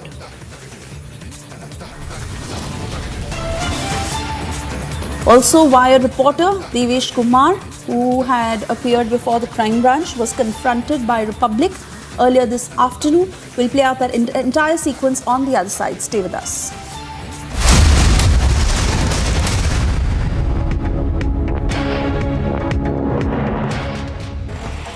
The Karnataka High Court has sent a notice to the BBMP over filling up of potholes and bad condition of roads, with the High Court further directing the NHAI to inspect potholes and submit a report in 4 weeks' time. The CID has arrested former Telangana State Minister and leader Ayanna Pathrudu and his son Rajesh on allegations that they had submitted a fake certificate to the High Court in connection with the construction of a wall in their home and was carried out on an irrigation canal. The Reserve Bank of India is scheduled to hold a policy meeting today, with an off-cycle interest rate hike could be possibly discussed.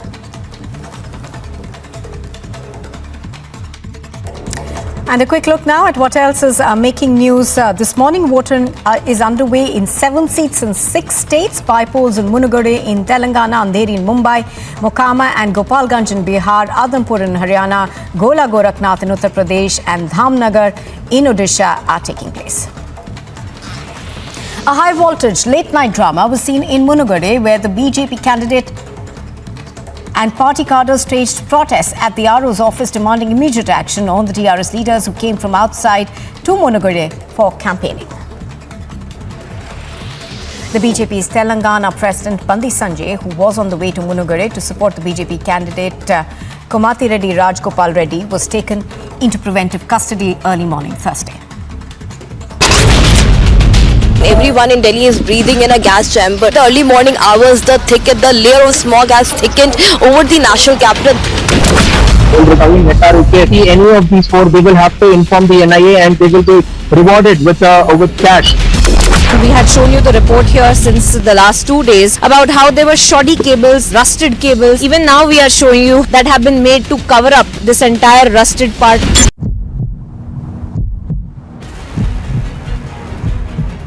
पता कब चला कि आपकी story गलत है? Complete चला कि fabricated है और आपने रिट्रैक्ट करना पड़ा वायर को। मैं सारी चीजों का आंसर दूंगा, मुझे आने दीजिए। क्या आप मेंटली अनस्टेबल हो क्योंकि वायर का सीधा और मुझे आने दीजिए। So you can see Devesh, who is now appearing before the crime branch officers.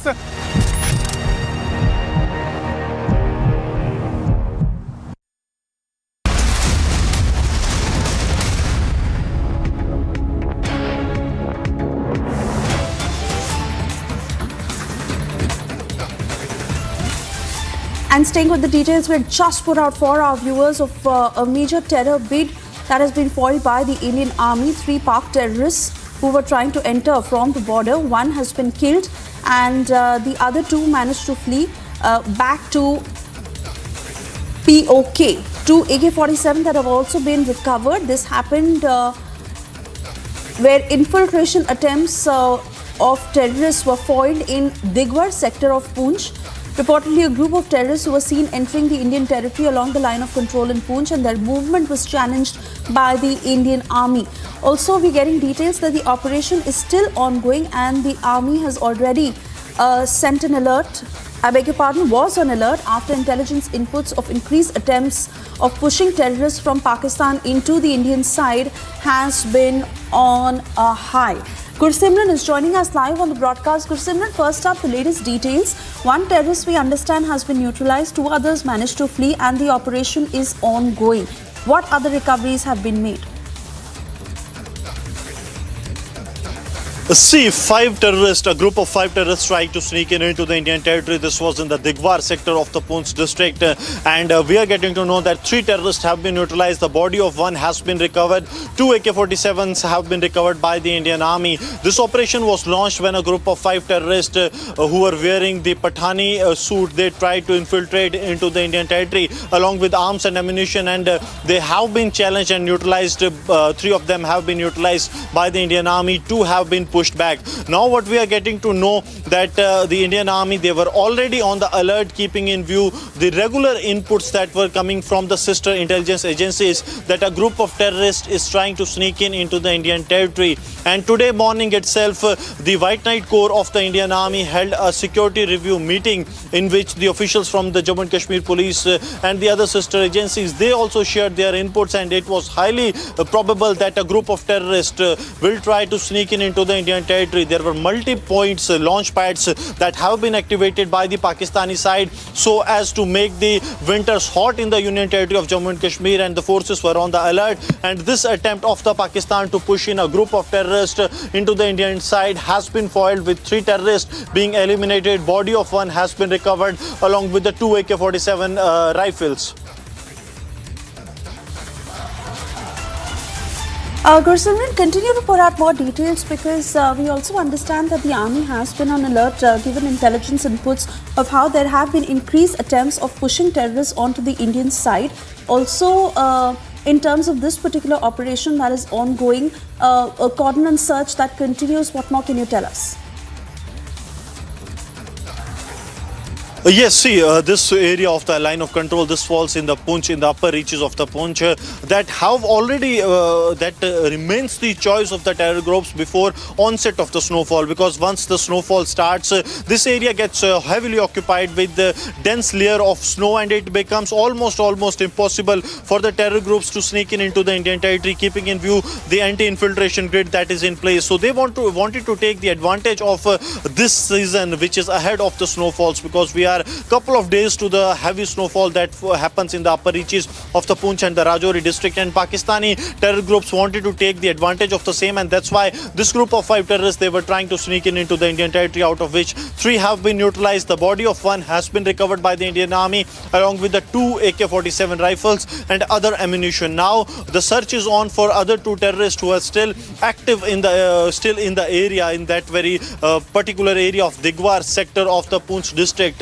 Additional reinforcement by the Indian Army too has been sent to the spot, but this is a big success for the security forces, keeping in view the nefarious designs of the Pakistan, because the Pakistan wanted to make it very sure that they push as many as terrorists into the Indian territory. The terrorists from the line of control, the weapons from the international border, using the drones, so that they can make the winters hot in the Union territory of Jammu and Kashmir. But the forces were already on the alert. There were regular inputs that were being generated by the intelligence agencies and were being shared by the Jammu and Kashmir Police as well as the Indian Army and other agencies that are working for the border management in Jammu and Kashmir, and the agencies were on the alert, and this attempt of the Pakistan stands foiled. See, if we go by the past history, this time of the year, September, month of October and starting of November, this always remains very critical and challenging for the security forces, because this is an opportune time for the Pakistani terror groups taking advantage advantage of the thick vegetation. There is no snowfall at this moment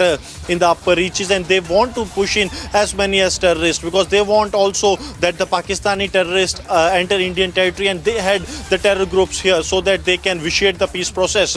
But the forces have foiled this attempt. Absolutely, Gursimran, and we also stay with these pictures that have been sent in to us by you. The pictures also giving us a sense of how these are dense areas, and obviously to conduct operations is not easy for our forces. But like you said, that the Indian Army is on alert and foiling any such attempts of the enemy to push terrorists on the Indian side.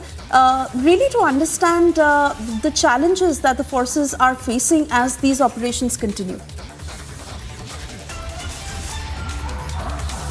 Yes, the operation is continuing. The operations are on in the area, and important to mention that today morning an key security review meet was held today at the White Knight Corps of the Indian Army that looks after the counter-infiltration grid in the Jammu region, the Poonch and Rajouri districts, and a part of Jammu region that falls in the line of control. And the meeting was not only attended by the heads of the police, CRPF, the Indian Army, but also the intelligence chiefs of the Jammu region, those from the various intelligence agencies. They were also part of this meeting, and the key inputs were shared during this meeting. This meeting was called keeping in view the threat perception that exists from across the border, because all of the agencies, they were getting the similar kind of inputs that the terror groups are trying to push in as many as terrorists into the Indian territory as they can ahead of the onset of snowfall. And that's why this meeting was called, in which a threadbare discussion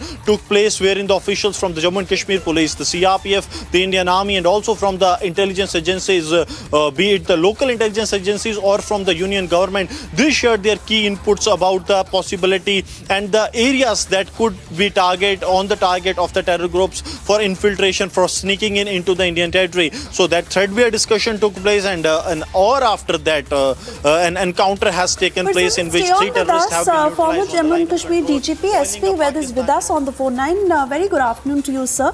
As these details come in of a successful operation by the Indian Army, 3 terrorists neutralized, 2 who are still being searched by the Army. And obviously, as we were discussing with Gursimran, of the challenges that the forces have to face while conducting such operations, your input on how Pakistan continues to push terrorists on our side. See, the Pakistan Army Chief General Bajwa on public domain says in Pakistan wants good neighborly relations with India. But look at what they are talking publicly and how they are behaving. So they continue with this policy of 1,000 cuts and infiltration within the Indian territory through international border. And, in the winter, since higher reaches gets snowfall and the routes get blocked, so that's why there would be more concentration towards this side of Jammu region, Poonch, Rajouri, and the international border of Jammu region.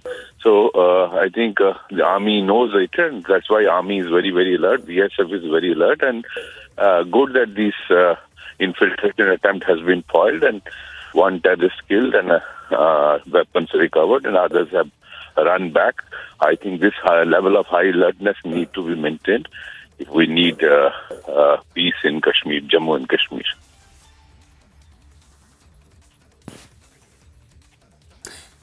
Absolutely, sir. And also, if you could give our viewers a sense of the patterns that you've seen in the past when it comes to this particular region, of how terrorists are pushed onto this side this time of the year, and typically the methods that are used, that the forces are privy to.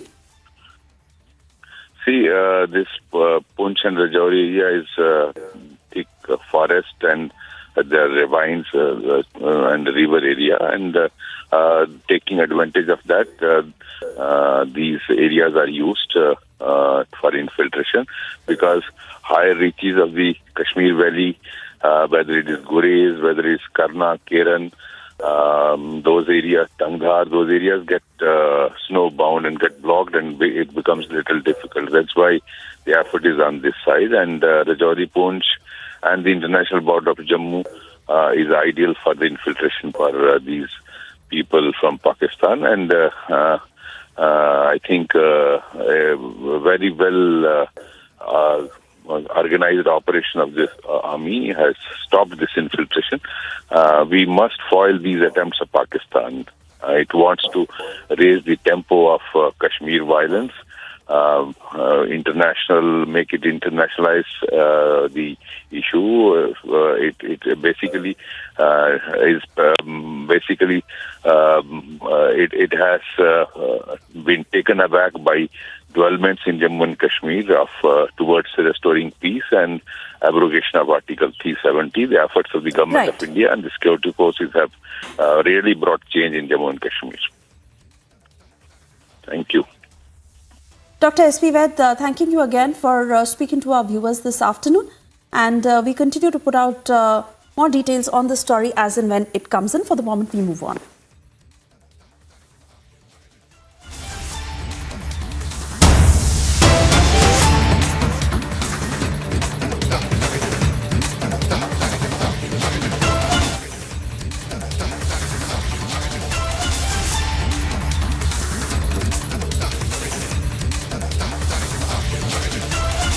And we've cut across to these live pictures streaming in from the national capital, where Congress is staging protests. You see how several Congress workers are holding those placards, and this is primarily against the Aam Aadmi Party and Satyendra Jain, to be precise. You see those big placards of Arvind Kejriwal also that are visible, alleging the corruption practices of the Aam Aadmi Party, and no clear answers that are coming in. Congress up in arms against the Aam Aadmi Party and demanding Satyendra Jain's resignation.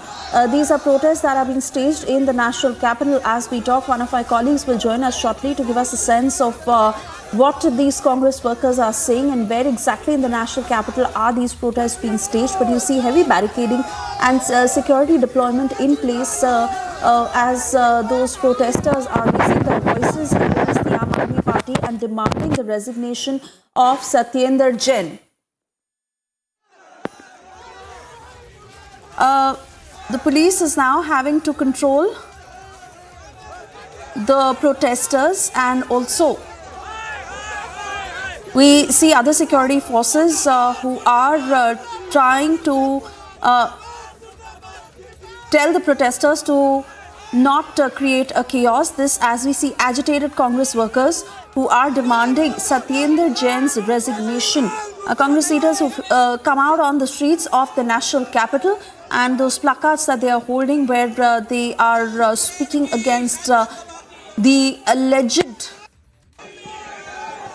corruption practices of the Aam Aadmi Party, once again raising questions. This even as we see of the ongoing war between the BJP and the Aam Aadmi Party. Congress also now heading out against the Aam Aadmi Party, demanding Satyendra Jain's resignation.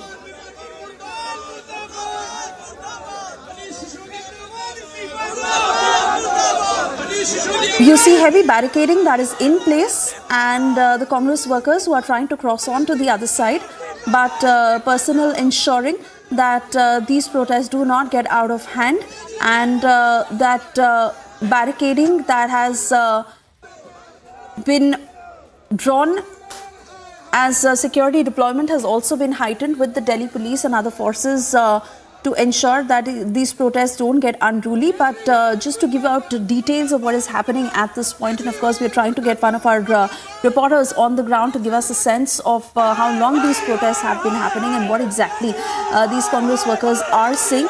But certainly a lot of chaos that is visible on the ground, and strong voices coming in from the Congress leaders who have hit the streets of the national capital, demanding Satyendra Jain's resignation, asking that he must be put into prison. This raising corruption charges that have been leveled against the Delhi minister. And you also see those placards that have Arvind Kejriwal's name on it. This even as we've seen how the Aam Aadmi Party has been evading some very direct questions coming in from other parties on the kind of allegations of corruption that are being leveled against them. and the ongoing war between the BJP and the Aam Aadmi Party, where the Aam Aadmi Party has also been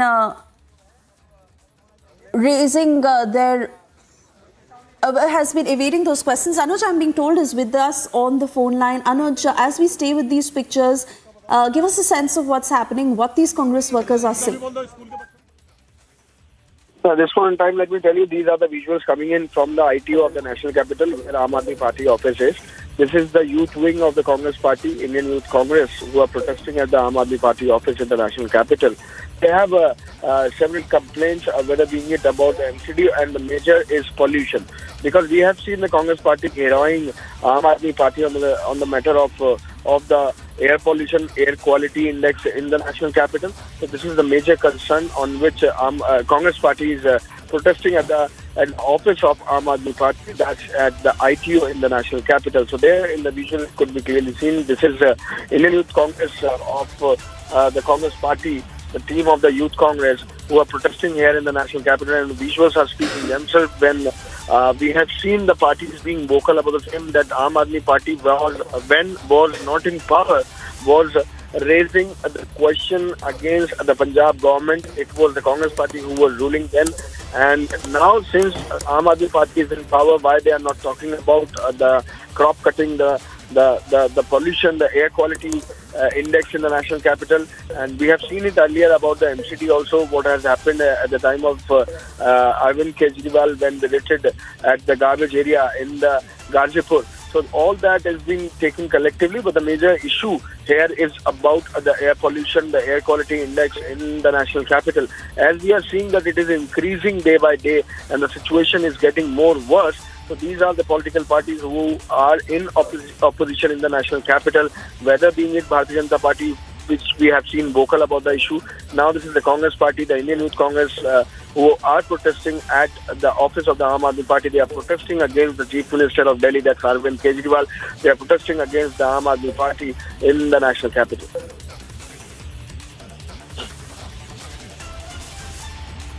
All right, Anuj, they are getting us details of these protests that are underway in the National Capital. Congress workers who've come out on the streets raising their voices against the Aam Aadmi Party. And this is primarily happening outside the Aam Aadmi Party office, where they are demanding the resignation of Satyendra Jain, primarily speaking about the allegations of corruption that are growing thick and fast against the Aam Aadmi Party and many of their ministers. No clear answers that have come in from the Aam Aadmi Party yet, but Congress now staging these protests. So on that note, it's time for us to slip into a very short commercial break.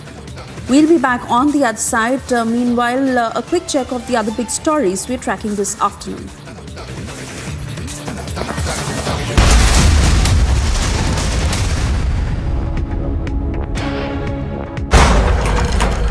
It's hybrid by nature, a silent predator. The new breed rises above all others. A new breed of SUVs. The advanced Grand Vitara rule every road. And a quick look now at what else is making news. This morning, voting is underway in 7 seats in 6 states. By polls in Munugade in Telangana, Andheri in Mumbai, Mokama and Gopalganj in Bihar, Adhampur in Haryana, Gola Gorakhnath in Uttar Pradesh and Dhamnagar in Odisha are taking place. A high-voltage late-night drama was seen in Munugade, where the BJP candidate and party cadres staged protests at the RO's office demanding immediate action on the TRS leaders who came from outside to Munugade for campaigning. The BJP's Telangana President Bandi Sanjay, who was on the way to Munugade to support the BJP candidate Komati Reddy Rajgopal Reddy, was taken into preventive custody early morning Thursday. Everyone in Delhi is breathing in a gas chamber. The early morning hours, the layer of smog has thickened over the national capital. Any of these 4, they will have to inform the NIA and they will be rewarded with cash. We had shown you the report here since the last 2 days about how there were shoddy cables, rusted cables. The people of the national capital are breathing poisonous air. BJP is questioning the Aam Aadmi Party has been blaming the Punjab government for stubble burning. जो दिल्ली से सटा हरियाणा के जो इलाके जो जिले वहां पर प्रदूषण बढ़े, लेकिन अगर आप हरियाणा के अंदर पहुंचेंगे तो यहाँ पे आबो हवा बिल्कुल साफ है। यहाँ पर आपको पराली जलती नहीं दिखेगी।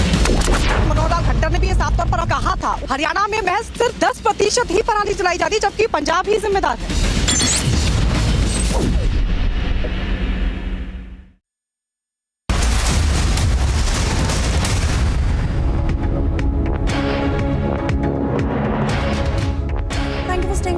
We are now shifting our focus to the state of West Bengal, where there has been a massive showdown in Kolkata, this over dengue management, as dengue cases in West Bengal have hit a record high of what has been seen in the past 5 years.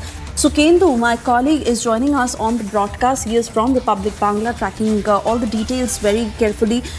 Sukendu, we see how there is massive uproar over dengue management, especially how the situation is now getting very critical of the number of cases that are being reported, and especially how that certainly needs to be brought under control.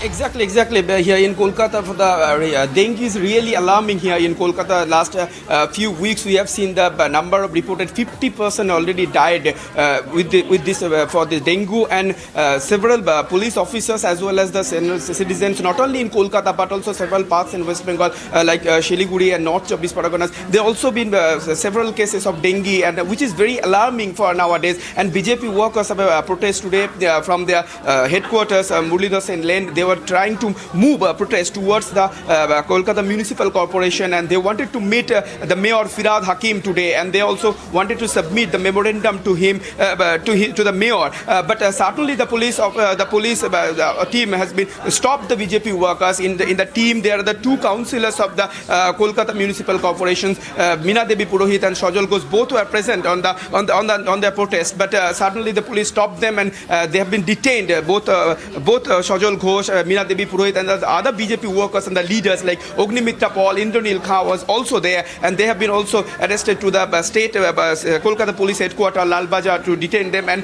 certainly they are actually again protesting with the mosquito nets, because this mosquito disease has been spread several parts, not only in Kolkata but also in West Bengal, and it's been very alarming after COVID situation has been over, and for the few days and for certain 2 or 3 weeks, we have been seen more than 50 persons have been recorded as the died due to this dengue. And other states in the North Chabis Parganas and also in Siliguri, in the two other parts in actually extreme North Bengal and the South Bengal, in two states there have been the cases, number of cases are high, and it's really alarming for the other citizens and the people who are living in Bengal. And that's why the BJP workers have been wanted to the mismanagement, what the administrative taking part, and due to this to rescue from this, and the Kolkata Municipal Corporation, what the several steps have been taken, because a lot of people has been died due to dengue in Kolkata Municipal Corporation area, and as far as the record concerned and the report coming that ward Boro number 2 and the Boro number 3, these two areas have been recorded several number of cases of dengue here in Kolkata under Kolkata Municipal Corporation, and that's why the BJP workers wanted to meet Mayor Firad Hakim, and the several steps what they have been taken necessary steps during this, and they have been protest on the roadside. And the police have stopped them when the BJP workers were protest with the. So Kendra, we'll keep coming back to you for further updates on this. For the moment, we are also shifting our focus to the face-off between TRS and BJP that is continuing in Bangari Gada in Munugore, where BJP supporters caught a person near a polling station who was seen possessing cash along with TRS tags and a voter list. BJP supporters have alleged that he was influencing the voters by bribing them, and so he was handed over to the police along with some cash. Those pictures on our screens of how the event unfolded, and most importantly, these are BJP supporters who had caught a person near the polling station. According to their claim, this person was in possession of cash, TRS tags and voters lists. So they assumed that he was a TRS person who was trying to influence voters. And Eri is joining us on the broadcast. And Eri, give us details of what had happened. have been seeing how there's a high campaigning which went on for the Munugodu by-elections, but also at the same time what we are seeing is that now the BJP has alleged that there was a person who was caught by the BJP supporters itself at the polling station, nearby a polling station, where it is being said that he was having some cash of around 2 lakh rupees, and also he was having a TRS tags, and also a voter list was found with him. Well, this is what the BJP has been alleging, and police officials are yet to get a confirmation on that. But yes, this is being alleged by the Bharatiya Janata Party supporters there near the polling station, which has been in Bandaru Gadda here in Munugodu, one of the mandals where we have been seeing that there is a massive voting which also has been taking place, because as of now the recent update which we have got from the election commission, which states that it is around 69% of voting which is being done till 3 p.m. and also at the same time we have been seeing the TRS has now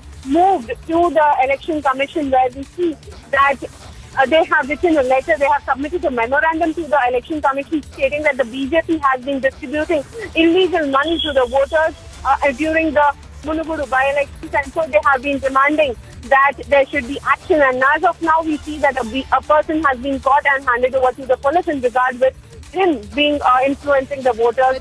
Influencing the voters in one of the mandal areas. This is Aneri Shah, and we'll be right back after a short break.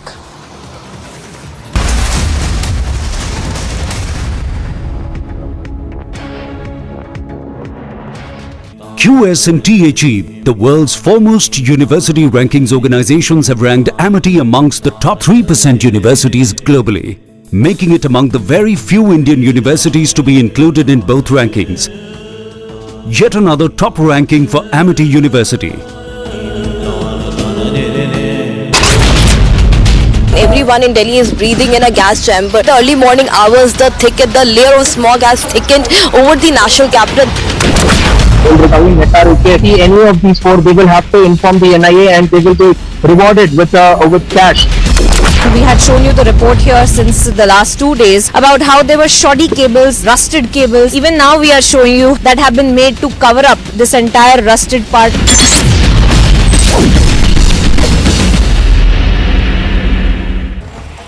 The Karnataka High Court has sent a notice to the BBMP over filling up of potholes and bad condition of roads, with the High Court further directing the NHAI to inspect potholes and submit a report in 4 weeks' time. The CID has arrested former Telangana State Minister and leader Ayanna Pathrudu and his son Rajesh on allegations that they had submitted a fake certificate to the High Court in connection with the construction of a wall in their home and was carried out on an irrigation canal. The Reserve Bank of India is scheduled to hold a policy meeting today, with an off-cycle interest rate hike could be possibly discussed.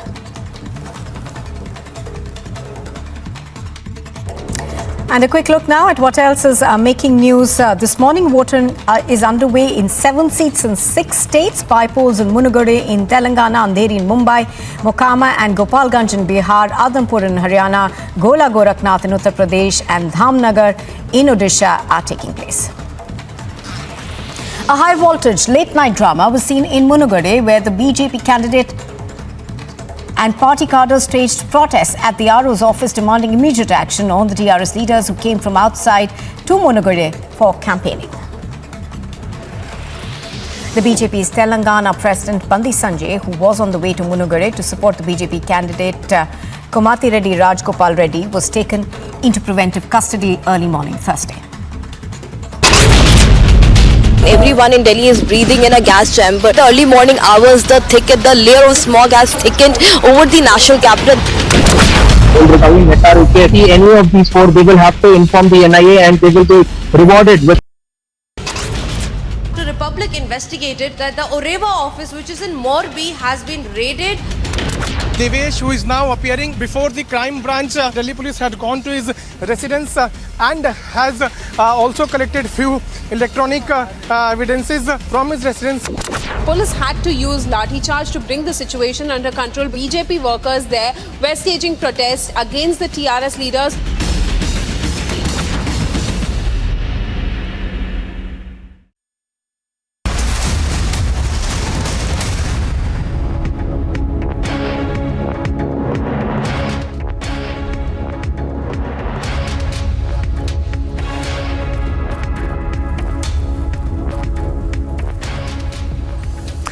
A very good evening. Thank you for staying with us here on Republic. I'm Deepthi Sachdeva. Republic is your election news headquarters. Remember, we are building up to that big election in the state of Gujarat and in Himachal. Is the UCC going to be a game changer in the state of Himachal? Because that is something that we will keep our focus on. Not just that, remember the election dates for the state and the big battle for Gujarat already have been announced. That and much more in this edition of the news. First up, the headlines. हमने इसको गंभीरता से विचार किया है और हम उस दिशा में आगे बढ़ रहे हैं। हमने इसका ड्राफ्ट बनाने के लिए भी बोल दिया है और हिमाचल के संदर्भ में क्या-क्या चीजें उसमें की जा सकती है। After Uttarakhand and Gujarat's mega move, Himachal Pradesh is it next to implement the UCC? Date of poll would be 1st and 5th, with the date of counting to coincide with Himachal Pradesh on 8th of December.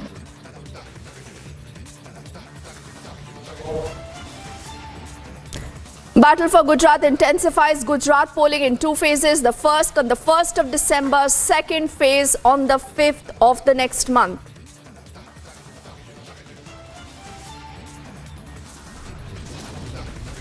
Voting underway for 7 vacant seats across 6 states. These, remember, are the all-important by-polls underway. Stakes extremely high for all political parties.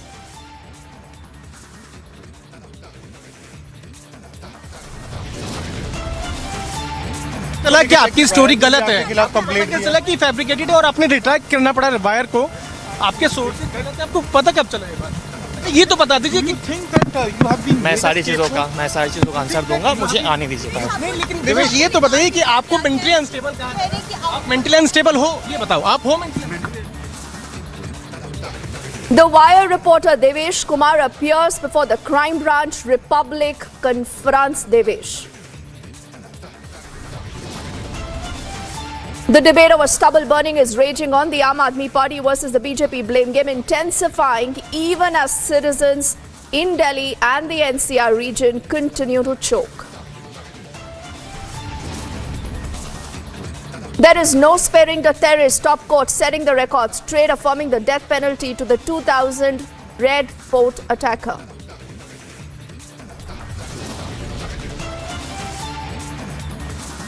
And in the dock over illegal mining scam, the Jharkhand Chief Minister Soren skips the summons. Instead, he says, "Arrest me if you can."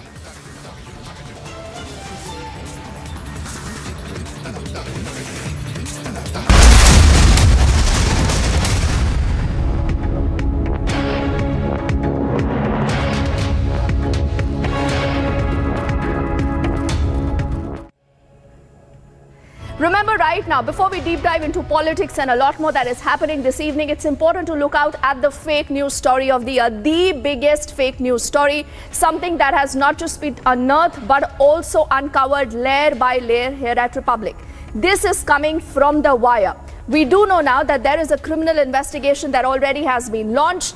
On our screens, we'll just put our images of the reporter in question, Devesh, who, remember, earlier has appeared before the investigative agencies, and he, remember, now is going to be questioned. There you see him, our colleagues confronting him, trying to ask him how and why was this entire story even put out? What really were the intentions, and how is someone like a Siddharth Vardarajan and M.K. Venu, people who actually took bylines, not accountable? Let's play out that entire sequence. आपको पता कब चला कि आपकी story गलत है? चला कि फैब्रिकेटेड है और आपने रिट्रैक्ट करना पड़ा वायर को, आपके सोर्स गलत है, आपको पता कब चला ये बात? ये तो बता दीजिए कि मैं सारी चीजों का आंसर दूंगा, मुझे आने दीजिए। नहीं, लेकिन देवेश ये तो बताइए कि आपको मेंटली अनस्टेबल कहाँ है? आप मेंटली अनस्टेबल हो, ये बताओ, आप हो मेंटली अनस्टेबल हो क्या? प्लीज आप जवाब दीजिए, क्योंकि वायर ये कह रही है about hash value. Did they give you a hash value? नहीं देवेश, क्योंकि ये बहुत महत्वपूर्ण सवाल है। आप जा रहे हैं क्राइम ब्रांच के ऑफिसर के सामने, लेकिन ये तो चीजें इंपॉर्टेंट हैं कि क्या आप मेंटली अनस्टेबल हो, क्योंकि वायर का सीधा और पर मुझे आने आपकी क्यों आपको कहा जा रहा है कि आप अरे बिल्कुल बताऊंगा, पहले आने तो दीजिए उधर से। नहीं आप कुछ तो जवाब तो रखिए। मैं बिल्कुल रखूंगा पॉइंट। अच्छा, ये सोर्सेज जो आप जिन सोर्सेज की आप बात कर रहे हो, जो स्टार्टिंग में जहाँ से आप लोगों को इन्फॉर्मेशन मिली मेटा इंस्टाग्राम से, वो आपको कब पता चला कि वो गलत सोर्सेज है? दिया था आपने, क्या आप क्रिंज एक्टिविस्ट को जानते हैं? आपको पता कब चला कि वो गलत है?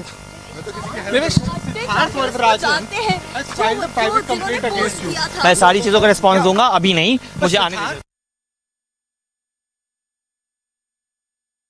आपको पता कब चला कि आपकी स्टोरी गलत है? पता चला कि फैब्रिकेटेड है और आपने रिट्रैक्ट करना पड़ा वायर को, आपके सोर्सेज गलत है, आपको पता कब चला ये बात?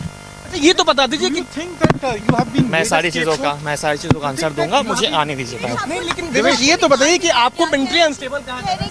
आप मेंटली अनस्टेबल हो, ये बताओ, आप हो मेंटली अनस्टेबल हो क्या? प्लीज आप जवाब दीजिए, क्योंकि वायर ये कह रहे हैं about hash value. Did they give you a hash value? नहीं देवेश, क्योंकि ये बहुत महत्वपूर्ण सवाल है, आप जा रहे हैं क्राइम ब्रांच के ऑफिसर के सामने, लेकिन ये तो चीजें इंपॉर्टेंट हैं कि क्या आप मेंटली अनस्टेबल हो, क्योंकि वायर का सीधा और पर मुझे आने आपकी क्यों आपको कहा जा रहा है कि आप अरे बिल्कुल बताऊंगा, पहले आने तो दीजिए उधर से। नहीं, आप कुछ तो जवाब तो रखिए। मैं बिल्कुल रखूंगा पॉइंट। अच्छा, ये सोर्सेज जो आप जिन सोर्सेज की आप बात कर रहे हो, जो स्टार्टिंग में जहाँ से आप लोगों को इन्फॉर्मेशन मिली मेटा इंस्टाग्राम से, वो आपको कब पता चला कि वो गलत सोर्सेज है? दिया था आपने, क्या आप क्रिंज एक्टिविस्ट को जानते हैं? आपको पता कब चला कि वो गलत है?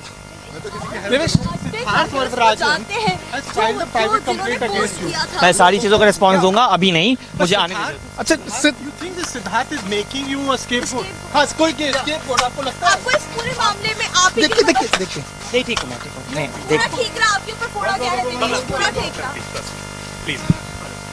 So you can see these are the live pictures of Devesh, who is now appearing before the crime branch of Delhi police. Remember that Delhi police had gone to his residence and has also collected few electronic evidences from his residence in Bihar. Right now we are here and showing you the live pictures of Devesh, who is now appearing before the crime branch officers. Remember that he was to appear before crime branch officers today, and at 1 p.m. he has been asked to appear before the crime branch officers, and here Devesh is here, his family members are also here. Ma'am, आप कुछ बात करना चाहेंगे? All media outside. Devesh are also here, and Devesh has now entered inside the crime branch office of Delhi. We have asked some pertinent questions from Devesh, but he is right now telling us that when he comes out of the crime branch office, then only he is going to respond to our questions. So wire caught red-handed, that is the hashtag that all of you can use and actually send us your thoughts, your reactions, because this is a story, remember, that actually calls for accountability. Today this reporter, the scenes that you just saw were of a little while earlier when he arrived at the crime branch that, remember, is going to be investigating the entire case. Devesh, as we speak, continues to be at the headquarters of the crime branch in Delhi, and he, remember, by the wire now has literally been thrown under the bus, because what the wire tells us as this person responsible, because it was his byline, but that's exactly why the wire also needs to be called out. Let's cut across to our colleagues reporting non-stop live on that story, and I think we'll see Shavan on our screens in just a bit. You know, Shavan, I think why this story is important, because you have someone like Devesh, who's clearly a small fry here. He's the reporter who's actually put out the story, Shavan, but he's been thrown under the bus. Now, that's point number one. Point number two, tell me something. Have we heard absolutely anything yet from the editors at The Wire? Do they have zero accountability, Shavan, when they themselves have also taken the byline?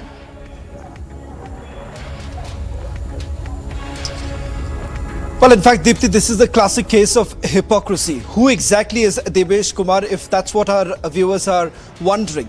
Devesh Kumar is the very person on whom the entire blame is being put by The Wire. What is it that The Wire essentially has to say? They say that it is Devesh Kumar who got in touch with his source. It is Devesh Kumar who got the post-incident report as far as that Instagram post is concerned. The Instagram post that was allegedly brought down, which The Wire thereafter said was brought down at the behest of BJP leader Amit Malviya. They say that Devesh Kumar had provided this information to another reporter who goes by the name of Janvi said, and these articles were published by their bylines. Important to point out here is the fact that without much editorial checks, these stories were published. What is very important to highlight here is that was it really possible that these reports did not go through the scrutiny that it deserved? What was the editorial team really doing? And can the founding editor of The Wire really absolve from this entire issue by simply saying that it is his reporter who got the story and they published it without much checks? And especially given the fact that they have been tom-tomming about the fact that highest editorial standards are maintained by The Wire. If that was the case, then how exactly can they absolve themselves and put the entire blame on Devesh Kumar? And it does not end there.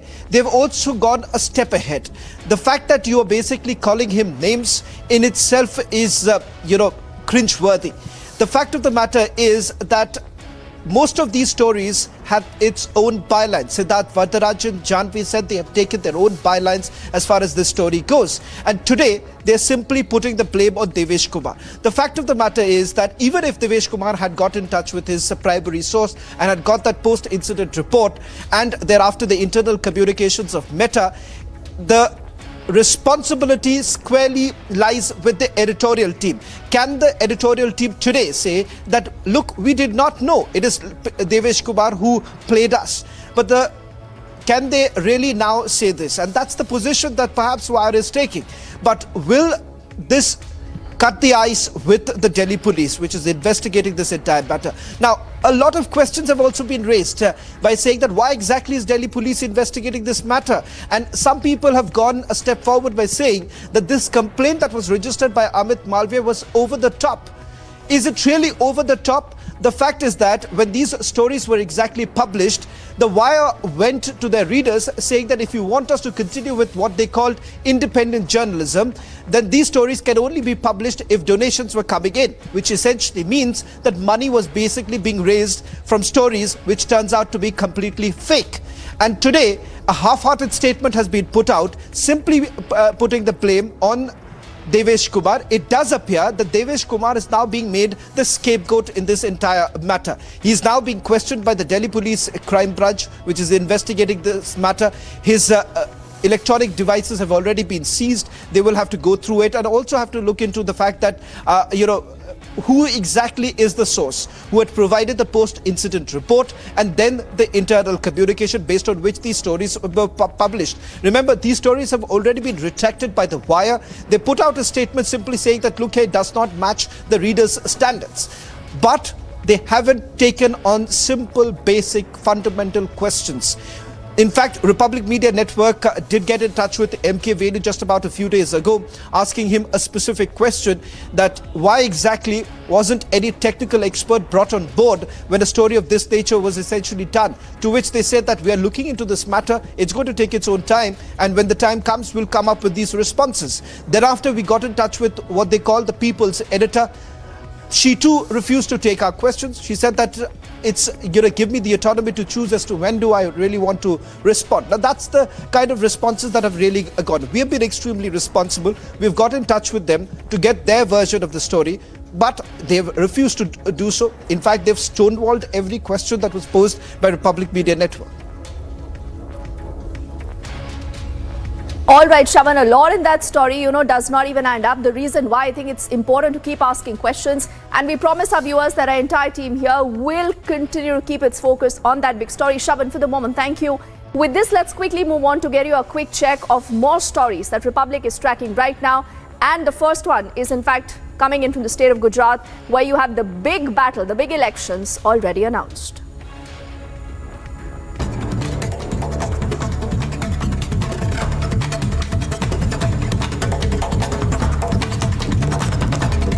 The Election Commission has announced the date for the Gujarat polls today. The polls will be held in two phases. The first is scheduled for the 1st of December, second on the 5th. The poll result will be out on December the 8th, like the state of Himachal. Republic confronted the Wire reporter as he reached the crime branch earlier today. Devesh Kumar said he will respond to all questions very soon. And in the latest development, Devesh Kumar, remember, is still being questioned by the Delhi police as we speak.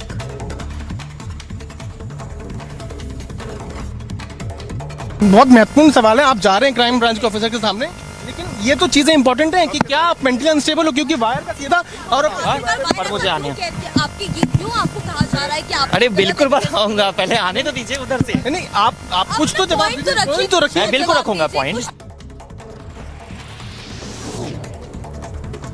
The Supreme Court pronounced the verdict on the year 2000's Red Fort attacker case today. The court has dismissed the review petition and affirmed the death penalty for the Lashkar terrorist Ashfaq. All eyes are on the very important Munugore by-polls as the voting is underway for 6 states in 7 constituencies. Since last night, do remember a lot of high voltage drama and clashes already have been reported between the BJP and the TRS leaders, particularly when you talk of the Munagare seat. The Himachal Pradesh Chief Minister Jairam Thakur, while speaking exclusively on Republic, says his government is moving in the direction to implement the Uniform Civil Code in the state. He further goes on to say that the process on the UCC has already started and it will be implemented, he says, after deliberations. Being a chief minister of state आपके सामने काफ़ी ऐसी policies, centre की policies रहेंगी जो आपको implement करने के लिए आपको डिसीजन देना पड़ेगा। यूनिफॉर्म सिविल कोड के बारे में आपका क्या ख्याल है? हिमाचल में वो इम्प्लीमेंटेशन होनी चाहिए और अगर आपकी सरकार रिपीट करती है तो इस पर विचार किया जाएगा? हमने इसको गंभीरता से विचार किया है और हम उस दिशा में आगे बढ़ रहे हैं। हमने इसका ड्राफ्ट बनाने के लिए भी बोल दिया है और हिमाचल के संदर्भ में क्या क्या चीज़ें उसमें की जा सकती है उस दिशा में हम आज नहीं, हमने पहले दिन से काफ़ी पहले इस बात को लेकर के हमने जिक्र किया कि हम उस दिशा में आगे बढ़ेंगे। सरकार रिपीट होगी तो वो जो ड्राफ्ट तैयार किया है उसकी इम्प्लीमेंटेशन भी आगे बढ़ेगी। हाँ, निश्चित रूप से उसमें आगे बढ़ेंगे। The Jharkhand Chief Minister Hemant Soren has skipped the Enforcement Directorate's summons linked to the illegal mining scam today. He's instead accused the BJP of misusing central agencies, and he also goes on to dare the agencies and say, if you can, come and arrest me.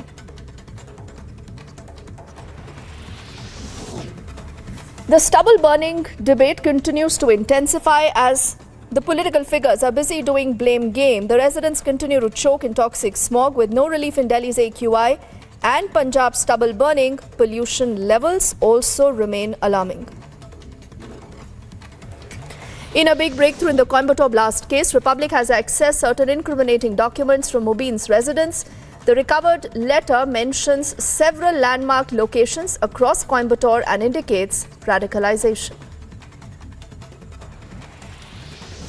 K. Annamalai has responded to the Republic newsbreak and he says that the Coimbatore blast probe is a well-oiled conspiracy. Hitting out at the Tamil Nadu Chief Minister M.K. Stalin, he says the incident is still being named as a cylinder blast, not as a terror plot.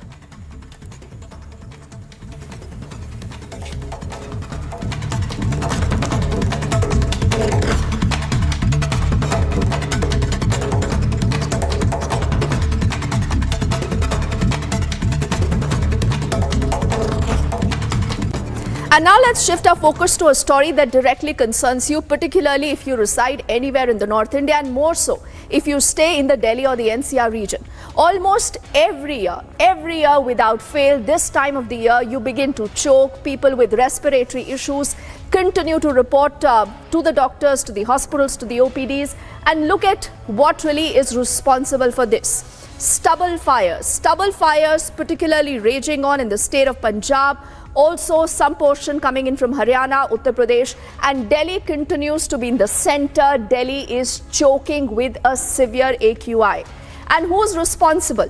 The answer is absolutely no one.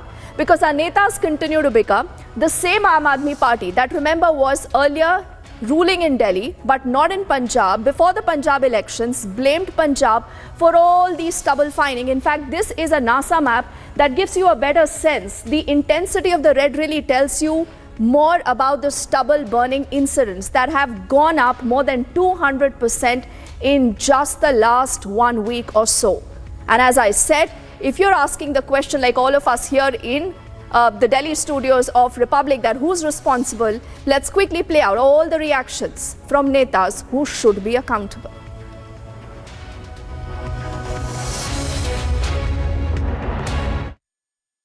Punjab सरकार ने एक प्रस्ताव भेजा केंद्र के, उनको बोला जी इस तरह से करते हैं, किसानों को इंसेंटिव देते हैं कि 500 रुपये पर एकड़ दिल्ली सरकार दे दे, 500 रुपये पर एकड़ पंजाब सरकार दे दे, 1,500 रुपये पर एकड़ केंद्र सरकार दे दे।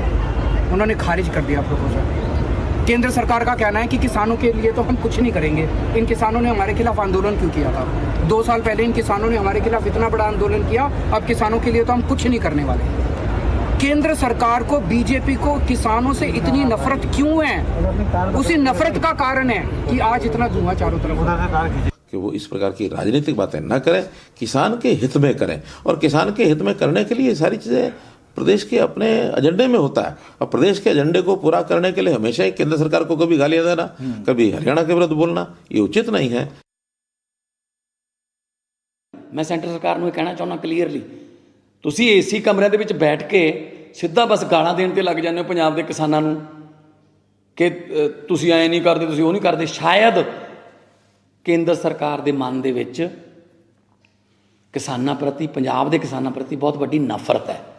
ਜਿਹੜਾ ਅੰਦੋਲਨ ਹੋਇਆ, ਜਿੱਥੇ ਘਮੰਡ ਟੁੱਟਿਆ ਸੀਗਾ ਸੈਂਟਰ ਸਰਕਾਰ ਦਾ, ਸ਼ਾਇਦ ਉਹਦੇ ਕਰਕੇ ਇਹ ਪੰਜਾਬ ਦੇ ਕਿਸਾਨਾਂ ਨੂੰ ਚਾਹੁੰਦੇ ਹੀ ਨਹੀਂ ਕਿ ਉਹ ਪੰਜਾਬ ਦੇ ਕਿਸਾਨ ਜਿਹੜੇ ਨੇ ਉੱਭਰ ਜਾਣ, ਜਾਂ ਪੰਜਾਬ ਦੇ किसान ਜਿਹੜੇ ਨੇ ਉਹ खुशहाल रहन, बदनाम करने ਤੇ लगे हुए हैं। कि वो इस प्रकार की राजनीतिक बातें न करें, किसान के हित में करें, और किसान के हित में करने के लिए सारी चीज़ें प्रदेश के अपने एजेंडे में होता है। और प्रदेश के एजेंडे को पूरा करने के लिए हमेशा ही केंद्र सरकार को कभी गालियां देना, कभी हरियाणा के विरुद्ध बोलना, ये उचित नहीं है। ऐसी राजनीति बिल्कुल ना करें, वरना जनता जो है इन सारी चीज़ों को सुनती है, देखती है, और उनके बारे में जनता की जो धारणा बनेगी वो कोई अच्छी नहीं बनेगी।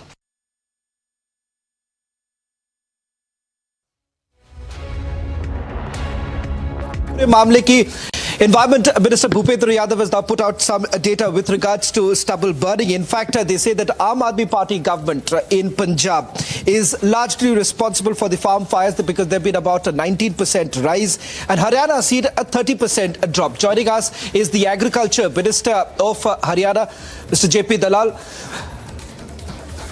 आपसे सबसे पहले ये सवाल करना चाहूंगा, क्योंकि जो हरियाणा सरकार के ऊपर, जयप्रकाश जी, आपके ऊपर जो, आपके सरकार के ऊपर जो आरोप लग रही है वो है, ये है कि कहीं ना कहीं आप इस पूरे मामले को लेकर राजनीति करते हैं। और इस वक्त जब दिल्ली को लेकर, प्रदूषण को लेकर इतने सवाल उठाए जा रहे हैं, ये कहा जा रहा है कि पंजाब और हरियाणा को, दोनों को मिलकर इस पूरे मामले की सोल्यूशन निकालने की कोशिश करनी चाहिए।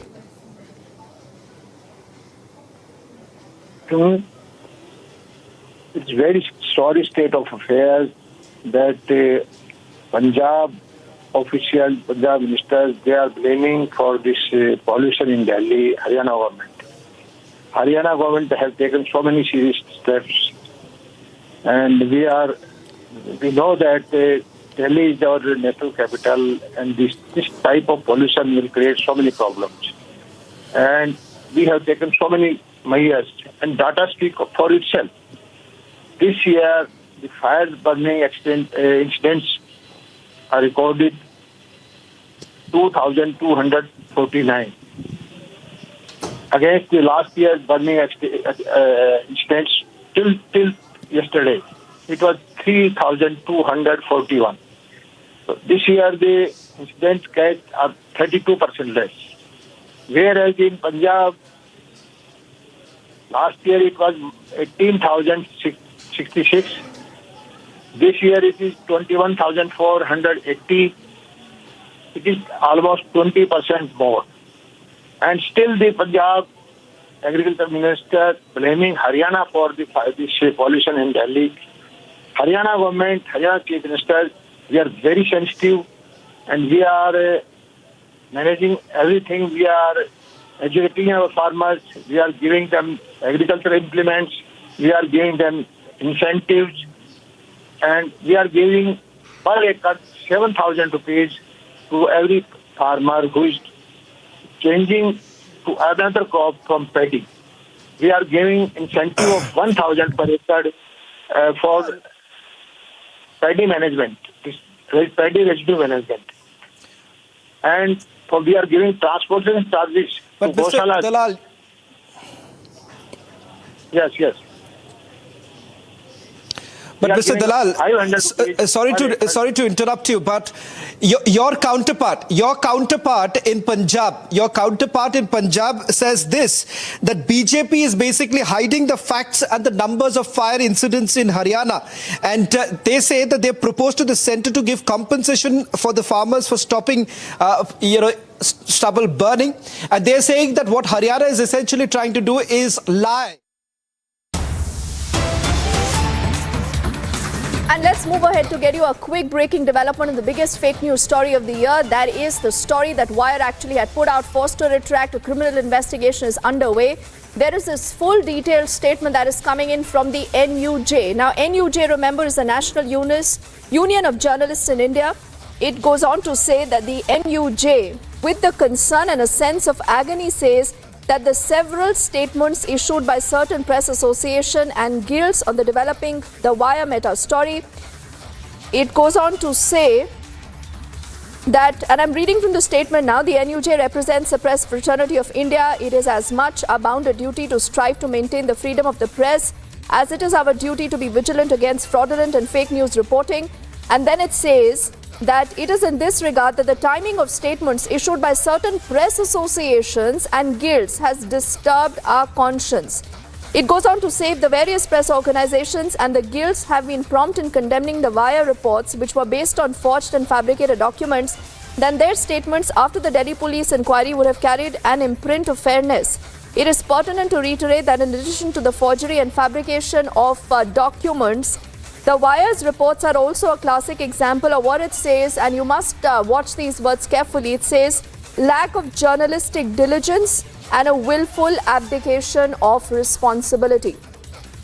It goes on to say the fact is that these press associations and guilds maintained a studied silence in the face of the undeniable forgery that formed the core of the Wire report.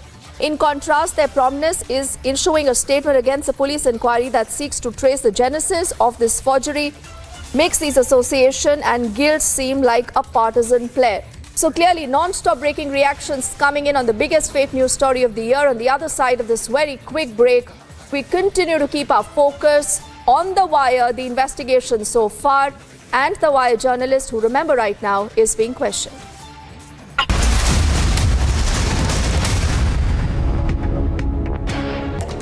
And a quick look now at what else is making news. This morning, voting is underway in 7 seats in 6 states. By polls in Munugade in Telangana, Andheri in Mumbai, Mokama and Gopalganj in Bihar, Adampur in Haryana, Gola Gorakhnath in Uttar Pradesh and Dhamnagar in Odisha are taking place. A high-voltage late-night drama was seen in Munugade, where the BJP candidate and party cadres staged protests at the RO's office demanding immediate action on the TRS leaders who came from outside to Munugade for campaigning. The BJP's Telangana President Bandi Sanjay, who was on the way to Munugade to support the BJP candidate Komati Reddy Rajgopal Reddy, was taken into preventive custody early morning Thursday. Everyone in Delhi is breathing in a gas chamber. The early morning hours, the layer of smog has thickened over the national capital. Any of these 4, they will have to inform the NIA and they will be rewarded with cash. We had shown you the report here since the last 2 days about how there were shoddy cables, rusted cables. Even now we are showing you that have been made to cover up this entire rusted part.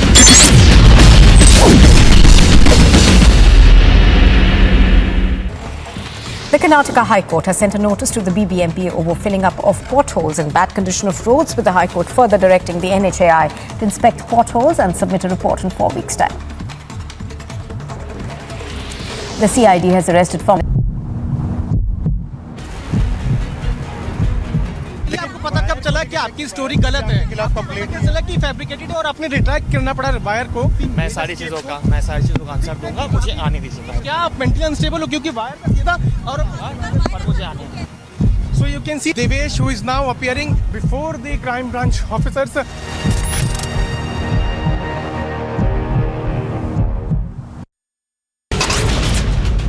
Everyone in Delhi is breathing in a gas chamber. The early morning hours, the layer of smog has thickened over the national capital.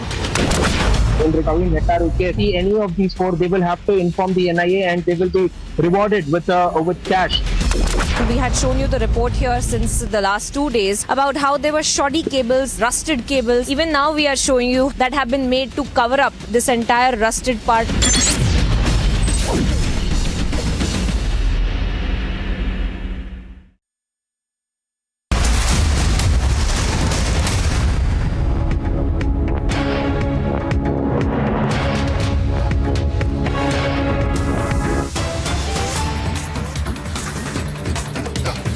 Thank you for staying with Republic. We continue to put out details of the NUJ statement on the wire investigation. This even as reporter Devesh Kumar is being questioned. NUJ India has hit out at the ecosystem. And some of the quotes I would like to put out for our viewers that state, it's a classic example of lack of journalistic diligence, making guilds and associations seem like a partisan player. It is premature endorsement that indicates prejudice investigation. NUJ primarily calling out the partisan stand by certain guilds.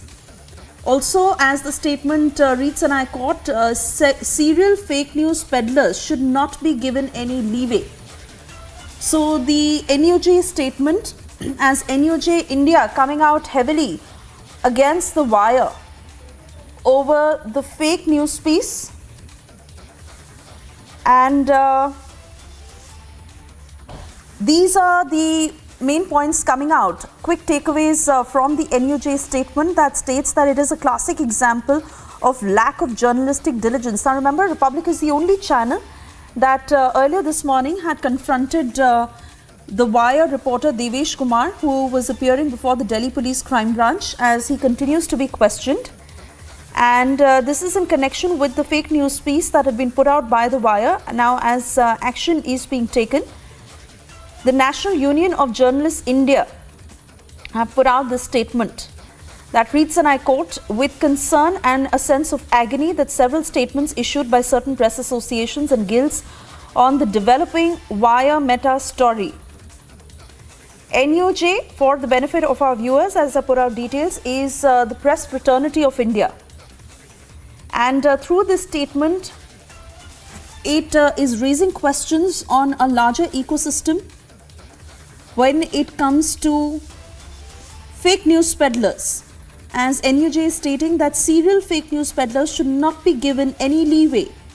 They're calling out partisan stand by certain guilds and saying that certain guilds that support organizations like The Wire seem like a partisan player. Premature endorsements will also indicate prejudiced investigation, is what the NUJ is saying. Various press organizations and guilds that had been prompt in condemning The Wire. However, they are calling out to the other associations that have not done so. Primarily, once again putting out the forged and fabricated documents and news reports by The Wire as the Delhi police is conducting an inquiry.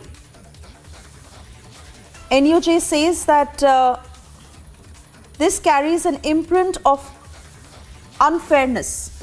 All right, Abhishek Kapoor, Senior Executive Editor, is with me on the phone line. Abhishek, that's a strong position that the NUJ has taken, and primarily calling out to all the other associations and guilds that have either maintained silence on The Wire or are supporting The Wire in any which way, with one clear motto, as the NUJ says, that serial fake news peddlers should not be given any leeway. Yeah, Suresha, so you see, the NUJ has clearly stated that the studied silence of these same guilds and associations which are making strong statements now almost got away with. What is important is, Suresha, we have to understand.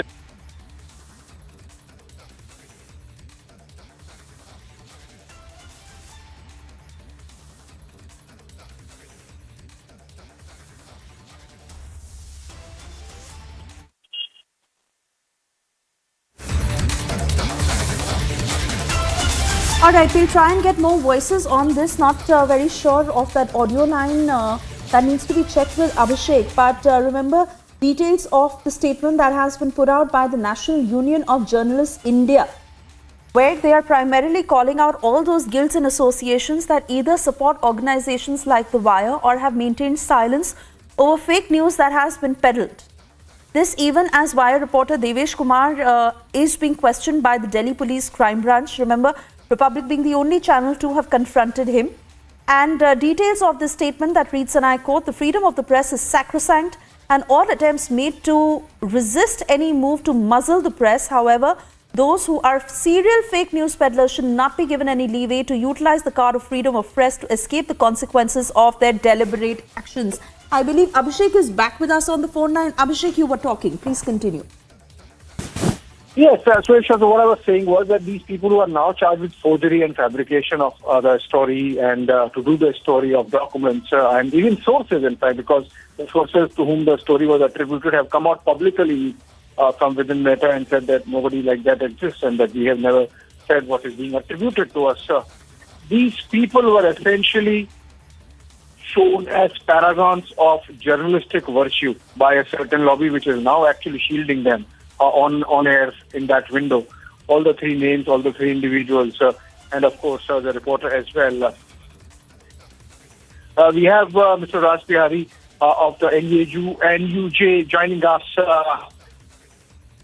Tell us, sir, about the strong position that you have taken. What prompted you to really come out with this position and the statement and the letter? के खिलाफ काम कर रहे हैं और हमने सरकार से भी ये पहले डिमांड की है कि फेक न्यूज पर रोक लगाने का कोई बंदोबस्त किया जाए।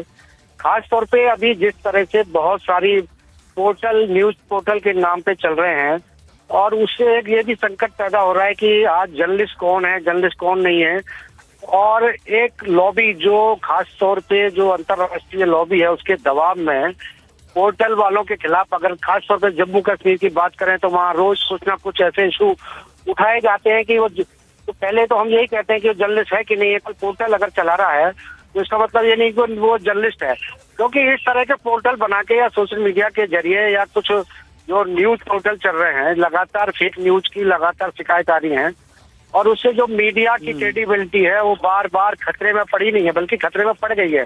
पहले हम लोग कहते थे कि मीडिया की क्रेडिबिलिटी पर साख लग रहा है, लेकिन अब मीडिया की क्रेडिबिलिटी पर साख नहीं लग रहा है बल्कि पूरी तरह खराब हो चुकी है। और वो इसी जिस तरह के लोग हैं जो जानबूझकर किसी कारणों से पॉलिटिकली मोटिवेटेड होकर जिस तरह से फेक न्यूज देते हैं, किसी पार्टी के नेताओं को बदनाम करते हैं, तो उसके खिलाफ हमने पहले भी सरकार से मांग की है, राज्य सरकारों से भी मांग की है कि उनके खिलाफ सख्त से सख्त कार्रवाई की जाए। और साथ ही हम ये भी मांग कर रहे हैं कि सरकार इस तरह से, क्योंकि सरकार ने डिजिटल मीडिया को रेगुलाइज करने के लिए नियम बनाए हैं, 2021 में जारी भी किए हैं, लेकिन उसके बावजूद जो फेक न्यूज है वो इन्हीं पोर्टलों के माध्यम से ज्यादा चल रही है। तो हमारा तो मानना है कि जो भी इस तरह की फेक न्यूज करता है उस पर सरकार को सरकार कानून के हिसाब से सख्त कार्रवाई करे। राइट। तो that have you send this, आपने ये जो लेटर है वो सरकार ने किसी को भेजा है? सरकार में हमने पीएम को भेजा है। नहीं, हमने ट्वीट किया है, फेसबुक पे भी वो पोस्ट किया है और अभी हम बाकी लोगों को, बाकी जो भी संबंधित मंत्री हैं या जो भी संबंधित अधिकारी हैं उनको भी भेज रहे हैं। All right, this is Mr. Raj, President of the National Union of Journalists, in clear position and demanding action by the government agencies against this secretary journalist. Social association is that.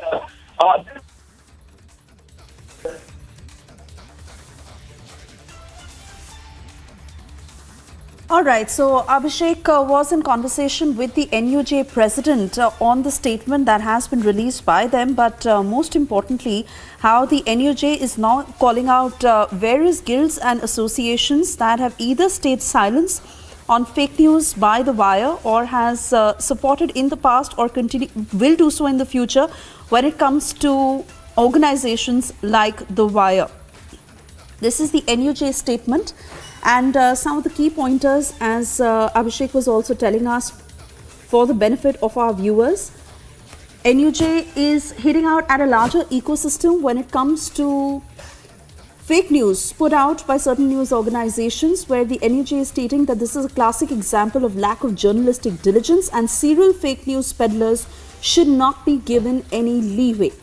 Now, we continue to track all the details of the action that the NUJ will take, and this as it continues to approach guilds and associations where they are calling them a partisan player. And the NUJ is saying that if they support organizations like The Wire, then they are clearly partisan in their approach. Also, as I was reading out for our viewers, the freedom of press is sacrosanct is what the NUJ says, but all attempts made to resist any move to muzzle the press, serial fake news peddlers should not be given any leeway. For the moment, it's time for us to slip into a very short commercial break, but we stay put on this story and get you more voices as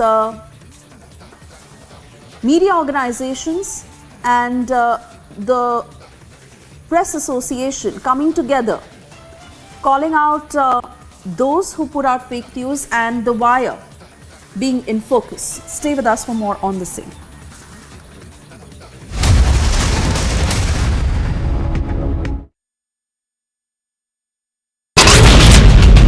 Everyone in Delhi is breathing in a gas chamber. The early morning hours, the layer of smog has thickened over the national capital. Any of these four, they will have to inform the NIA and they will be rewarded with cash. We had shown you the report here since the last 2 days about how there were shoddy cables, rusted cables. Even now we are showing you that have been made to cover up this entire rusted part.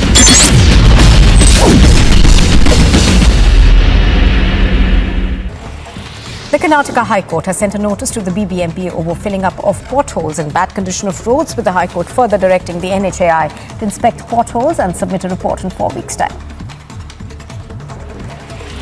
The CID has arrested former Telangana State Minister and leader Ayanna Pathrudu and his son Rajesh on allegations that they had submitted a fake certificate to the High Court in connection with the construction of a wall in their home and was carried out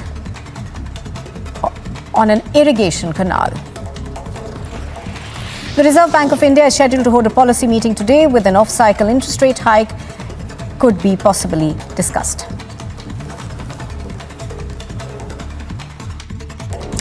And a quick look now at what else is making news. This morning, voting is underway in 7 seats in 6 states. By polls in Munugade in Telangana, Andheri in Mumbai, Mokama and Gopalganj in Bihar, Adhampur in Haryana, Gola Gorakhnath in Uttar Pradesh and Dhamnagar in Odisha are taking place.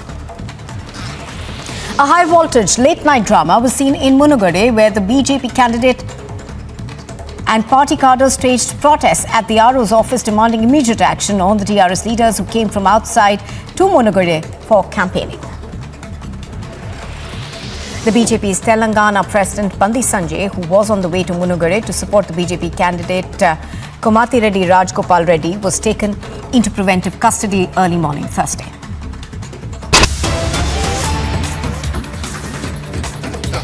Thank you for staying with Republic. We keep you on the top of the story after the NUJ statement that has been put out.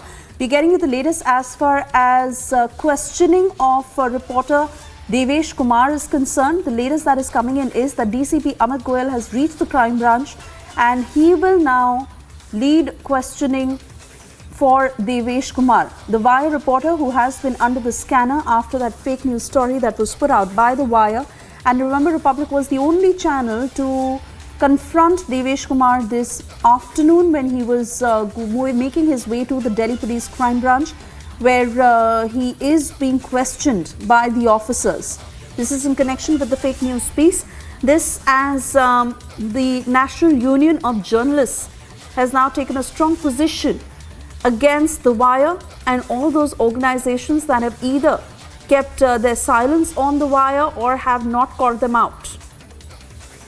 The NUJ has just released the statement as they continue to approach all those guilds and associations who are, as the NUJ puts it, seeming like a partisan player if they support the Wire. And NUJ making its position very clear that serial fake news peddlers should not be given any leeway. A lot of questions now on the Wire, especially with the kind of fake news stories that are put out. It is the meta story that is in question, and reporter Devesh Kumar, who had filed that story, was confronted this afternoon by Republic. And now this is the latest as you see Devesh Kumar on your screens earlier this afternoon, questioned by Republic. DCP Amit Goyal here has just reached the crime branch. Now he will continue to question Devesh Kumar as the investigation is ongoing.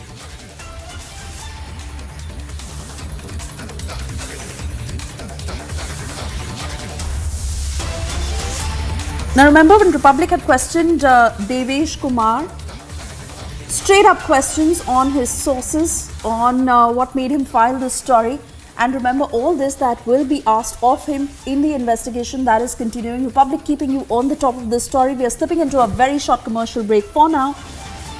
The other big stories we are tracking for you this evening, as after Uttarakhand and Gujarat, in all likelihood Himachal Pradesh would be the next one to implement UCC. And the battle for Gujarat intensifies as polling will be conducted in two phases, on the 1st of December and on the 5th of December, and the results will be announced on the 8th of December.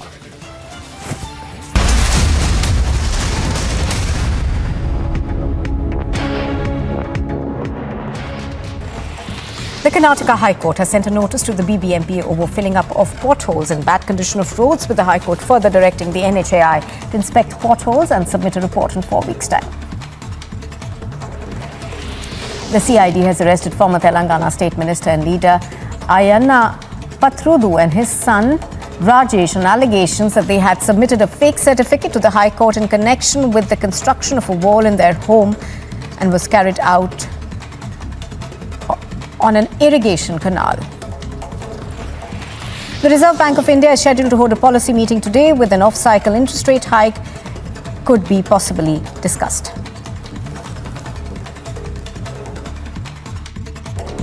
And a quick look now at what else is making news this morning. Voting is underway in 7 seats in 6 states. By polls in Munugade in Telangana, Andheri in Mumbai, Mokama and Gopalganj in Bihar, Adampur in Haryana, Gola Gorakhnath in Uttar Pradesh and Dhamnagar in Odisha are taking place. A high-voltage late-night drama was seen in Munugade, where the BJP candidate and party cadres staged protests at the RO's office, demanding immediate action on the TRS leaders who came from outside to Munugade for campaigning. The BJP's Telangana President Bandi Sanjay, who was on the way to Munugade to support the BJP candidate Komati Reddy Rajgopal Reddy, was taken into preventive custody early morning Thursday. Everyone in Delhi is breathing in a gas chamber. The early morning hours, the layer of smog has thickened over the national capital. Any of these 4, they will have to inform the NIA and they will be rewarded with cash. We had shown you the report here since the last 2 days about how there were shoddy cables, rusted cables. Even now we are showing you that have been made to cover up this entire rusted part.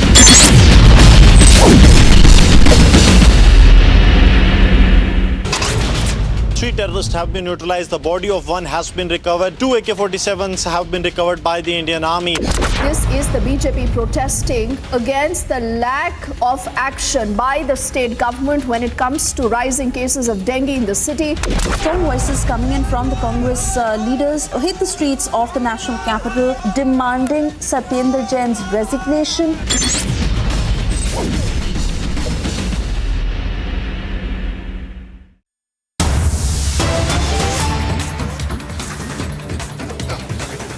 And cutting across to more breaking news coming in while campaigning in poll-bound Himachal Pradesh. Defence Minister Rajnath Singh was welcomed with POK chants at a rally in Himachal, where the crowds were saying, and I quote, "We want POK." Such chants were raised at Rajnath Singh's Jaisinghpur rally, and Rajnath Singh said, "Be patient." He said in Hindi, "Dhairya rakhiye." Take a look at this sequence.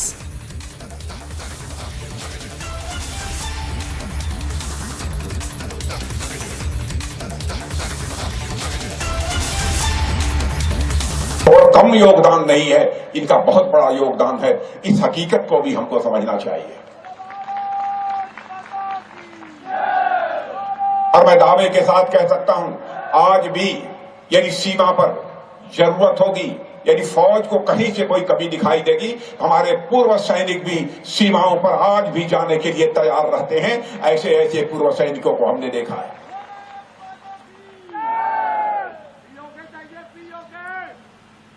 PoK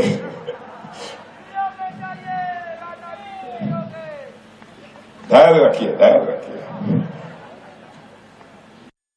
और कम योगदान नहीं है, इनका बहुत बड़ा योगदान है।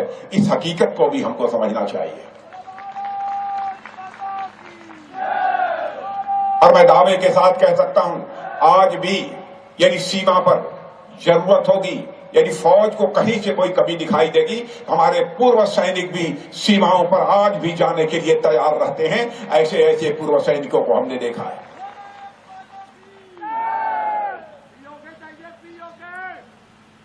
PoK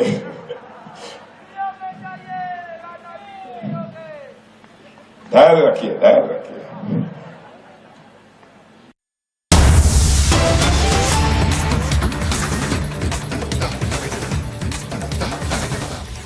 All right, these are the details that are just coming in, and we are yet to find out more about this.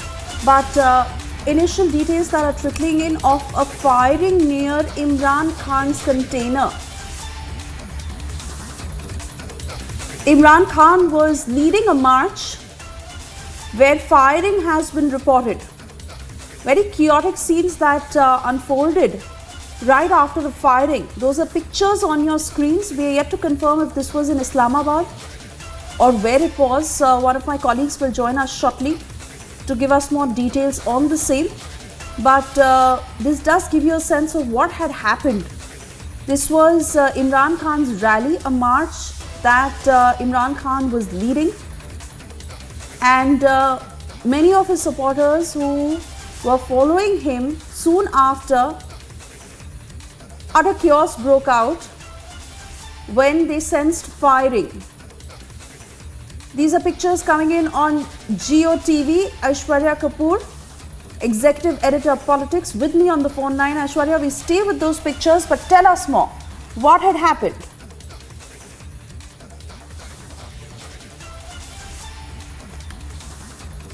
Close to the container, 4 to 5 individuals, including the manager of the former Prime Minister of Pakistan, are injured. Though we are being told that Imran Khan at this point of time seems to be completely unhurt and he's safe, but it's a firing near the container of the former Prime Minister of Pakistan, Imran Khan, and the reports suggest that the firing took place just minutes after Imran Khan arrived, and then 4 to 5 individuals standing close to the former Prime Minister of Pakistan, Imran Khan, are said to be really hurt. 4 to 5, including the manager of the former Prime Minister of Pakistan. And we are getting live visuals now beaming in from their ambulances moving in and out. Imran Khan has been taking out these protests, and gunfiring is being reported near Imran Khan's container. As we speak now, the first responders have arrived, though the Pakistani Rangers and the Pakistani police are said to be really inefficient in such manners. But at this point of time, the former Prime Minister of Pakistan, firing has happened really, really close to him, to the point that his manager, including 4 to 5 others, are said to be injured in the gunfire exchange which has happened very close to his container. Continue talking to us, Aishwarya, like you're telling us that Imran Khan is safe, but 4 of his team members are injured, and that includes his manager.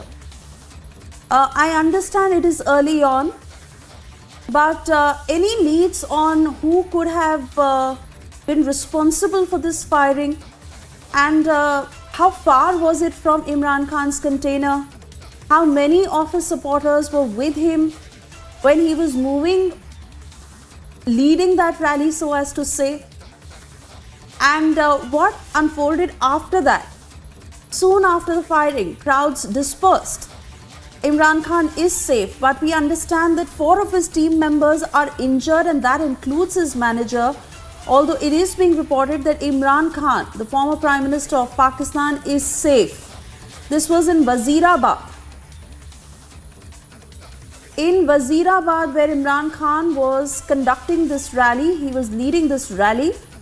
Many of his supporters who were with him while he was moving forth, addressing the crowds, and soon after there was a firing.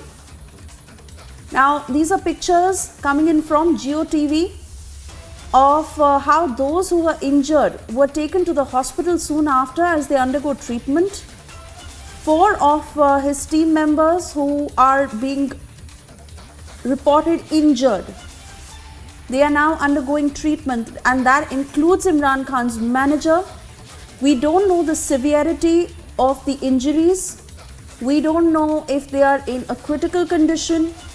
We're trying to find out those details, but the pictures speaking for themselves as the security soon took over. And this is the security of the former Prime Minister of Pakistan, Imran Khan.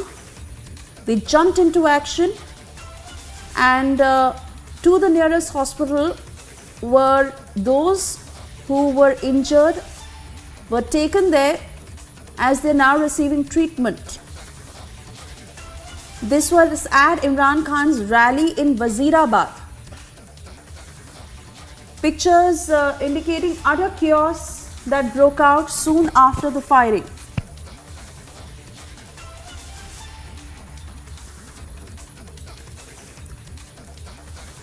And we have strategic affairs expert Hamid Khan, who is joining us on the phone line. Hamid, we are still trying to gather more details of what had happened. But what is your sense of how this incident occurred? To be honest, still we are waiting for the information what exactly happened. But as far as so far information is concerned, I mean, it looks like somebody is trying to sabotage a peaceful rally from Imran Khan, and they're trying to sabotage it. And obviously there was threats of security and other elements as well already there. And as you know, this rally is going on, this long march is going on for the 6-7 days now. So there was lots of threats, but we need to see how, how did this happen and who's involved in it. And there needs to be a very thorough investigation of it, that who was involved in it. But as far as Imran Khan's concerned, or his close leadership is concerned, they all are safe, and that's the news so far.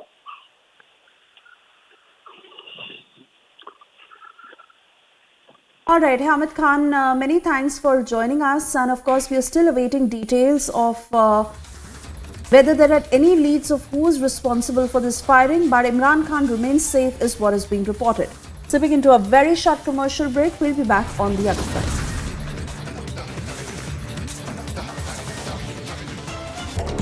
And a quick look now at what else is making news. This morning, voting is underway in 7 seats in 6 states. By polls in Munugade in Telangana, Andheri in Mumbai, Mokama and Gopalganj in Bihar, Adhampur in Haryana, Gola Gorakhnath in Uttar Pradesh and Dhamnagar in Odisha are taking place.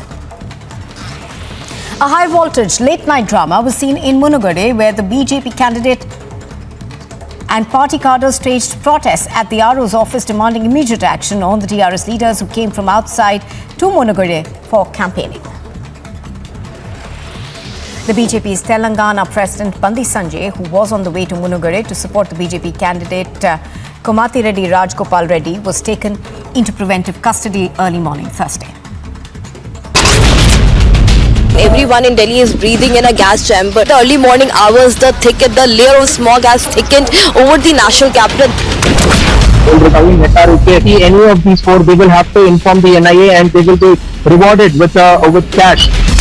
We had shown you the report here since the last 2 days about how there were shoddy cables, rusted cables. Even now we are showing you that have been made to cover up this entire rusted part.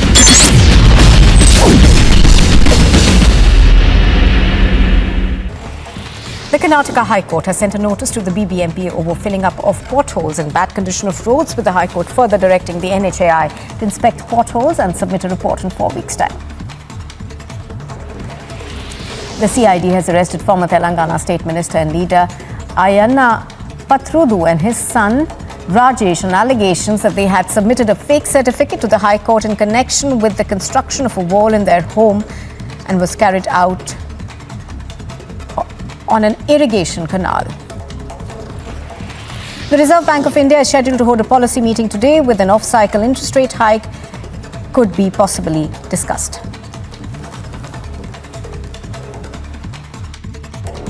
And a quick look now at what else is making news this morning. Voting is underway in 7 seats in 6 states. By polls in Munagode in Telangana, Andheri in Mumbai, Mokama and Gopalganj in Bihar, Adhampur in Haryana, Gola Gorakhnath in Uttar Pradesh and Dhamnagar in Odisha are taking place.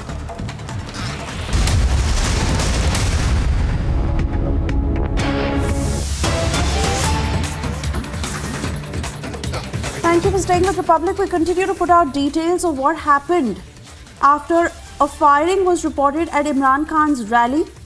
Now, latest that is coming in and certain reports suggesting that Imran Khan was injured in that firing incident. PTI was holding a long march that was being led by the former Prime Minister of Pakistan, Imran Khan, who was in Wazirabad for over a week. He was holding the Pakistan Tehreek-e-Insaf Hakiki Azadi March. And he had been there for several days. This was against the reigning government in Pakistan, where he had started this long march from Lahore on the 28th of October. And as he was holding this march, a firing incident was reported. We're being told that 4 PTI members have been injured in this firing. Cutting back to Executive Editor Politics, Aishwarya Kapoor, who's with us on the phone line. Aishwarya, certain reports suggest that Imran Khan is also among those who was injured. Well,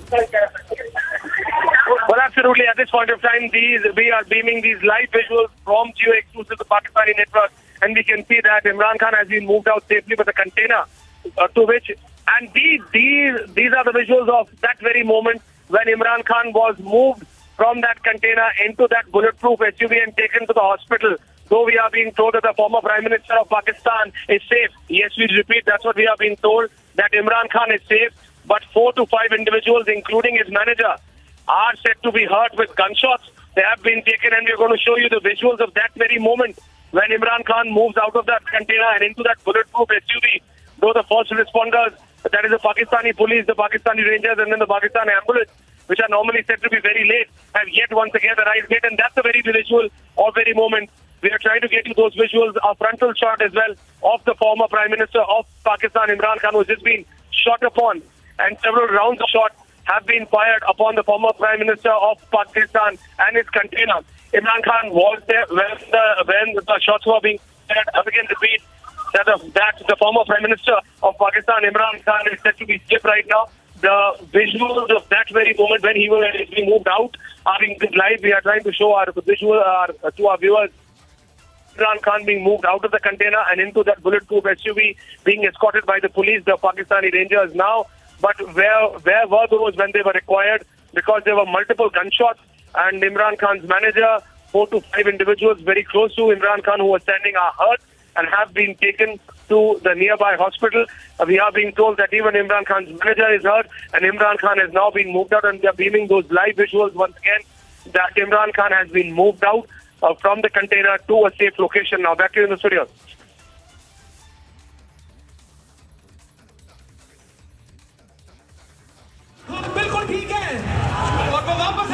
Aishwarya, they're getting us details. Imran Khan बिल्कुल ठीक है और वो वापस आएंगे। इमरान खान बिल्कुल ठीक है और वो वापस आएंगे। इमरान खान बिल्कुल ठीक है और वो वापस आएंगे। इमरान खान बिल्कुल ठीक है और वो वापस आएंगे। इमरान खान बिल्कुल ठीक है और वो वापस आएंगे। All right, so if there is a sense of confirmation where the man is heard saying Imran Khan bilkul theek hai, and those are the details that are also coming in of how he's been moved to a safe location. So certainly some sense of confirmation that Imran Khan is safe. But what has emerged so far is of several rounds of firing. This was near Imran Khan's container. 4 PTI members who were injured in this firing, and that also includes Imran Khan's manager. This was at a time when Imran Khan was about to deliver an address to his party workers in Wazirabad and Gujranwala. And 4 PTI members have been injured in this firing. Imran Khan had been holding a march against the reigning government of Pakistan. He had started this march from Lahore's Liberty Chowk on the 20th of October. He called this Hakiki Azadi March. And he had been in Wazirabad on the 7th day of the long march when this incident had happened. PTI had also put out a tweet of the Hakiki Azadi March in Wazirabad.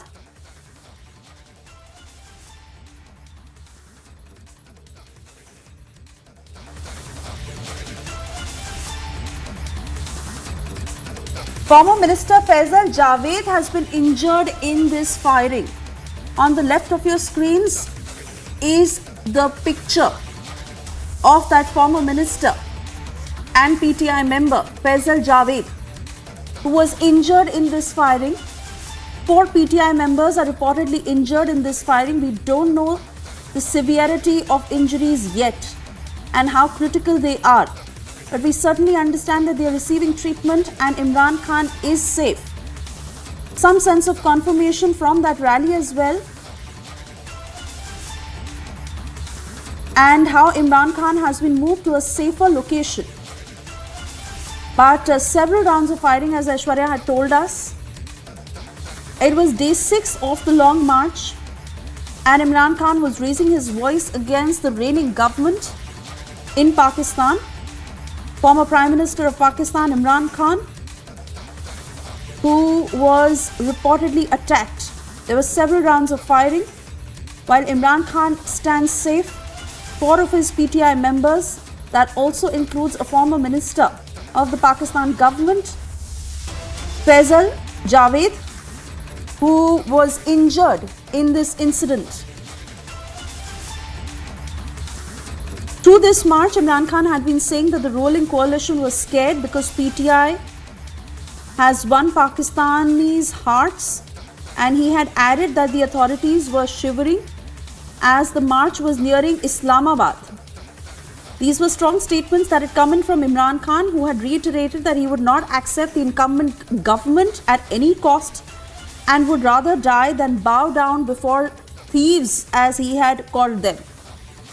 These were statements by Imran Khan through the course of this rally, this march that was led by Imran Khan and PTI supporters.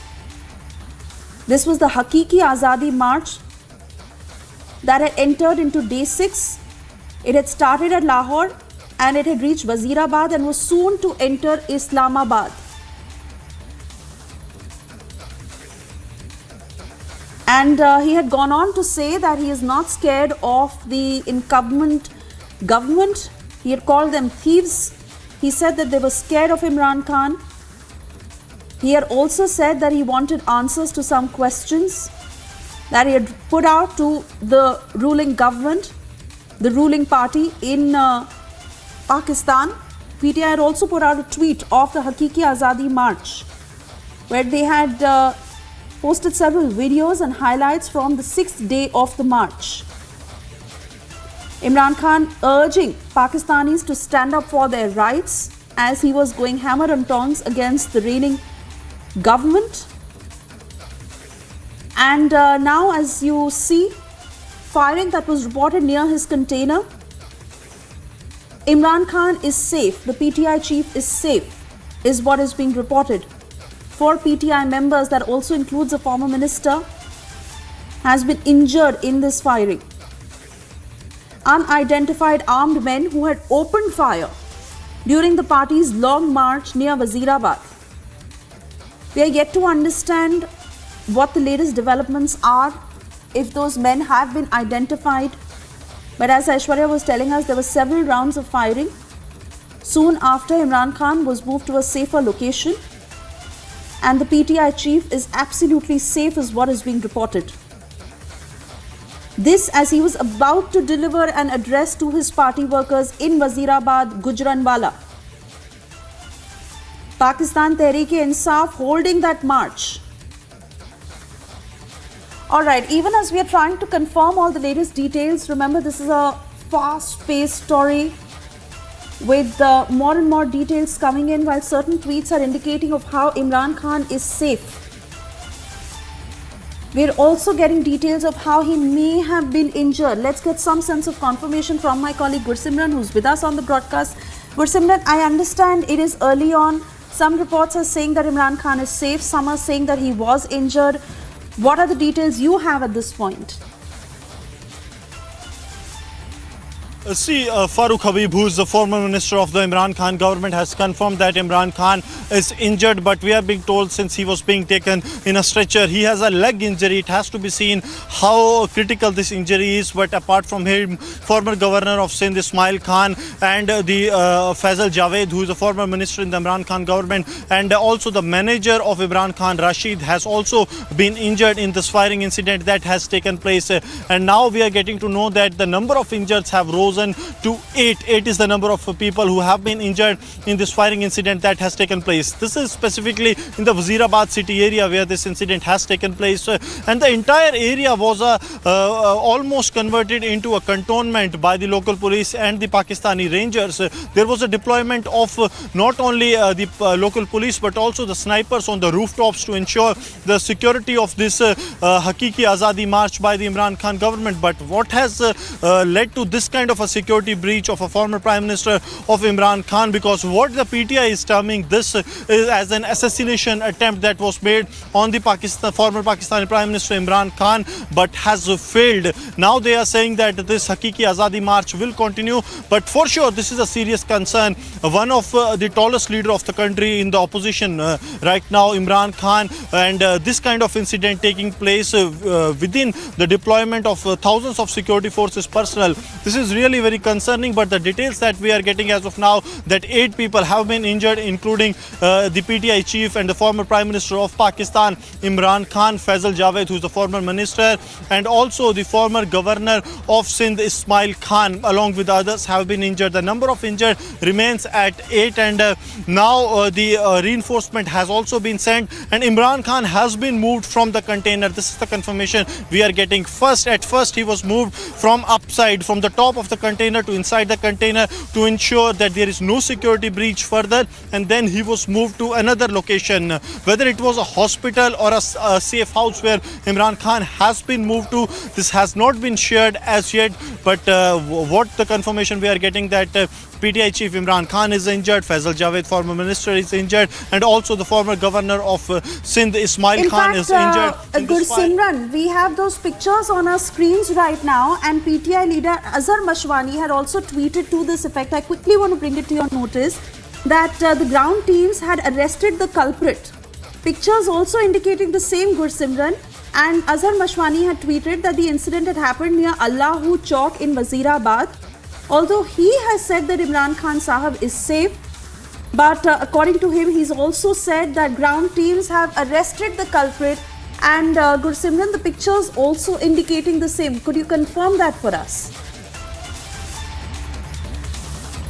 Yes, this tweet has come from Muhammad Basharat Raza, who is the Minister of Law and Order in the Punjab. Since the incident has been reported in Punjab, he has come out with the details that Imran Khan is safe, and CM has taken the strict note of the firing incident that has taken place. IG Punjab has been asked to submit a report, and the person who was behind this firing incident has been arrested. This is what has come from the Law Minister of Punjab, where the incident has been reported. A report has been sought, and the IG Punjab will submit the report in the time-bound manner. But the person who was behind the firing incident has been now been arrested. But these are two kind of a contradictory tweets that are coming in. First, from the former Minister of State of the Imran Khan, Farooq Habib, wherein he's saying that Imran Khan is injured, and now the Minister of Law and Order in the Punjab government, he's saying that Imran Khan is all safe. So it seems that the nature of the injury to Imran Khan is a minor, and he is all fine. This is what appears as of now, as per the new development that has taken place by the Law and Order Minister of the Punjab, who confirms that the person behind this mass shooting has been arrested, and it has to be seen what was his motive, because the interrogation will take place and more and more developments are expected in this case, because the one of the tallest and the senior leader in the opposition of the Pakistan, his rally, his Hakiki Azadi March was targeted, and a firing incident has taken place in which 8 persons have been injured. Simran, so certain reports are also putting out details of how the former Prime Minister's manager Rashid has been injured, former Governor of Sindh Imran Ismail has been injured. Those reports are also indicating that Imran Khan, like you're saying, has been shot in the leg. Could be a minor injury, no confirmation on that yet. The weapon used to attack is an AK-47, is what is being reported. And Wazirabad, that is situated on the banks of Chenab River, nearly 100 kilometers north of Lahore. Lahore is where the march had started. It had moved to Wazirabad. It was to enter into Islamabad. But in Wazirabad, on day 6 itself of this march, when Imran Khan was reportedly attacked, and those who are injured also include his manager Rashid and former Governor of Sindh Imran Ismail. Is that right, Gursimran?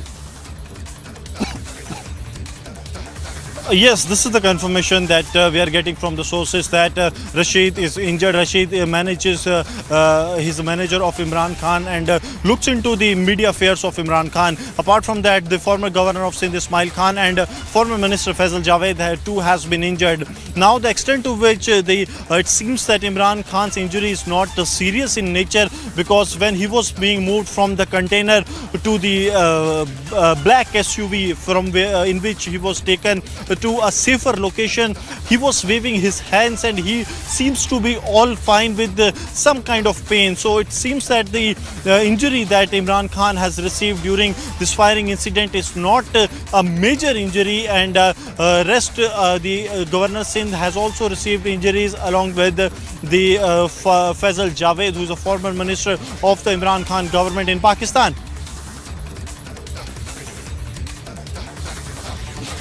Simran, they're getting us details of the latest developments, as we are getting to understand that Imran Khan may have been injured and he may have received a leg injury.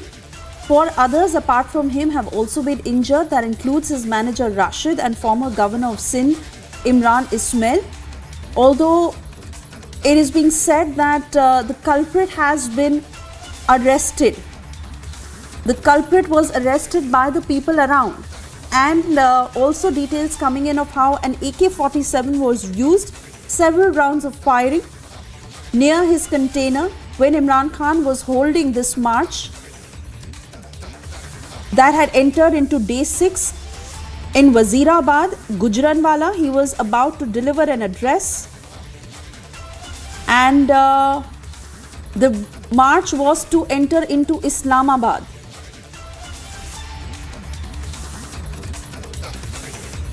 Details coming in of how many of his supporters who had been with him as he questioned the reigning government and his unceremonial exit. He was about to address the participants on Pindi bypass, Gujranwala, at the start of 6th day, when the former Premier of Pakistan had said that progress until the rule of law prevails for everyone cannot be achieved.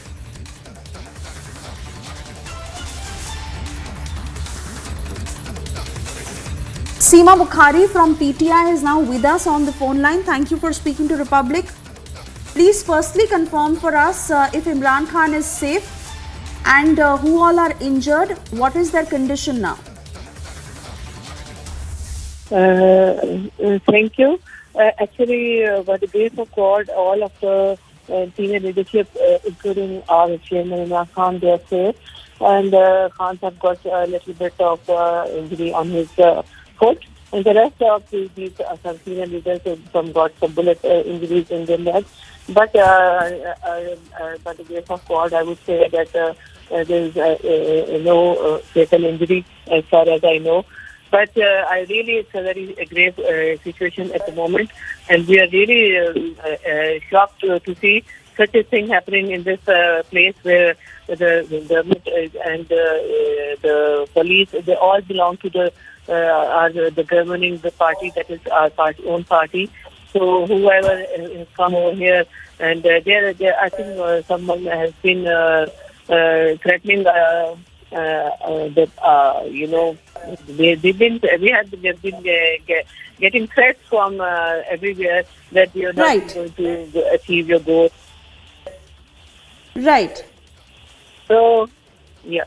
Dr. Simi Bukhari of the PTI speaking to Republic, and also with us on the phone line Zulfikar Ali Badar, who is the PPP spokesperson. He's with us on the phone line. Zulfikar Ali, details coming in of how Imran Khan has been attacked. He may have received an injury. 4 of his members were injured. What are the details you're receiving? Bismillah ar-Rahman ar-Rahim. Thank you very much for inviting me to your show. It's just that we just recently got this news that there is a attack on Mr. Khan and few of his allies along with him. They have been injured and they have safely been shifted to the hospital. And the first aid has been started giving to them. But this is a very unfortunate incident, and our best wishes and prayers for the early recovery of Mr. Khan and his party leaders from our party.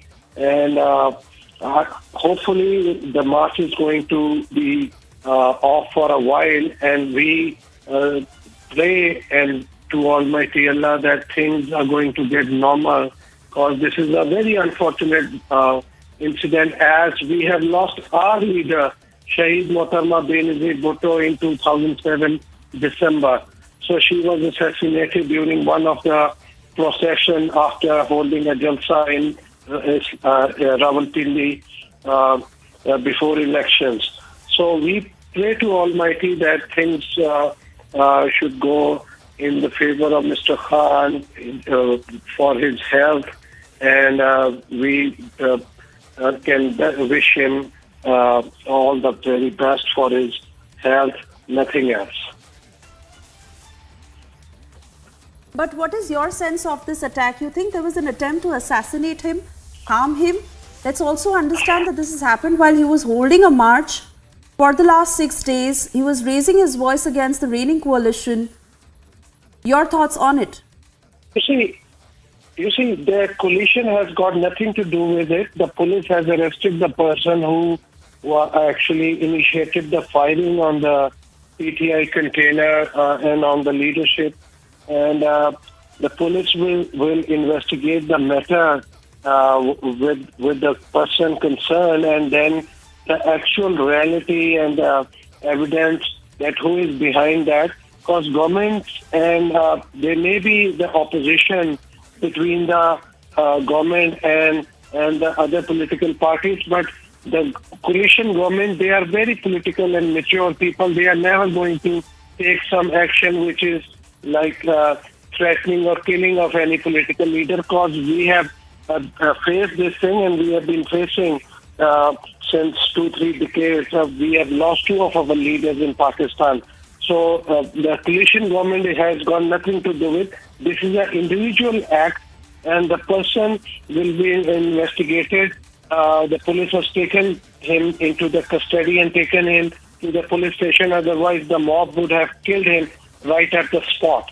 So it is in the safe custody of police, and police will interrogate the matter. And after the thorough investigation, the actual reality will come out, that who was it that individual act, or there was some kind of a gang or another person after him. So you can't rule out, you cannot anticipate until and unless the reality comes out.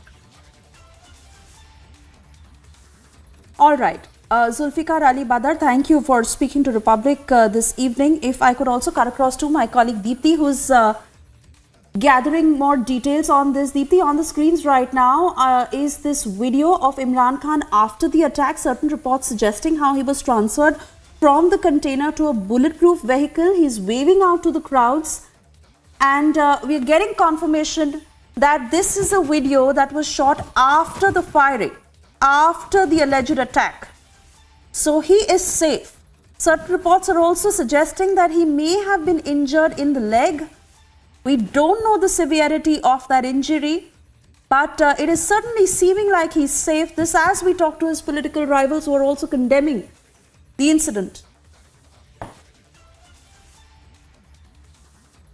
Yes, Suesha, but we must not mince our words. This is a clear assassination attempt at Imran Khan, the former Prime Minister of Pakistan, someone who had just called out the ISI, Suesha, days ago. So this is exactly how Pakistan functions. This is the deep state actually again indicating who's calling the shots in Pakistan. And we must be absolutely clear about the facts. As I said, this is an assassination attempt at Imran Khan, an attempt that he has survived. Let's quickly recap what we know for our viewers here. The former Pakistani Prime Minister has been injured in his leg. This is the initial report that is coming in. This was a firing and assassination attempt during his Real Freedom rally in Wazirabad. Now, this incident happened at the Zafar Ali Khan Chowk. This is according to the local media reports. 4 people here, Suesha, have been injured so far is what we can actually confirm. Soon after this incident, you have Imran Khan who's transferred from the container to a bulletproof vehicle. And I think that is the exact moment on our screens that we are looking at. Imran Khan along with his security entourage who's transferred to that bulletproof vehicle. But the key question is, Suesha, who actually tried that assassination attempt? Who wants Imran Khan to be killed? Who wants to assassinate him? The entire story has moved very, very fast in just the last 20-25 minutes or so. And on our screen, these 4 windows again give you a better sense of how the story has moved. And first up, Suesha, let's bring our viewers' attention to the third image from the left of their screens. That image that is encircled. Let's see if we can go to that image full frame, because that is the alleged attacker. That is the alleged attacker. Who really is he? What are his credentials? What are his affiliations? It is still not clear. What was the motive? Absolutely not clear. There is limited word only coming in right now. But he is the shooter. Look very, very clearly now. He is the shooter. He was a part of the rally. What more do we know about him? We still are trying to get more information. We are trying to see if we can get any eyewitness accounts of, telling us more of the entire sequence of events. And on the left of your screen now, I think is that moment where Imran Khan was injured. And as I said, he possibly has sustained injuries on his leg. He now has been shifted to safety. He's said to be safe. But a clear, I think, commentary on the fact that days after Imran Khan called out the ISI, that is the deep state, the Rawalpindi there. This is Rawalpindi. Is that Rawalpindi hitting back? Is this the deep state again trying to tell us that who really calls the shots in Pakistan? We'll try and see if we can get in more people on the phone line, more experts to help us understand this entire situation. Now, once more on these images that we are playing out on our screens, one of the PTI leader there has also been injured. The videos from the rally that continue to come in do show Imran Khan being transferred to that bulletproof vehicle after the firing incident. But as I said, very, very limited information still coming in. What's clear is that Imran Khan, this was a clear assassination attempt at him. Imran Khan now possibly is being moved to Lahore as we speak. And I think there is a better video now that we have. We'll try to put that out on our screens of the gunshots that were being fired by the shooter. In fact, we can hear the gunshots also in the air very, very clearly. This is the moment where Imran Khan was taking ahead that freedom rally. This happened in Wazirabad. And who really is the shooter? I think that is going to be the key focus, Suesha, as we need to now find out, and Pakistan will also have to come out and tell us who really is the shooter. Does he have connections with the deep state? Now, clearly, plausible deniability is something that Pakistan plays on again and again and again. But this is, I think, that video that...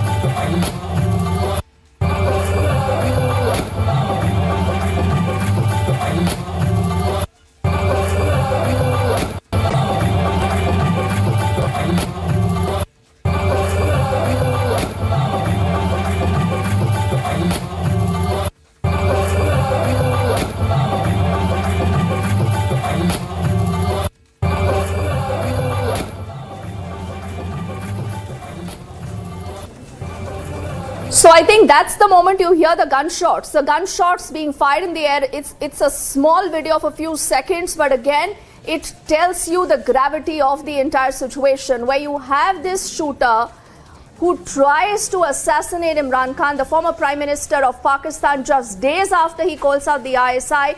Utter commotion is what you see in the rally, and I think this is the moment where he was captured. The shooter now has been captured, and he right now is being interrogated. This is the moment of the attack where gunshots can be heard in the video. Let's again replay this entire video for viewers just tuning into the broadcast.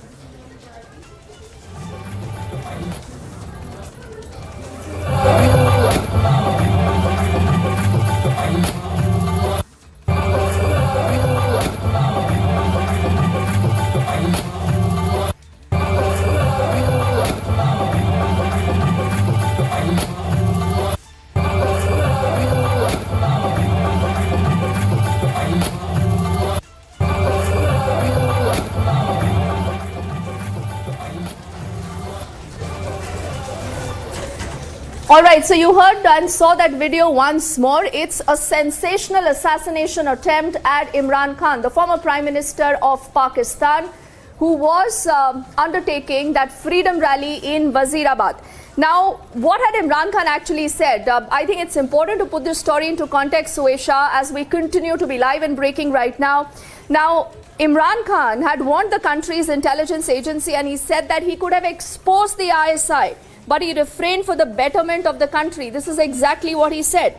And he also, in fact, said, and I quote him now, that the DG ISI, open your ears and listen. I know a lot of things, but I'm quiet only because I don't want to harm my country. I do constructive criticism for betterment. Otherwise, there was a lot I could say. I want to say good evening to Major Gaurav Arya, who's also joining us on the broadcast right now. Major, good evening to you. How do you read into the entire sequence of events? It's a sensational assassination attempt at Imran Khan days after he had called out the ISI. Imran Khan has been calling out the army and the ISI long before he became Prime Minister. So if you see his old comments on YouTube, you'll realize that Imran Khan has always been anti-army, but he took the army's help to become Prime Minister. But now he has pushed certain people to the edge. And if you remember, 3 months back, Imran Khan had said that people are trying to kill you. So today the thing has proven true, and people did attempt to murder Imran Khan Niazi. He's safe right now, but all I can see is Pakistan going down the spiraling into chaos, and I just hope there won't be bloodbath in Pakistan, because there are armed men roaming in the streets. You know, there was a Khyber Pakhtunkhwa minister who said that they're carrying licensed automatic weapons with them. So there are people, Imran Khan supporters, with automatic weapons, and this could may well result in a free-for-all on the streets of Pakistan.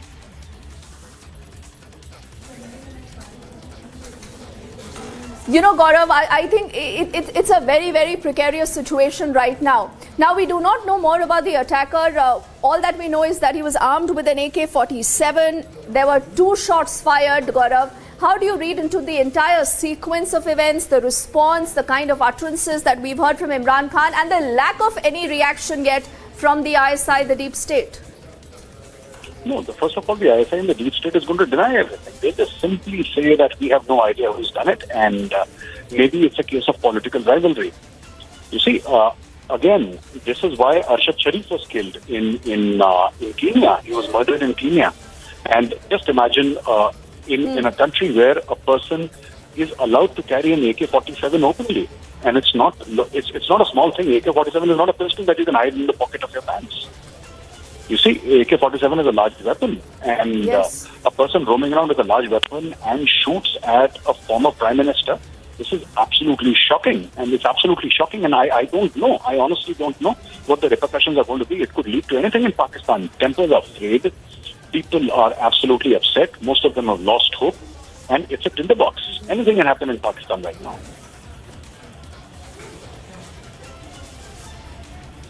And what next? You know, Major Gaurav, I think that's a question a lot of our viewers now are asking, because considering that this is Pakistan we are talking about, considering this is the same Pakistan where you have the deep state that continues to tell you again and again that it is the one calling the shots, considering plausible deniability is what Pakistan lives by, Gaurav, how should India be looking at the entire situation? No, I think India should just wait and watch. There is nothing for India to say. There is nothing for India to do. And clearly nobody is blaming India. And India is a very, very responsible state. This is obviously political rivalry at its worst. You know, after Imran Khan said that he would call out the ISI chief, and if the ISI chief pushed him, he knew a lot of secrets. I knew that something was going to happen. I did not estimate an assassination attempt, but this is something that Imran Khan himself had hinted at a couple of months ago, and he said that they're going to kill me. They're trying to assassinate me. And a similar thing was said by Imran Riaz Khan, another journalist. He said this thing about Arshad Sharif, the journalist who was killed. Before he was killed, he said they will kill Arshad, and they did kill Arshad. And Imran Khan said they will kill me. And here today we see an attempt on Imran Khan with an AK-47, which is, by the way, an assault rifle, being carried in public by some member of society in Pakistan. I don't know how it will go. India should just take a step back and wait and watch and see what happens. But clearly Pakistan is unraveling at a very, very fast pace. And you know, Gaurav, before I let you go, I do remember what happened with Benazir Bhutto, you know, in the year 2007. Now, this incident, Gaurav, has happened just about 200 kilometers from Islamabad. And this really tells you the tinderbox that Pakistan today is, and the world also needs to take note. No, absolutely. It's not just Benazir Bhutto. They've killed Benazir's father.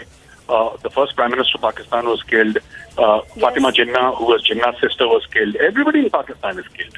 So, and there is a long list of, you know, not knowing who has killed whom. I mean, till today they have not discovered who killed Benazir Bhutto, a former Prime Minister. She was blown up. She was shot dead. A bomb went off near her and she was killed. But nobody knows who killed her. Nobody knows till now. So, you know, these things keep on happening in Pakistan, and nobody will ever know who's responsible for this. Everybody will deny it, and this thing will die down after some time. But in the near future, this has the capability of leading to a bloodbath on the streets of Pakistan, which is very unfortunate.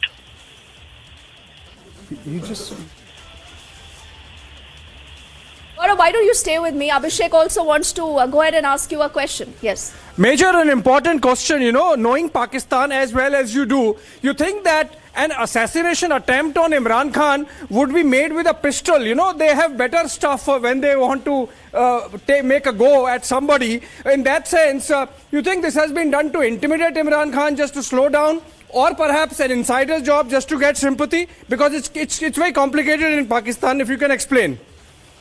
Yeah, you know, Abhishek, this thing had crossed my mind that it could be an insider job to gain sympathy, and you're very right. You know, when you do such stuff, you do it at close quarters. So this is obviously a political statement. I agree with you there.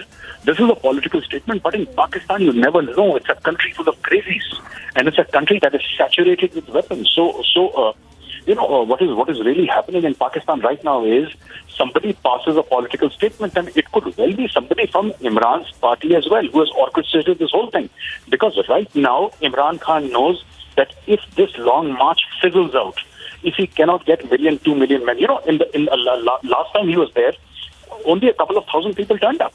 And that is a shame for Imran Khan. People said that your long march is fizzling out.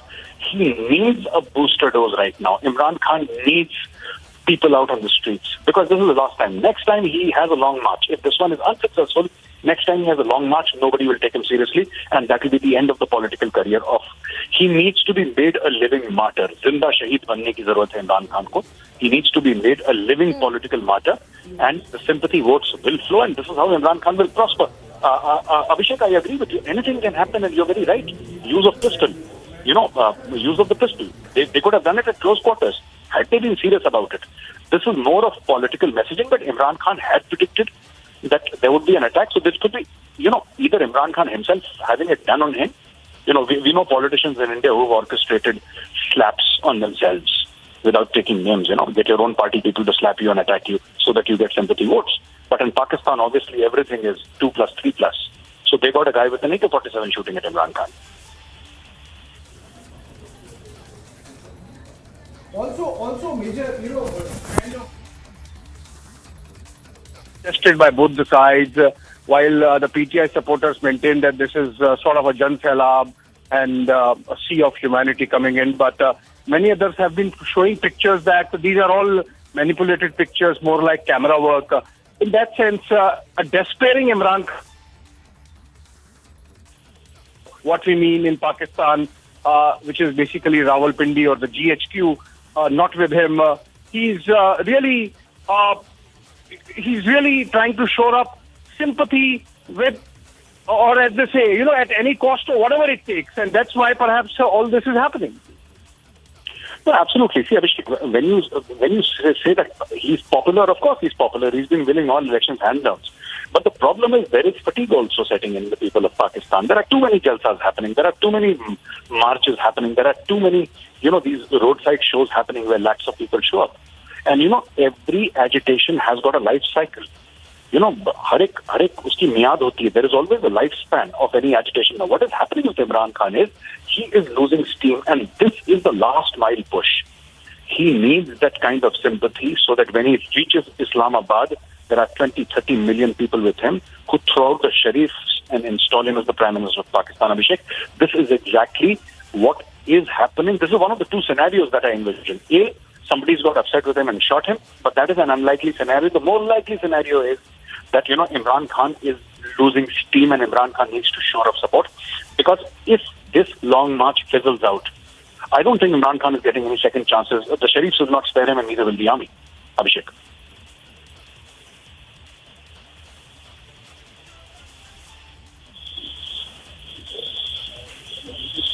Abhishek, thank you. All right, so we are getting, I'm not getting more. I'm not getting more. Pictures from Pakistan. Getting all these pictures from Pakistan, and Imran Khan has been attacked, and there have been injuries to Imran Khan, a couple of his fellow travelers in the long march, including a former minister, and we are seeing all these pictures of absolute chaos coming out of Pakistan, and Imran Khan, in fact, has been evacuated. He's being taken to Lahore, is what we are being told. And the attacker has been arrested, and that's very interesting. The attacker, if this was... I can't...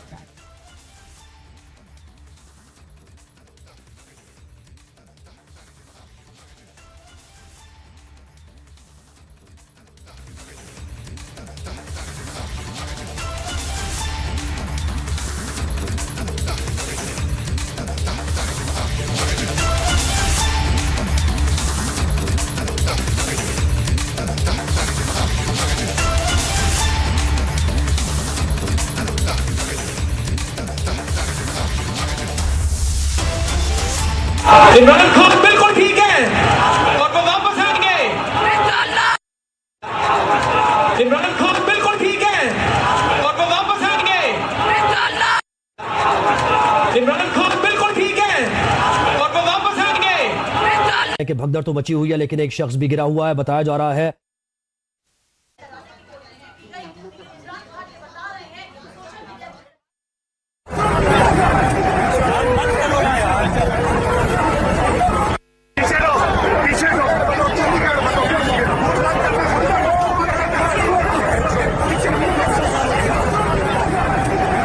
It's fine. Right, we are back to the pictures, and these are coming in from Pakistan, where the long march led by Imran Khan of the PTI, Pakistan Tehreek-e-Insaf, the former Prime Minister of Pakistan, saw an incident in which an attacker carrying a pistol opened fire, aimed at Imran Khan, who was standing on a container and making his trademark speech, that's when he was hit. He's hit on his leg, is what the information suggests. Apart from him, four or five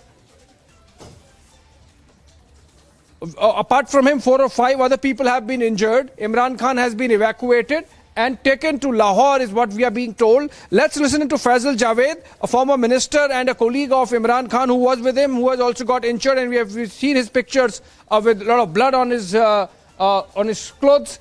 And let's listen into what he said just a while back.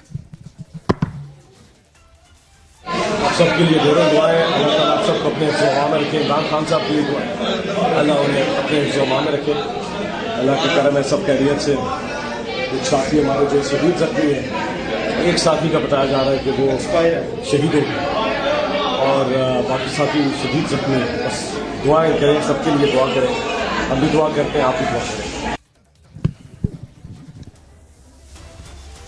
All right, that was Faisal Javed, and there is an important development, and which is that Imran Khan's first reaction has come, in which he has thanked Allah for saving his life and said that he'll come back and continue his long march. Remember, the present government has not taken kindly to this form of protest that Imran Khan has taken.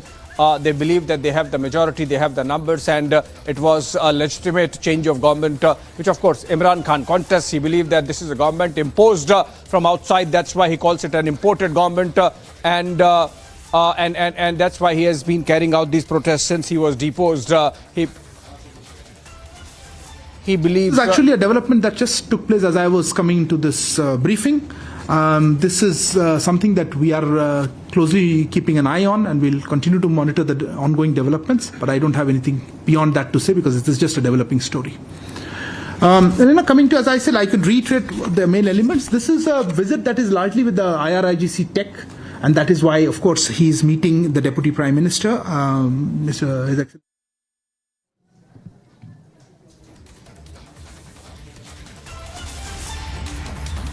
All right, that was MEA spokesperson Arindam Bakshi saying that though it's a developing story, but we are keeping a close eye. And we are going back to the pictures coming in from Pakistan. Former Minister Faisal Javed in the pictures in the middle.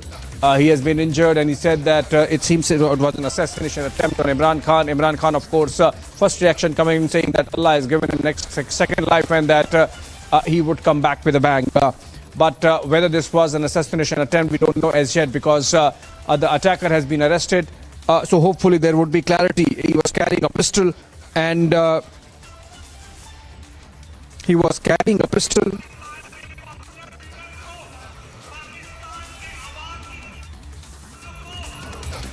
It's evolving story and developing story. Charges and counter charges flying, and in the midst of that, an attack happening on Imran Khan. The PTI, the Pakistan Tehreek-e-Insaf, it has made a statement saying that this was clearly an assassination. A statement saying that this was clearly an assassination bid on the former Prime Minister, and that the present government, backed by the establishment, as they say it, the general headquarters, the Rawalpindi, the Pakistan Army, they don't want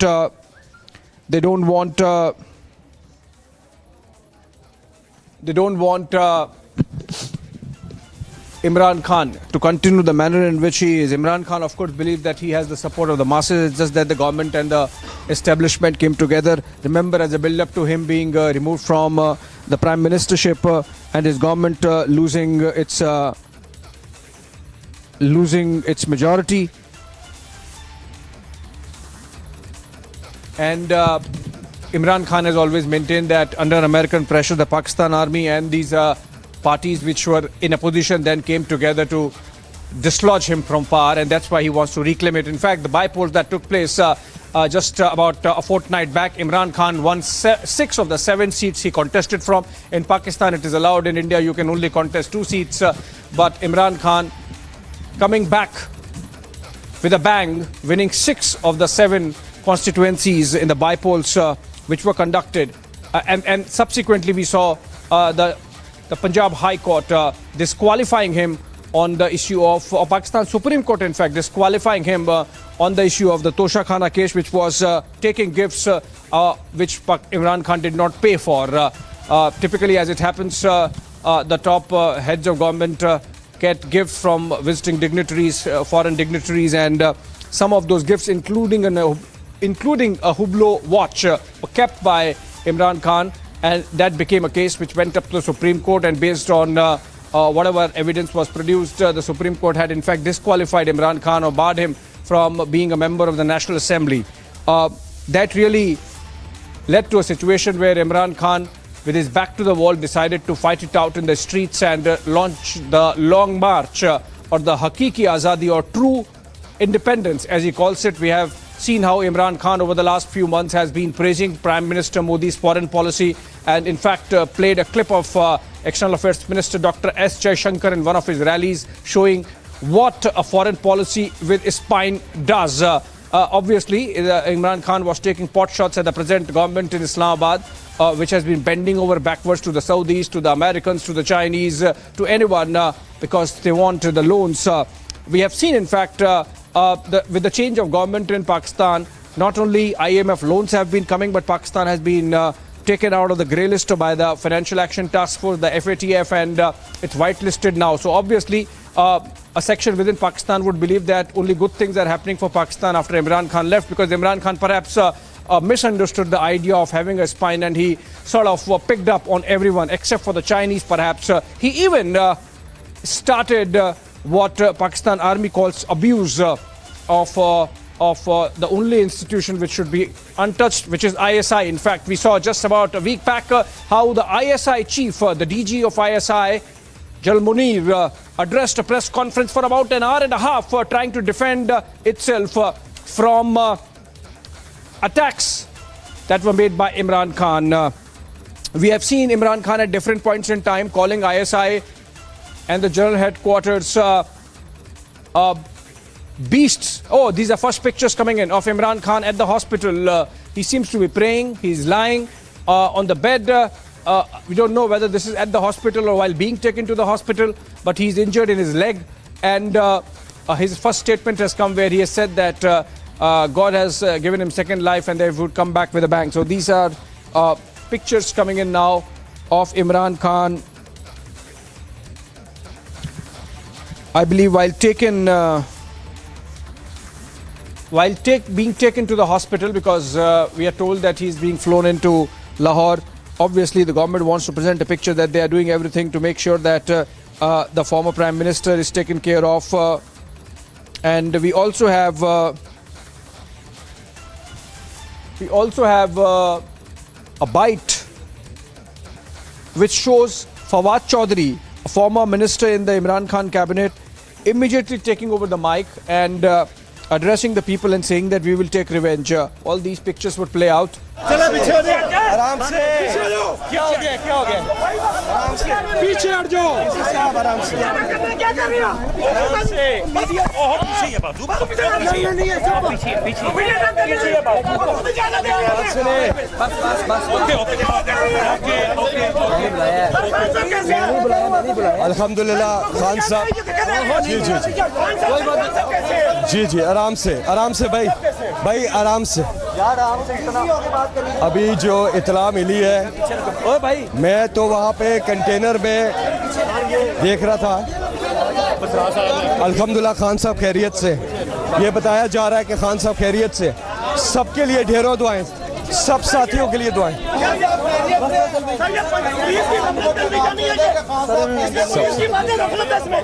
ये तो अभी देखेंगे इसमें बहरहाल Faisal stampede हो जाएगा जी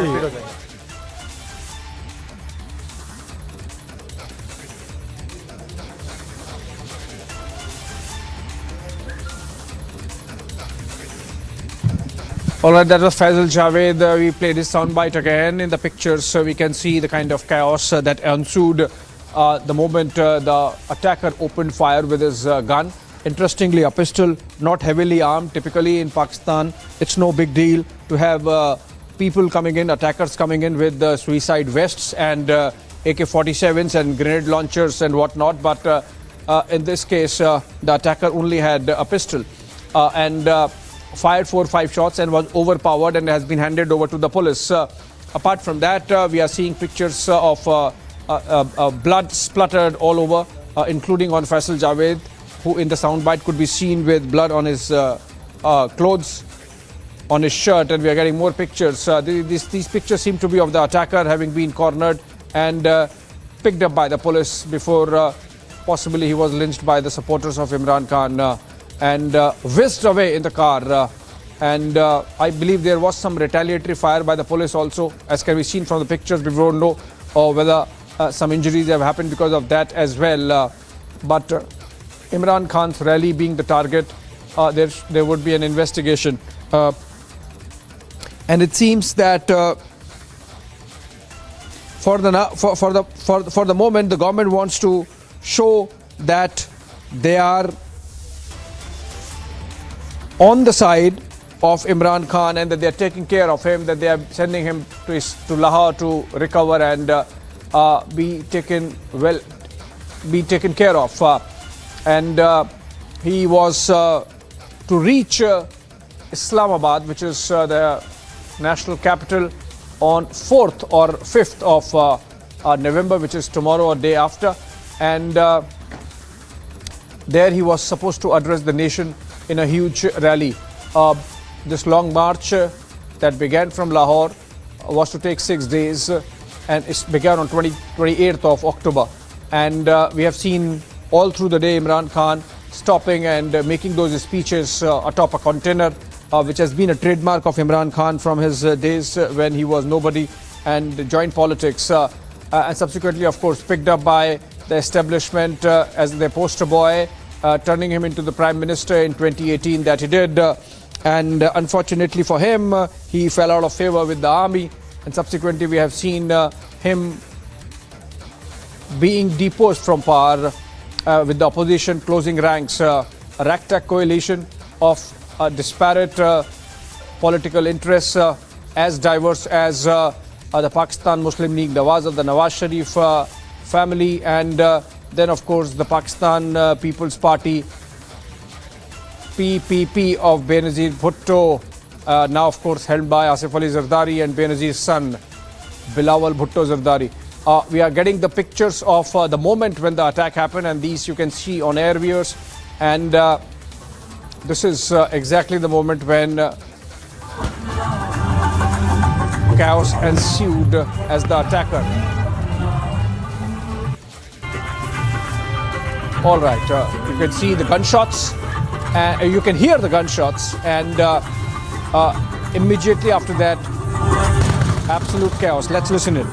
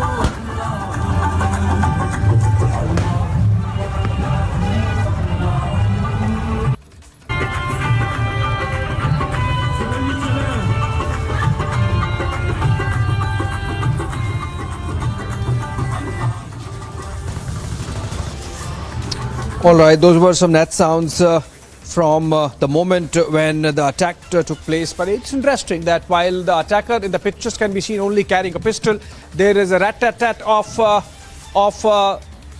some kind of machine gun. So machine gun fire can also be heard.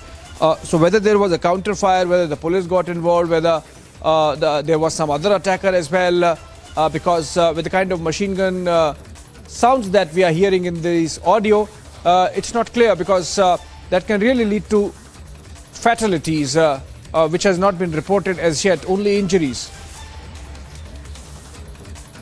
All right, let's go back to some net sounds again. हमारे साथ मौजूद हैं वजीराबाद में खान साहब के ऊपर फायरिंग हुई और इन्होंने उस लड़के को पकड़ा है जो फायरिंग कर रहा था। पहले ही देख लिया था कि वो गोली उसने निकाले, मुझे नहीं लगता ऊपर किसी को लगा हो, लेकिन वो तैयारी में नहीं था, उसने निकालते साथ ही ऐसे करके फायर मारा। मतलब एक फायर उसने किया है, दूसरा फायर करने लगा था, आपने पकड़ लिया। उसकी ना पिस्टल भी आटो थी मेरे हाथ से, जब मैंने उसको पकड़ा है ना वो तर ही नीचे आई है। वो एक बंदे को लग भी गई। अच्छा, नीचे जो बंदा था उसको लगी है? हाँ। और आपको भी लग सकती थी? लग जाती तो लग जाती। खान साहब को जब देखा कि वो गोली उधर उस तरफ मारा, खान साहब के साथ बाईपास से पैदल आ रहा था दौड़ता हुआ, तो साथ था बस। वो मैंने देखा है, मैंने कहा ये क्या पिस्टल, तो उसने जब सीधा किया मैं उसको पकड़ लिया उसको मैंने। इब्तिसाम हमारे साथ मौजूद हैं। वजीराबाद में खान साहब के ऊपर फायरिंग हुई और इन्होंने उस लड़के को पकड़ा है जो फायरिंग कर रहा था। पहले ही देख लिया था कि वो गोली उसने निकाले, मुझे नहीं लगता ऊपर किसी को लगा हो, लेकिन वो तैयारी में नहीं था, उसने निकालते साथ ही ऐसे करके फायर मारा। मतलब एक फायर उसने किया है, दूसरा फायर करने लगा था, आपने पकड़ लिया? उसकी ना पिस्टल भी आटो थी मेरे हाथ से, जब मैंने उसको पकड़ा है ना वो तरतर ही नीचे आई है, वो एक बंदे को लग भी गई। अच्छा, नीचे जो बंदा था उसको लगी है? हाँ। और आपको भी लग सकती थी? लग जाती तो लग जाती। खान साहब को जब देखा कि वो गोली उधर उस तरफ मारा, खान साहब के साथ बाईपास से पैदल आ रहा था दौड़ता हुआ, तो साथ था बस। वो मैंने देखा है, मैंने कहा ये क्या पिस्टल, तो उसने जब सीधा किया मैंने उसको पकड़ लिया उसको मैंने। Wazirabad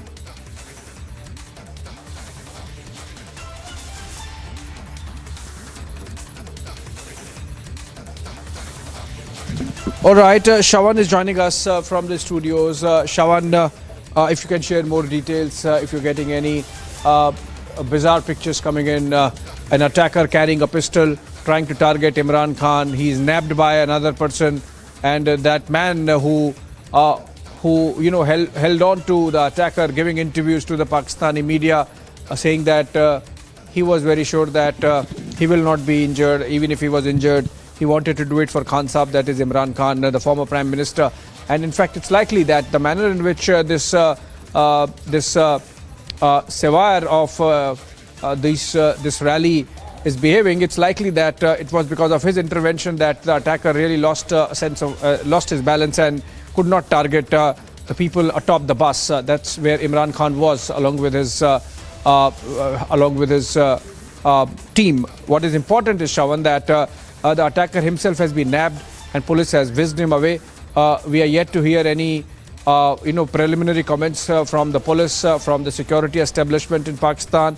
Only that Imran Khan has said that he's fortunate that he has been saved and that he would come back with a bang. Also, one of his ministers, former colleagues in the cabinet, Fawad Chaudhry, saying that they would take revenge. It's interesting that Fawad Chaudhry chose the same rally venue, got atop the bus and made a speech even as his leader was being taken away to Lahore for medical care. So, I mean, it's getting very interesting. At the same time, very typical of Pakistan, where you don't know what exactly is happening. There's always more than meets the eye. Shawan. Well, in fact, Abhishek, let's just put out the details that we know so far. Imran Khan was essentially shot in the leg by a gunman. As of now, what's reports that are coming in from Pakistan is that he's said to be out of danger. That's what his party colleagues essentially had to say. Now, what we know is that one person has been killed. Several others have been injured. The gunman in question had fired multiple shots. That's exactly what you were explaining a short while back. On your screens right now, multiple set of images now coming in. One of that happens to be of Imran Khan being taken to Lahore for further treatment. He was essentially taken in another vehicle and then to the hospital. So what you're seeing right now, perhaps we could also put out that image.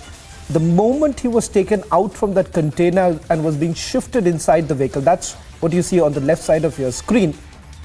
Before that happened, Abhishek, it did appear that Imran Khan was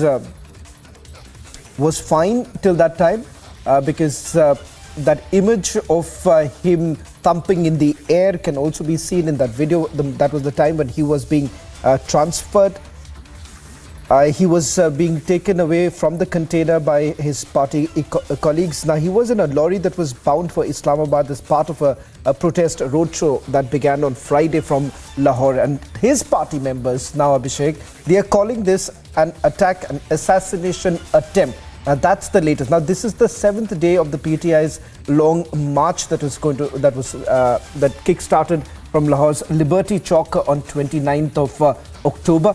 Now, this is the second long march, and this was the point in time when Imran Khan essentially indicated that no matter what happens, no matter what happens, he's going to continue with this march. There was an indication that came in from the PTI that this could be a bloody long march. The reason why they're calling it is of the threats that he had already received, and Imran Khan had already declared that he's going to stage a sit-in in Islamabad against a Shehbaz-led coalition government after March ends. And what they were calling for is a snap election to take place. So multiple such rallies have already been carried out. So the latest now coming in is that he's been shifted to the hospital. There are reactions that are coming in. In fact, let's just now play out that video that has been accessed by Republic TV. This was the exact moment, Abhishek, when the firing took place. So multiple firing shots can be heard in this particular video that has been accessed. Viewers, you perhaps may not get a full view, but you'll get a sense of that very moment when the gunshots took place. Let's just play that out.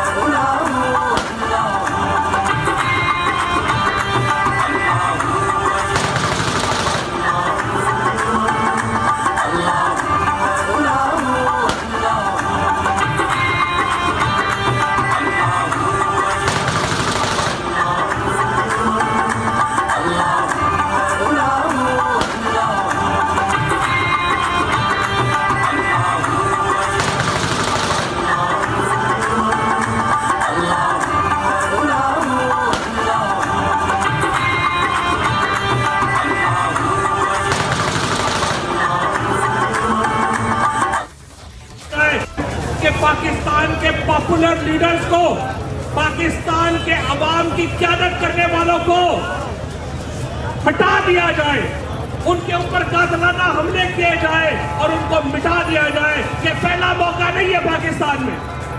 Imran Khan के ऊपर हमला पाकिस्तान के ऊपर हमला है और इसका बदला लिया जाएगा। हमारे बच्चों का खून क्या पाए, हमारे लीडर का खून क्या पाए, ये बदला लोगे। पाकिस्तान के तरीके इंसाफ के लोगों को मैं कहता हूँ, वादा करो, बदला लो। जिस तरीके से हम अमन की पार्टी है, हम बंदूकों वाली पार्टी नहीं है, लेकिन हमारे लीडर के ऊपर बंदूकों से हमला किया गया है। बुलफिन लोग जो इसके पीछे हैं, वो कान खुल के सुन ले, आप कान खोल के सुन ले, हम इसका बदला लेंगे। के पाकिस्तान के पॉपुलर लीडर्स को, Pakistan. Well, that was former Minister Fawad Chaudhary and a short while back even PTI Senator Faisal Javed Khan, both essentially now confirming that this is an assassination attempt. As of now, we are being told that Imran Khan has essentially been moved to a safe location where medical facilities are being provided. He seems to be out of danger.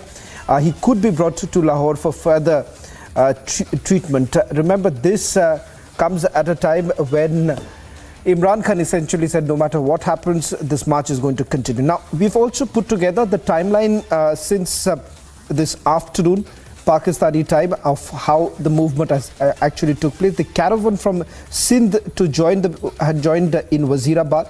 Islamabad's administration had basically sought an affidavit from the PTI for the rally. This was around 12:56 Pakistani time. PTI had then shared the route plan of the march. Asad Omar of the PTI says that there will be a historic gathering on 11th of November, indicating that when this march culminates at Islamabad, it's going to be a historic gathering. In fact, PTI's Hafiz Hamdullah has also says that PTI march will be proved to be the limping march. And thereafter, it was only around 2:33 this afternoon, Pakistani time, when Imran Khan had arrived at his container. He was about to address at Maulana Zafar Ali Khan Chowk, but that's the address that Imran Khan had ditched. It was around 4:32 this evening when Imran Khan had sustained the bullet injuries after the gunman opened multiple shots of fire. Let's listen.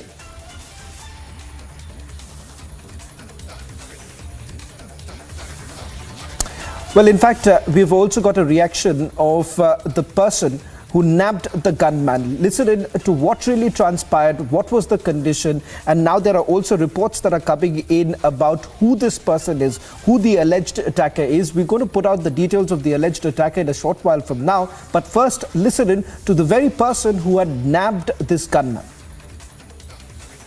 Wazirabad में खान साहब के ऊपर firing हुई और इन्होंने उस लड़के को पकड़ा है जो फायरिंग कर रहा था। पहले ही देख लिया था कि वो गोली उसने निकाले, मुझे नहीं लगता ऊपर किसी को लगा हो, लेकिन वो तैयारी में नहीं था, उसने निकालते साथ ही ऐसे करके फायर मारा। मतलब एक फायर उसने किया है, दूसरा फायर करने लगा था, आपने पकड़ लिया। उसकी ना पिस्टल भी आटो थी मेरे हाथ से, जब मैंने उसको पकड़ा है ना, वो तर ही नीचे आई है, वो एक बंदे को लग भी गई। अच्छा, नीचे जो बंदा था उसको लगी है? हाँ। और आपको भी लग सकती थी? लग जाती तो लग जाती। खान साहब को जब देखा कि वो गोली उधर उस तरफ मारा, खान साहब के साथ बाईपास से पैदल आ रहा था दौड़ता हुआ, तो साथ था, बस वो मैंने देखा है, मैंने कहा ये क्या पिस्टल, तो उसने जब सीधा किया मैंने उसको पकड़ लिया। वजीराबाद में खान साहब के ऊपर फायरिंग हुई और इन्होंने उस लड़के को पकड़ा है जो फायरिंग कर रहा था। पहले ही देख लिया था कि वो गोली उसने निकाले, मुझे नहीं लगता ऊपर किसी को लगा हो, लेकिन वो तैयारी में नहीं था, उसने निकालते साथ ही ऐसे करके फायर मारा। मतलब एक फायर उसने किया है, दूसरा फायर करने लगा था, आपने पकड़ लिया। उसकी ना पिस्टल भी आटो थी मेरे हाथ से, जब मैंने उसको पकड़ा है ना, वो तर ही नीचे आई है, वो एक बंदे को लग भी गई। अच्छा, नीचे जो बंदा था उसको लगी है? हाँ। और आपको भी लग सकती थी? लग जाती तो लग जाती। खान साहब को जब देखा कि वो गोली उधर उस तरफ मारा, खान साहब के साथ बाईपास से पैदल आ रहा था दौड़ता हुआ, तो साथ था, बस वो मैंने देखा है, मैंने कहा ये क्या पिस्टल, तो उसने जब सीधा किया मैंने उसको पकड़ लिया। Well, that was one of the person who nabbed the gunman. In fact, we were putting out the details of the timeline that we've been able to piece together. So it was around 3:47 in this afternoon when Imran Khan essentially ditched his address at the Maulana Zafar Ali Khan Chowk. It was around 4:32 when the first bout of firing actually took place. And around 4:40 this evening, PTI chairman Imran Khan was shifted to a hospital following the bullet injury. On your screens, multiple sets of images that we have put out right now to just give you a sense of what's really happened.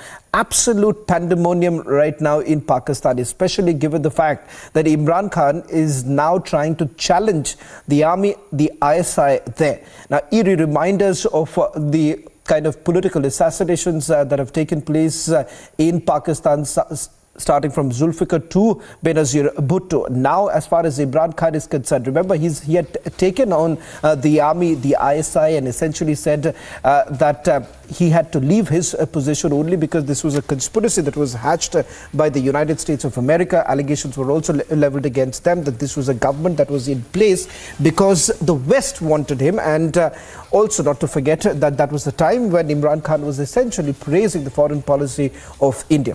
Now, what you see on your screens is that very container, the overcrowded container, which was used by Imran Khan. And we'll also show you one image that you can see. Those were moments after this firing took place. And then you can see Imran Khan being shifted from the container to the vehicle. Now that was roughly around 4:35, between 4:35 and 4:40 p.m. Pakistani time is when he was being shifted, and he was thumping in the air, which essentially indicated that he had only sustained injuries on his leg, and he was then carried forward, taken inside the vehicle, and then now taken to a location where he's being provided with he's been taken to the hospital is what we're being told, where medical facilities are being provided, and thereafter plans are also to take him to Lahore.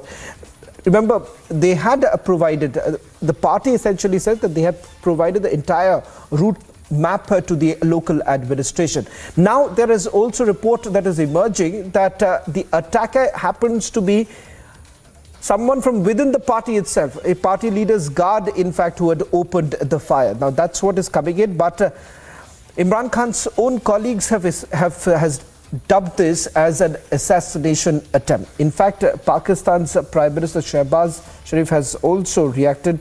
He's put out a tweet. We'll also put that out as to what Shehbaz Sharif has to say with regards to the incident that has just taken place. That's the latest coming in. We'll also try and bring in our reporters. In fact, this is what the Prime Minister has to say. He says that condemning the incident of firing on Imran Khan in the strongest words. In fact, also details coming in that Faisal Javed, who happens to be a former minister in Imran Khan's cabinet, he says that he is better now. Remember, he too had sustained injuries. One party worker is reportedly killed in this incident that has taken place. More and more reactions now coming in from PTI. In fact, party leader Shehbaz Gill has now also spoken. He says that Imran Khan is a red line and an attempt has been made to cross that red line. He also said that Imran Khan will fight till his last breath. Well, what you see right now on your screens is the tweet that has been put out by Shehbaz Sharif, where he says that the incident should be condemned in the strongest words. Now, the allegation that has already been leveled by Imran Khan's colleagues indicating that the government in place, along with the army as well as the ISI, has tried to hatch this entire conspiracy. But the fact of the matter is that if you take a look at what has happened in the past, the political assassinations that have taken place in the past, the only difference essentially here you are looking at gunfiring that has taken place. In the past it was completely different. So one will have to wait and watch to find out what really is the plan. Is there something than what meets more than... Is there something more than what meets the eye is something that we'll have to wait and watch. In fact, Abhishek, our senior executive editor, is joining us on this broadcast. Abhishek, eerie reminders of what we have seen in the past, Benazir Bhutto, Zulfikar, but the assassination was carried out in a different manner altogether. In this particular case, multiple gunshots can be heard. Pistol was actually used. If you see that image of the attacker holding the pistol in his right hand, what does it look like to you?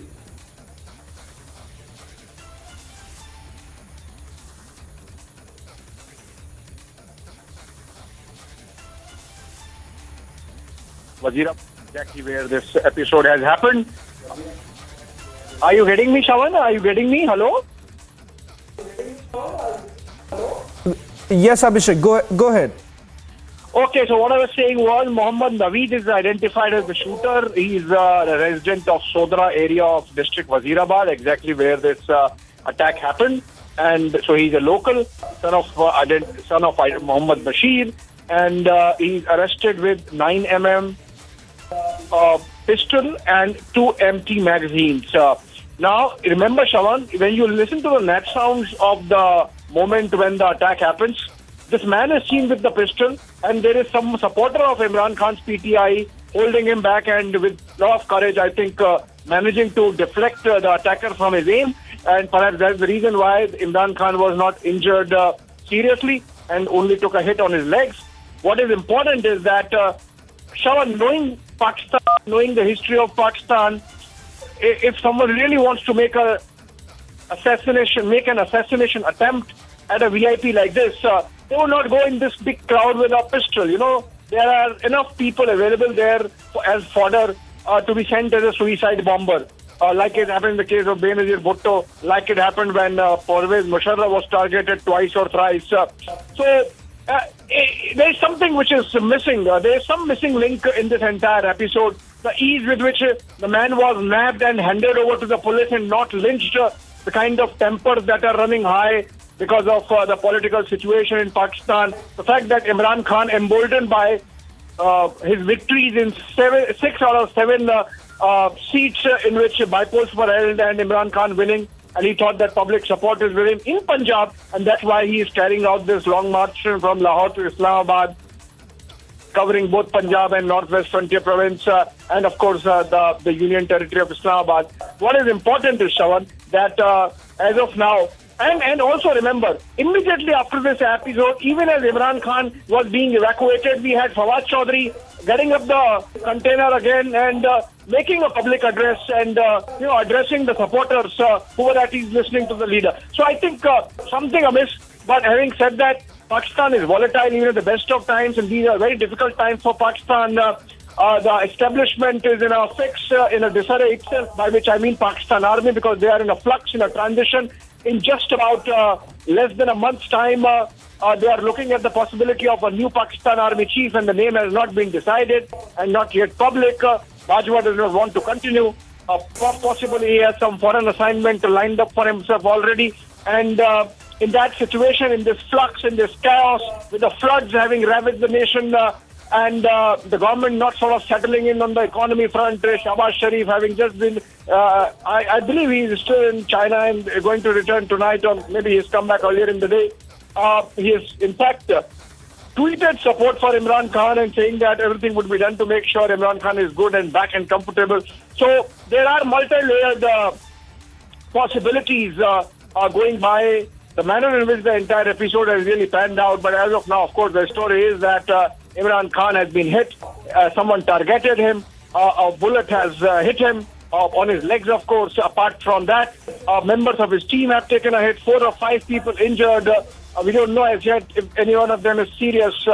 And apart from that, Imran Khan has been taken out, evacuated from the scene of crime and taken to Lahore.